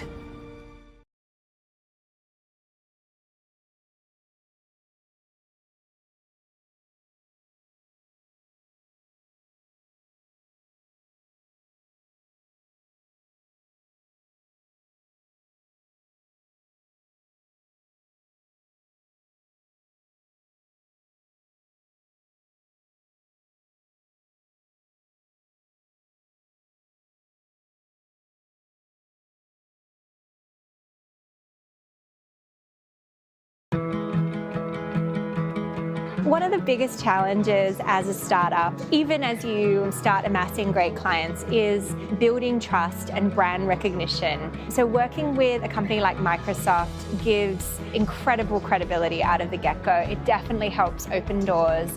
Microsoft does an unexplainably good job of connecting startups with these opportunities. It's been Welcome back from the break. I'm very happy to see all of you again. I can see people are gathering very slowly but still steadily. And this is a very important point here to have some people here in the audience as well on site, since we are planning to have a little Q&A session after the panel discussion that we are going to hold. This panel discussion is one of the most interesting for me personally. And oh my God, the outreach our moderator got on her LinkedIn when she was announcing, amazing. So I'm really looking forward to hearing all of it. And let's hear how and why to build diverse teams in startups. Let's hear First of all, our moderator, Agata Białkowska-Samul, Senior Employer Branding Specialist at Allegro.pl, Violetta Klimczak, CEO at Fundacja IT Girls, Jakub Kubryński, CEO and co-founder at DevSkiller, Paweł Wojtyczka, CEO at Asper IT. Guys, this stage is yours. Thank you, Anya, for introduction. Hello. No, hello. Hello, everyone. Yes, my name is Agata Białkowska-Samul. I'm a Senior Employer Branding Specialist at Allegro. I'm super excited to have my panelists here together. And we'll be talking about diversity, about diverse teams. But let me introduce my guests.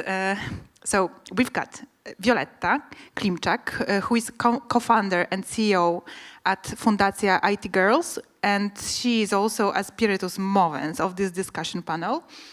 IT Girls Foundation mission is to increase the number of women in technology professions, and this is Viola's website, where I found that only less than 10% of software developers in the world are female. Yes, unfortunately, yes. We have around the world, we have like 6 till 7 or 8 girls, yeah, and women. So yeah, the numbers are not perfect. Yeah, that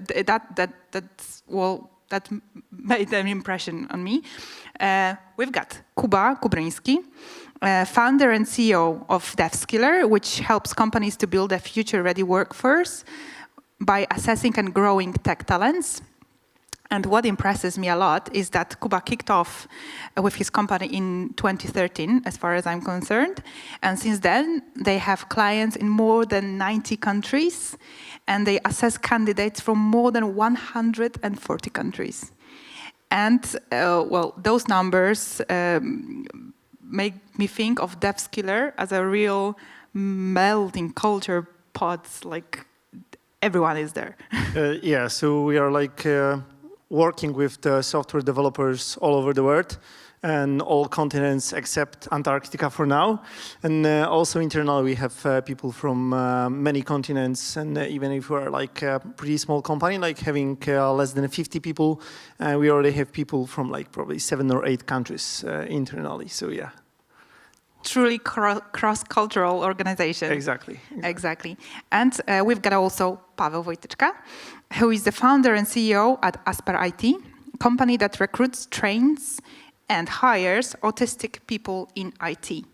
Paweł not only hires those unique people, but they also help to do so in other companies. And when I was making a little research on this, I found that there is somewhere between 10 and 20% of global population who is considered neurodivergent. This is according to Deloitte. And most of those in autism spectrum get a label of people with no social skills who cannot cope in the real world. And I guess that we will somehow go back to this topic in the discussion, but it also moved me, to be honest. Yeah, thank you. As Asper IT, we started as a foundation, and we wanted only to prepare these people to work in IT. But after a few years, when these people still have a problem to be employed in companies, we decided to create the company, and now we hire these people as testing software. So we want to show through this that these people are amazing in the work, and in this way we want to give a proof that it's worth to hire these people. And we help big companies also hire these people and work with them after hiring, because it's also very important. I'm sure we'll go back to this during our discussion. Here we are, and we're going to talk about diverse teams. And I think that in the past few years, the topic of diversity, equity, and inclusion has become very popular. Companies implement strategies, hire experts in the field.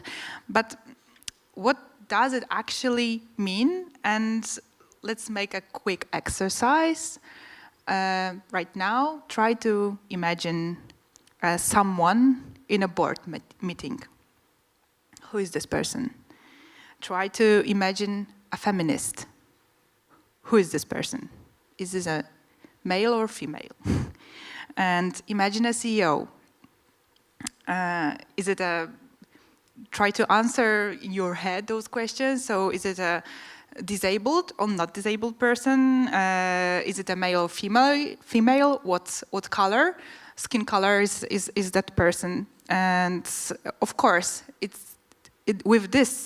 with this little exercise, we are touching the very basic and very primarily dimension of diversity.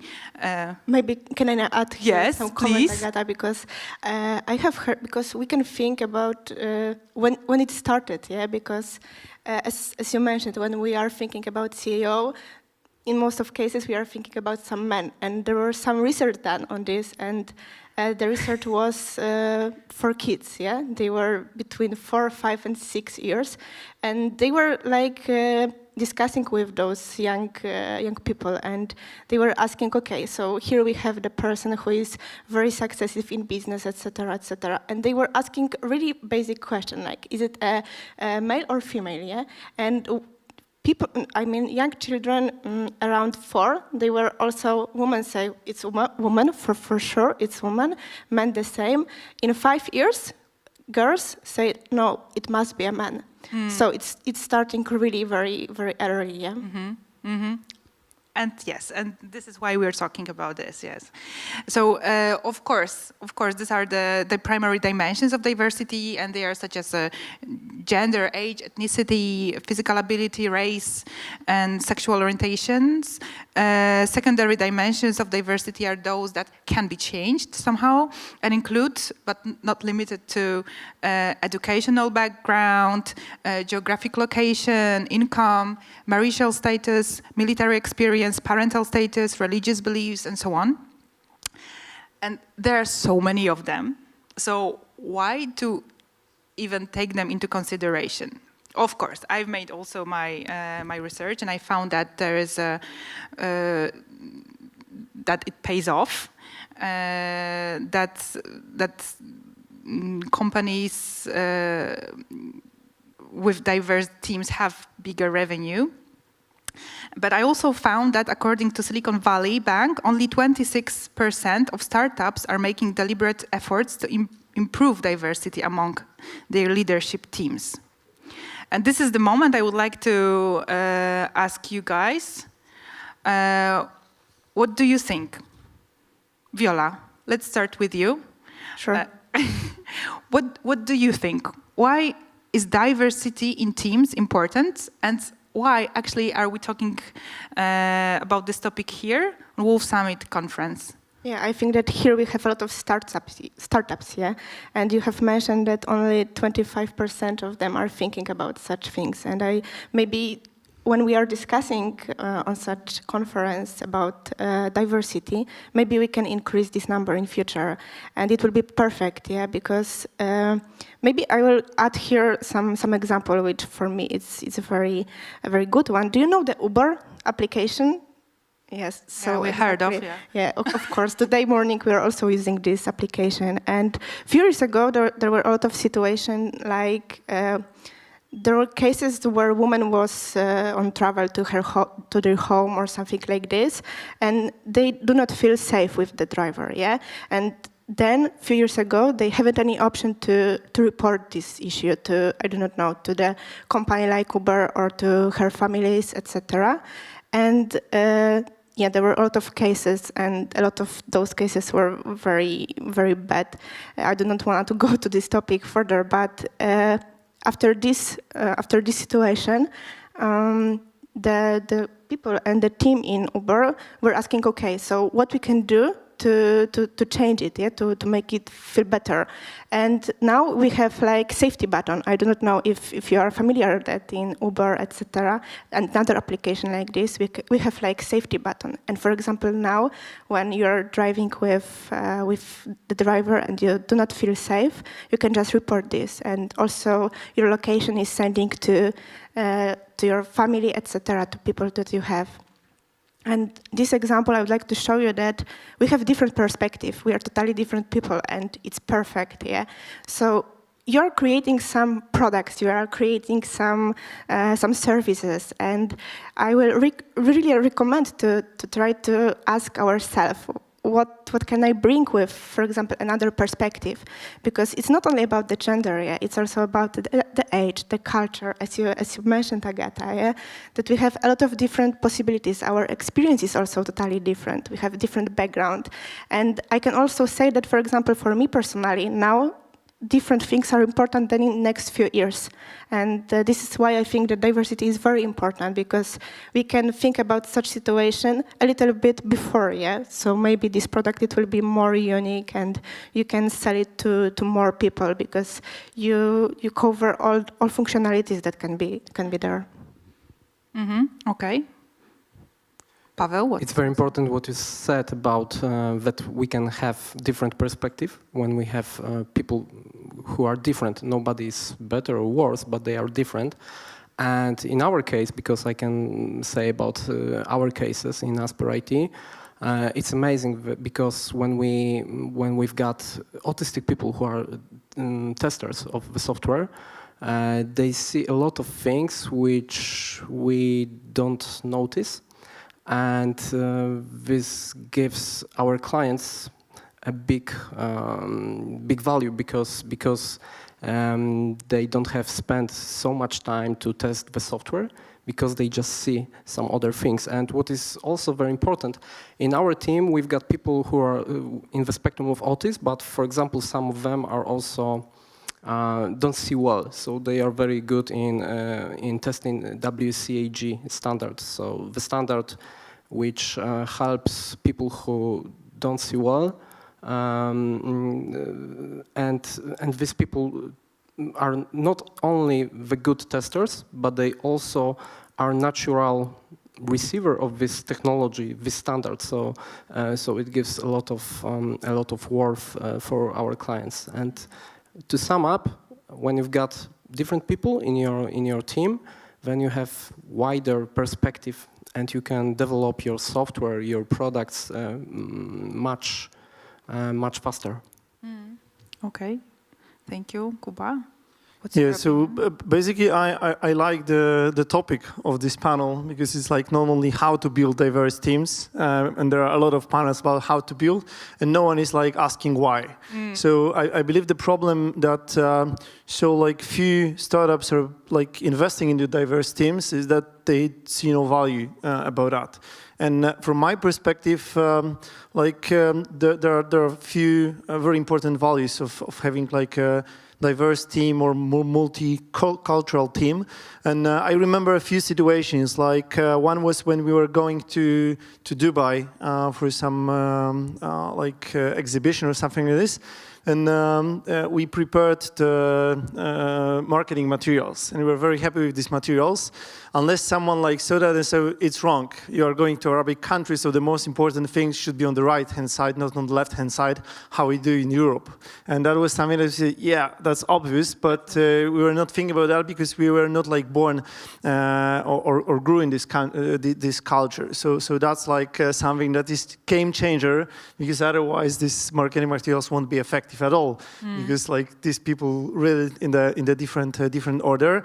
And also what Viola mentioned about this Uber button, etc. It's like the problem is that not having people in the team, of course, prevents you from like let's say founding such a feature internally, but the problem is that often you also like misinterpret the feedback given by the users, because like our culture and our recent experience is also something that is clearly related to how we receive feedback and how we listen to the information. Even right now, I'm pretty sure that me saying about something will be understood in a very different way by different people who are listening to us. And so I believe that explaining why is pretty important. And the last thing I want to mention is that I was reading some time ago a history of the Polish special forces that are called GROM, and how it started. And it was founded in, I believe, 98 or 99, so almost 20 years ago. And Petelicki, who was founder of GROM, he decided at the very, very early stage to hire women in the special forces. And of course, the first reaction, and think about Poland 25 years ago, post-communist country, and someone who's going to the special force guys and saying, yeah, so now you will work with women. And I say, why? They are so weak, they are so slow, they are not able to push 140 kilograms on the bench. And he said that you will very quickly realize that without this woman in the team, you won't be able to complete your tasks. And that was that was it. And very shortly they realized that he was right, because after the situation in Iraq and Afghanistan started, they were not able to do a lot of stuff. They were not able to for example, touch the woman to see if someone is not hiding a gun, because men are not able to do that. Women in Afghanistan were able to do that. So that's the first thing. There were many places where men were not able to enter, and the women were able to enter. And they said that after 2 weeks in Iraq or Afghanistan, they said, okay, so now we see that we won't be able to complete the battle tasks without a diverse team. So that was huge for me, if very strong men understood that they are not able to work effectively without diverse teams. Okay. One more sentence. It's very important what you said, because we shouldn't look at this by creating diverse teams, but we should do it because we should do it because it gives you some real benefits. And for example, as you said about army, for example, this year, Israel army wants to recruit 500 people with autism to the cybersecurity division. And I suppose that Israel army don't do it because CSR or something like that. They do it because they've got some benefits because of that. So this is also very important, especially for startups who don't have a lot of money very often, and they should focus on creating this kind of teams, diverse teams, because they will give them real benefits. Yeah, I think that you have also mentioned a very important thing, but I will also add here one more comment, because I think that now, as you mentioned, we have a lot of discussion about diversity. We are for most of us, it's okay, for sure we should have diverse team, but this is exactly what I would like to mention here, that we must also feel this, because now I think that we have a time where our authentication and what we are thinking is the most important thing. So if, for example, you do not think that you should have, I do not know, for example, 25 or 50% women in your team because you do not see any value, I think that it's better if you stay with your mind, yeah, and if you create something authentic, because for me personally, this is the most important thing. Don't go with some kind of KPIs, etc., because yeah, I think that it's very important to feel what we are doing, and maybe we, for example, when we ask ourselves the question why we should have those diversity, maybe then we can find also our argument, yeah, okay, maybe this is something new for me, and maybe I haven't seen such problems, such issue before, and maybe now you can see your value, yeah, and it will be not only numbers for you, but it will be your value, yeah. What do you think? Well, I think it's super also important what you have mentioned, and I was thinking that there might be many ways we can follow, an organization can follow.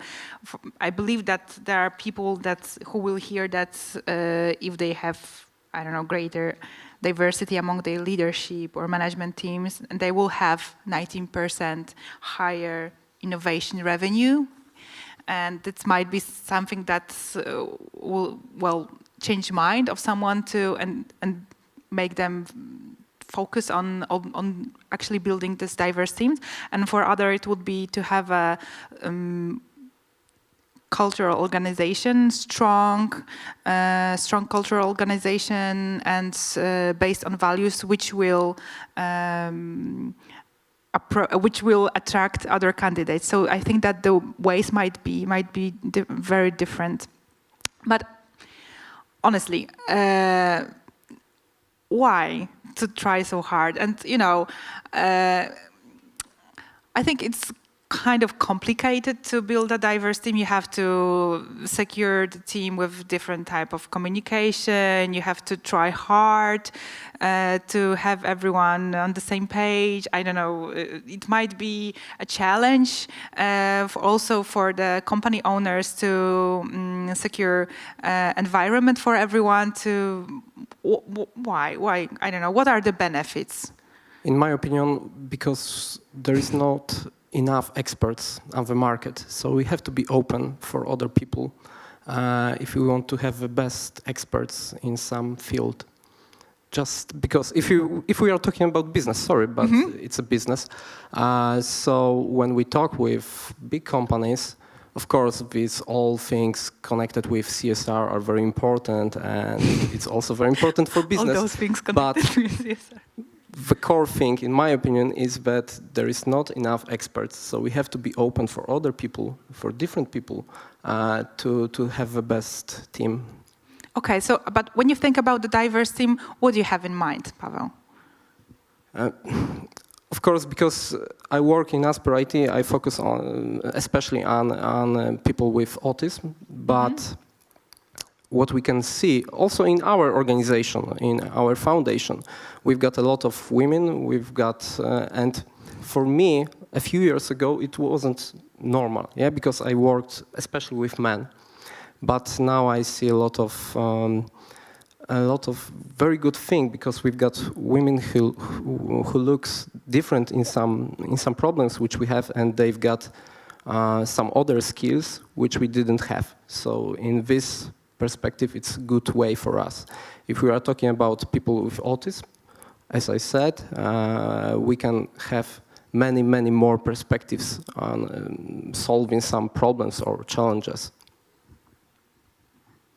I think that it's also very important from our perspective, I mean managers and owners of startups and companies, to create some safe space for all those people. Because if you have some space to say, and you know that if you say something, nobody judge you and nobody say, oh my goodness, you are thinking such a way, then you can see that a lot of people would like to share with you your ideas, your comments, because they feel comfortable with such situation, and they know that they are different, and it's okay, and it's beautiful that they are different.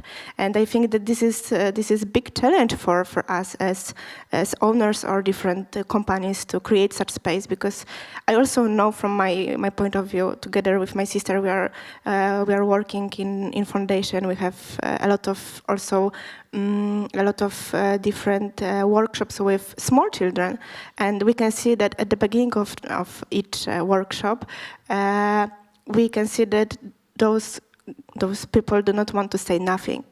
And when we say like 5 minutes, like just we're talking and we are saying that here is your space, we do not judge you, and it's beautiful that you are different, then at the end of each workshops, they are saying really beautiful things.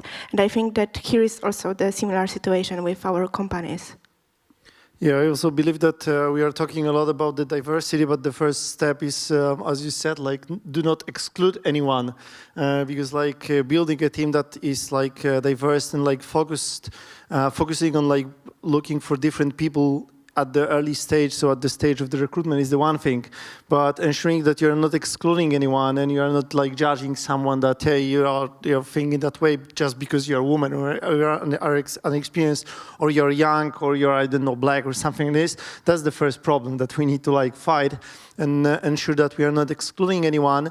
And at DevScale, we're not like forcing to build a diverse team from the very beginning, but I can like clearly say that from the very, very early stage, we're not excluding anyone. And I believe that we have diverse team right now, mostly because we're not excluding. What does it mean that you do not exclude? How does it work? Maybe I can add here my story because it's perfect. Yeah, because I was studying also computer science, and I had like really thousands of situations that, oh really, you do not like.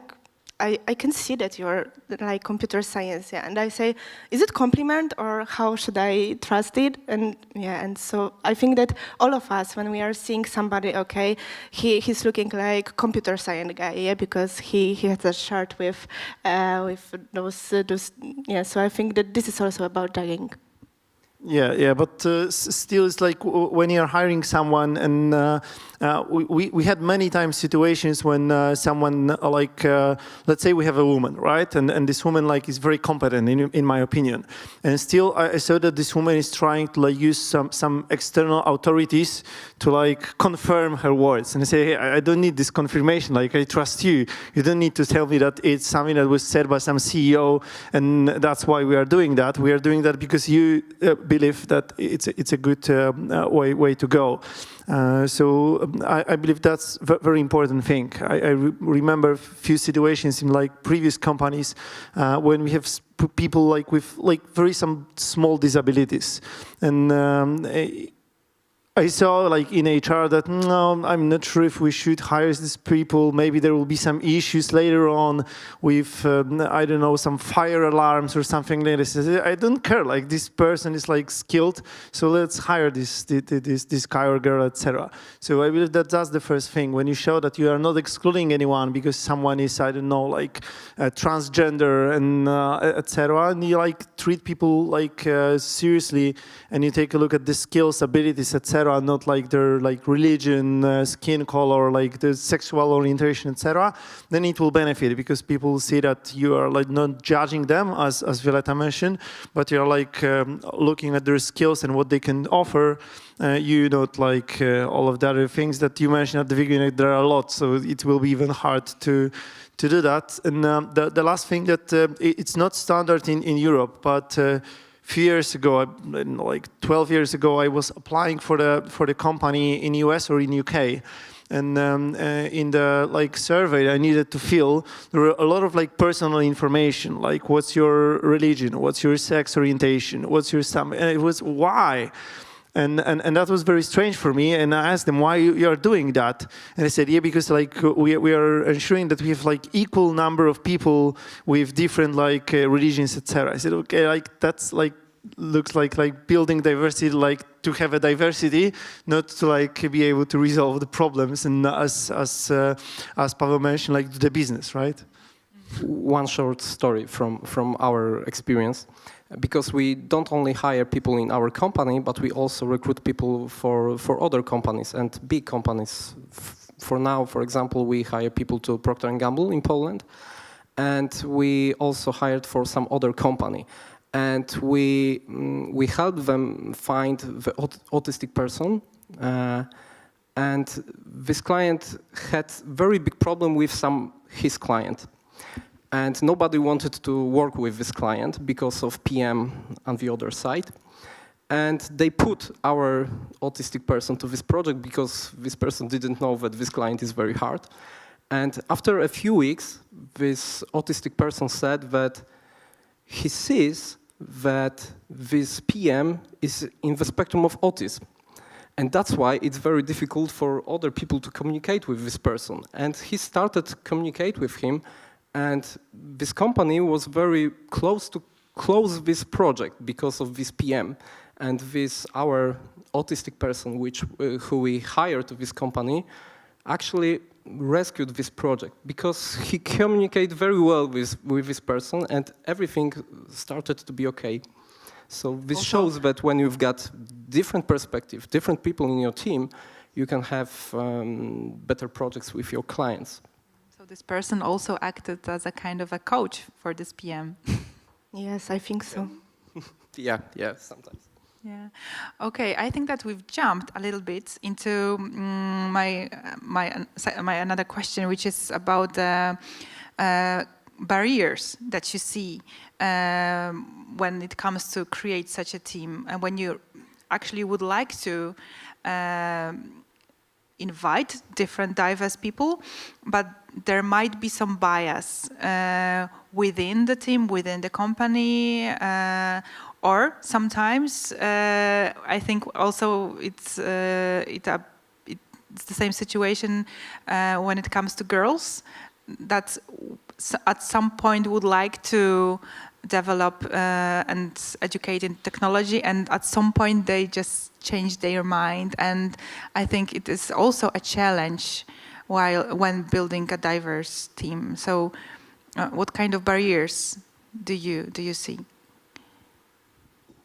So maybe I will start. So I believe that the first thing is what we mentioned, do not exclude. And I know that I'm repeating myself, but basically if you're hiring people who have different opinion and different perspective, you should listen to these people and listen to this perspective. So that's the first thing, because often we are hiring people to show us the different perspective, but then we how to dislike listen to someone who has different perspective. Yeah, that's like, I don't like your perspective, it's different than mine, so let's go with mine. So that's the first thing, that there are sometimes that you need to shut up and listen. So that's the first thing. And the second barrier that I see is that like the cultural differences or even the age differences requires from you to learn how to work and how to communicate with these people. Because, for example, recently we hired a lot of young people, and these are the people that require immediate feedback. They're like, used to like posting the photo on Facebook, and after like 20 seconds, they know how many likes they have under this photo. So then they can assess if this photo is good or not. And unfortunately, they expect the same for the work they are doing. So they are like saying, hey, I did it. I say, okay, and they're waiting for something, for hearts, for feedback, for saying, yeah, it's very good. Okay, thank you. So like that's the one that I believe that the same applies for the people with the spectrum of autism. That if you hire such people, you need to learn how to communicate with them and how to work with them, right? So I believe that these are the two barriers. So first, shut up, and the second one, like learn how to communicate with these people. Yeah, I think that everything is about the communication. Yeah. Yes, that's why very often when we start to cooperate with some companies, big companies, we start with trainings of neurotypical people, so people typical, who are called typical, because they don't have knowledge how to work with people with autism. And this is the biggest problem, because a few years ago, many people thought that these people will come to the company and I don't know, they kill someone, or they will come with axe and they will scream. Really, this was what... This is this label of people who cannot cope with the society, that have no social skills. Yeah. So very often we start with training typical people, how autistic people behave, what causes that they don't feel well or comfortable in the company. And what is very interesting, because we've got many autistic people who we hire to big companies, and now we are mentors and coaches for managers and typical employees in the companies.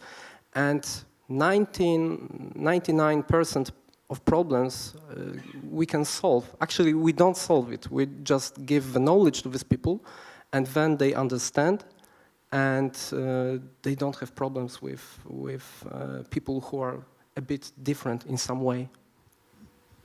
I also have one, a funny situation to mention, as you mentioned, about like being typical. And I remember that a few years ago we hired like an extra introvert software engineer. So the guy who was not a team player, he preferred to do work on his own. And then I realized that recently, unfortunately, I realized that it's often context-based, because this guy came to me after 2 years working in our company, and he said that he's leaving the company because he just realized that he's ultra extroverted person, and he wants to spend the rest of his life on going to conferences, to meetups, talking to people, etc. And that's what he's going to do, and he don't want to sit and code anymore. So what has happened on the way? Yeah, so basically, I believe that it was the context. It was how we work in the company, but that was ultra fast conversion from like being a non-typical to typical person or the other way. It depends on how we are going to like call the typical person, right?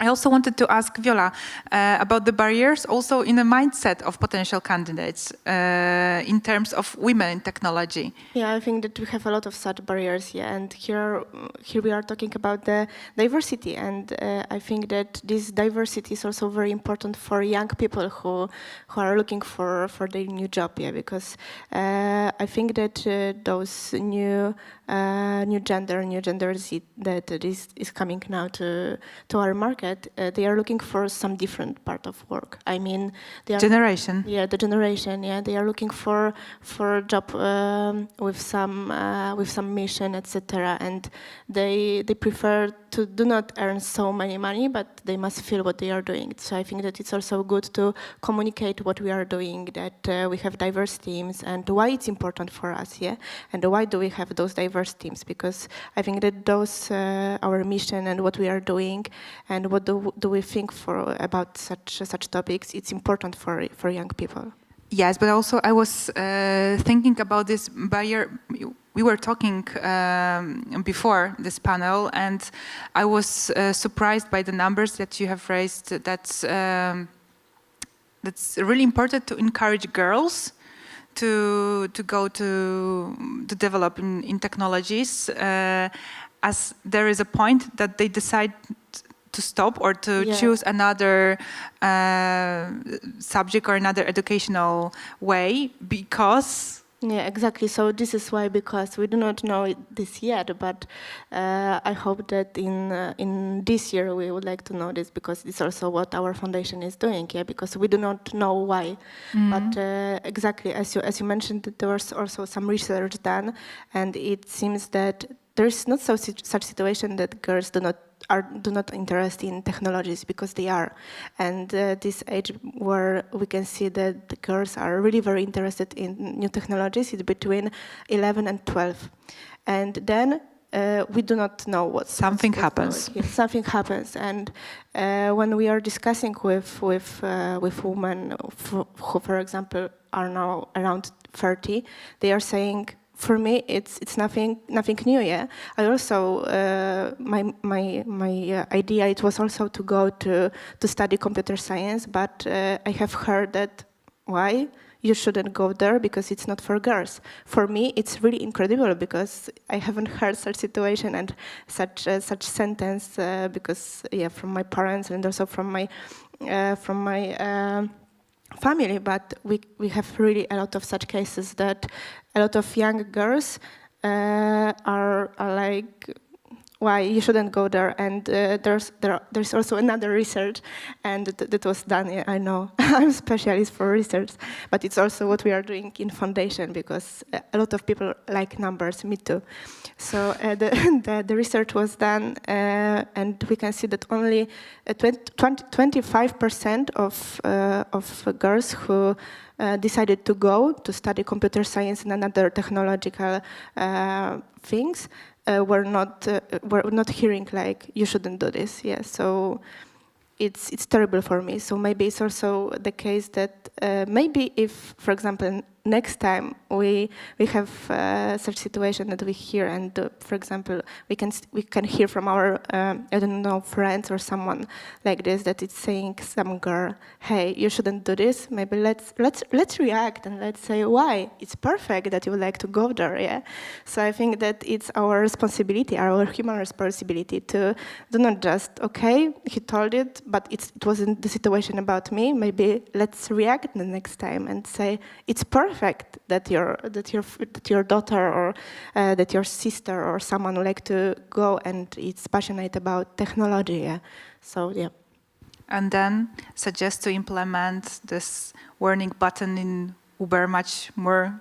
Exactly. Earlier, yeah. Yeah, I believe that there are like two things that are also worth covering, because like regarding this building diverse team, a lot of like big companies would love to have like 50% of software engineers being a woman, like from today.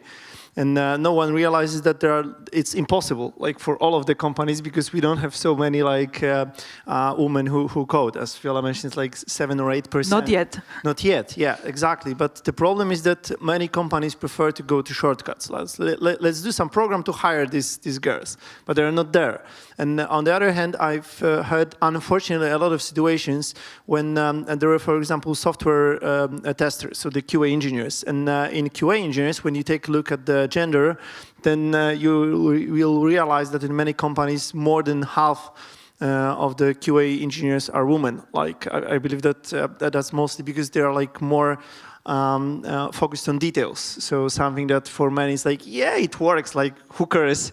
Then women say, no, it's not working. It should be like done according to the documentation. Where women, no, it's like more or less it's fine.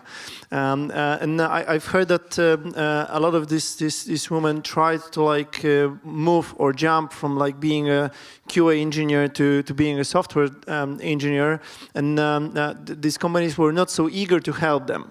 So they said, yeah, let's hire women like software engineers, but like build them internally, like invest. No, it makes no sense. Let's hire them. Like let's find them on the market.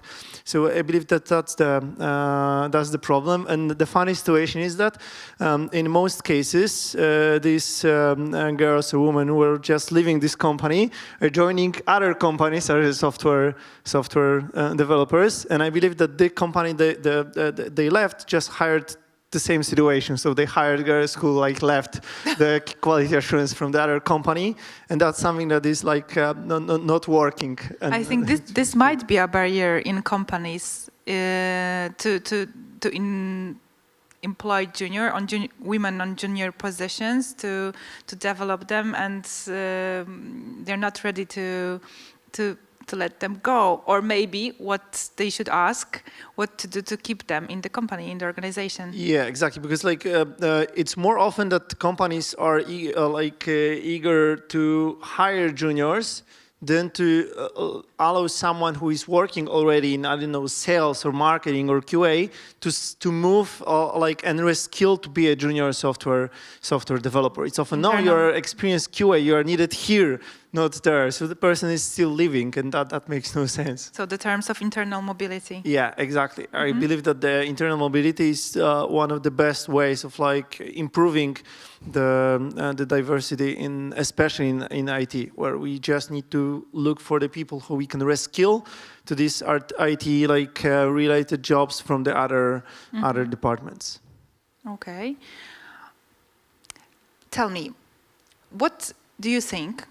What might be the fast, or maybe not that fast, but quite simple ways that might support organization in building inclusive culture and diverse teams? I remember that when we were talking, we also, Kuba, you were mentioning that there's a lot of children in DevSkiller, and they're very often, women are afraid of... Yeah, but these children are not working. Yeah, oh yes, which is important to mention, thank you. Yes. There are a lot of parents in DevSkiller. Yeah. There are, and I believe that it's still like similar to exclusion. If you're not excluding these people for having kids, then more and more people are having kids. I remember when I was working 10 years ago for Allegro, that the same situation was in Allegro, and there were even like a kindergarten in Poznan in the office where you needed to put, you were allowed to put your kids and even spend 1 hour during the day during the lunch break with the kids. So yeah, I believe that if you are not punishing anyone for having a kid, or if you are not punishing someone that's saying, hey, I cannot be on the meeting today because my kid is sick. It's normal that kids get sick, and of course they usually get sick in the less appropriate time. So when you have the very important meeting, then it's 90% probability that the kid will get sick, or there will be some accident. And I believe that because I have 2 kids and my co-founder Marek have 3 kids, it's normal for us. And when someone is saying, hey, my kid is sick, I say, yeah, I know, that's not a problem. So we are not punishing that. And I believe that's also something that is helping us to get more and more people, because they are not excluded, they are not judged for that. And of course, like what's your like fault in the situation when your kid is getting sick? Like, it's not your fault. You have nothing to do with that, right? So I believe that being clear about that, communicating that is very important area. Yeah, I think that here's also good space for us as managers to create some internal politics and say, for example, that it's normal that, for example, that is also going to some leave, yeah, because of children. And I think that it's perfect that we are starting to discuss about such topics, because it should be normal, yeah. You have also, and at our conversation back, we have also mentioned that in some country it was already done, yeah, that this. There's some Scandinavian country, I believe, when there is like a 1 year maturity leave, then like the 6 month can be spent by a mother, the 6 month can be spent at the father, and it cannot be like moved or switched. So it's not a situation where when a mother can take like 12 months. You have just 6, and if you want another 6, then like the second part needs to take that.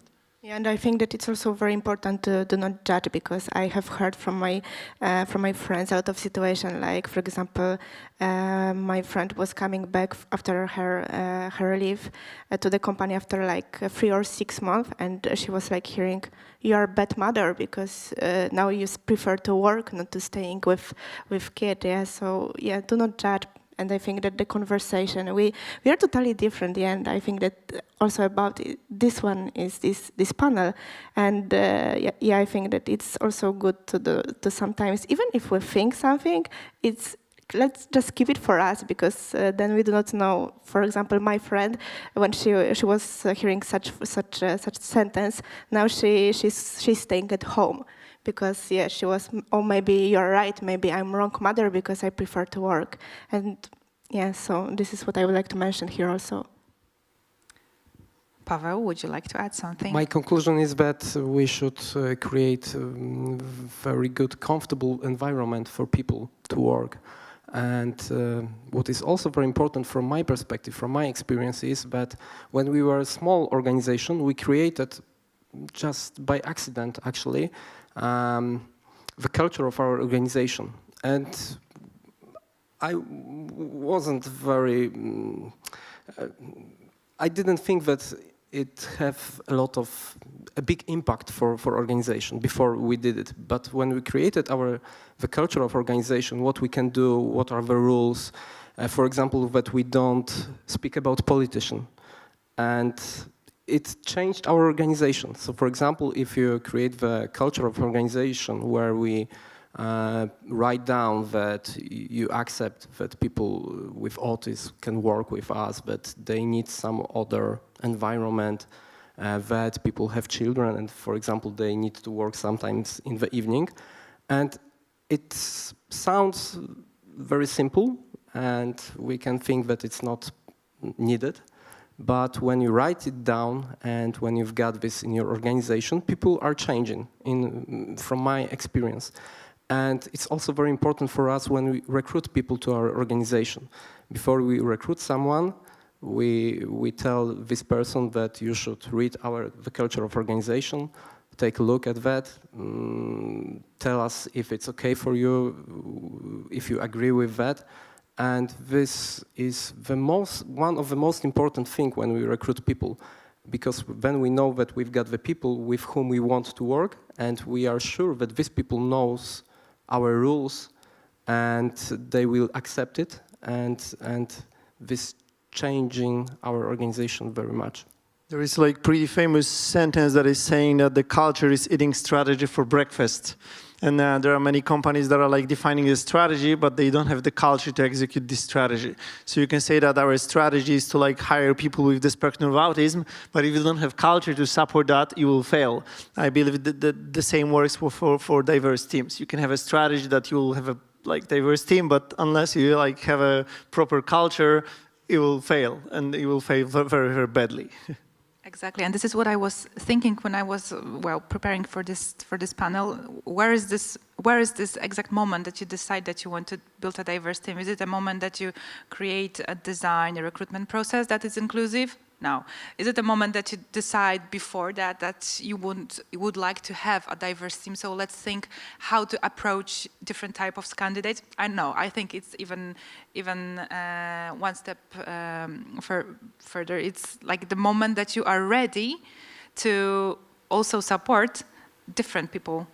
And so it is the moment that you're creating a culture, and a culture is created when you are creating an organization. So it's the very, very beginning. I believe it happens even earlier, because I believe that if someone is not an asshole, then this person is not excluding anyone else.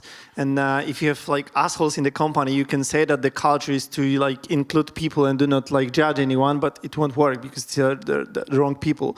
So what Pavel mentioned about testing the culture fit, everyone is testing about the culture fit, but just a few people, I believe that they understand what does it mean to test the culture fit. And I believe that verifying the culture fit in the recruitment process and ensuring that we are not like allowing to hire anyone who will exclude people, judge people, and will be just an asshole. That's the most important part. And I believe that that's something that you don't need to learn that. You have it or you don't have it. And if you don't have it, you can spend some time and work on that, but there are people who are biased, and it's very hard to like fight this bias.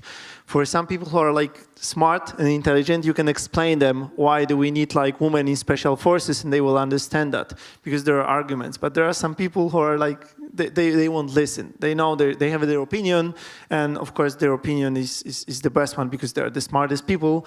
And then like culture won't help. What helps is like saying that these people are not supporting this culture. And culture fit means that you're hiring people who are supporting your culture. So they share similar values. And I believe that the values is something that defines the culture. And if you have people with the same values, it doesn't mean that you don't have a diverse team. Mm-hmm. Because like saying that we are not killing people, it's like sharing the same value, right? But still, like we can have diverse team that is sharing this value, or like not using the physical aggression if we disagree with some arguments.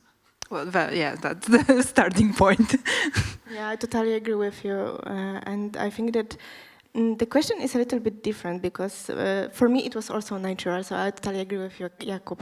But I think that what the question is that what we can do today to do not have such situation in 10, 15 years, to do not have such discussion. Of course, this discussion is very important because now we are learning how to create those diversity. But maybe as a society we can do something today to change it and to make it normal for our kids that it doesn't matter if you are a girl or if you are a man, or it doesn't matter, yeah. And maybe it will be natural in next 10 or 15 years. And this is also the question that we have asked together with my sister, and it's also why we are working with children, yeah, to make them believing themselves. And I think that it's possible, yeah, if we start this work now, and if we would like to think about diversity as something normal, it will be normal in next few years. Okay, I've got one more question for you guys, but before that I would like to make sure that there's this moment, maybe someone from the audience has a question, would like to ask.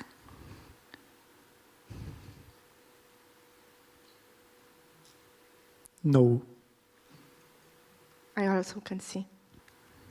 Maybe someone is just shy. The operator has some. I believe you can go with your question. Yes, okay. My question was to wrap it up, to sum up, and I would like to ask each one of you for one tip and maybe one conclusion. We all know that diversity pays off, yes, and so that might be an argument for someone, but from your perspective, what tip you give to startup at this point? I think that on how and why. Yeah, I think that the main thing is here to just being yourself, and to maybe we can also ask ourselves the question why it's important. And today I would like to also ask you why for you diversity is important. And if today it's not important for you, it's totally okay. And this is the case. Yeah, this is okay that today you do not feel this topic, and just do not try to put into some KPIs, etc. Because it's okay. You are building your startup, and it's perfect for this moment. But maybe in the next few years, it will be for you something natural. So yeah, so I think this is what I would like to say here. Okay, thank you. Okay, so why is like if you're a startup and if when you do not have a diverse team, you will, I can bet, miss many business opportunities because you will like not see them, and that's the first problem. And if you want to build a diverse team in startup, for sure, like you should not exclude anyone based on their like religion, gender, race, or sexual orientation. And if you will manage to build a diverse team, that's the moment when you should shut up and listen to the opinion that are for sure different. But remember that you hired these people because they have different opinions. And having the people that are sharing your opinion or like saying you what you want to hear, it's like, I don't want to talk about the politics, but we see right now the situation on the world where we have one person and everyone else saying to this person what this person wants to hear. And that's why diverse team matters. So yeah, that's from me. If you want to have the access to much more experts on the market, you have to build diverse teams. And if you want to do it well, you have to have a knowledge in your team, how to do it, how people who think different behave, what's important for them. So you have to give the knowledge to these people. And you have to build the culture of organization to create it normal that you've got people who are different. And if we want to change our future, we have to think more and more about children and give them all these values about which we talk today. Then it will be natural for them to create diverse teams. I agree. Me too. And what about you, Agata? Yes, I wanted to add something from my employer branding perspective. And I think that especially nowadays, in times of a great leave, when it's so easy to change an employer, it's so easy to change a job. Sometimes you don't even need to get up from the chair. You just change company and change the logo. And from this perspective, I think it's worth to take into consideration that recruiting, it's a cost, and onboarding a new employee is a cost. And when we create and when we support diversity and we create inclusive workplace, and we've got a solid cultural organization, this is the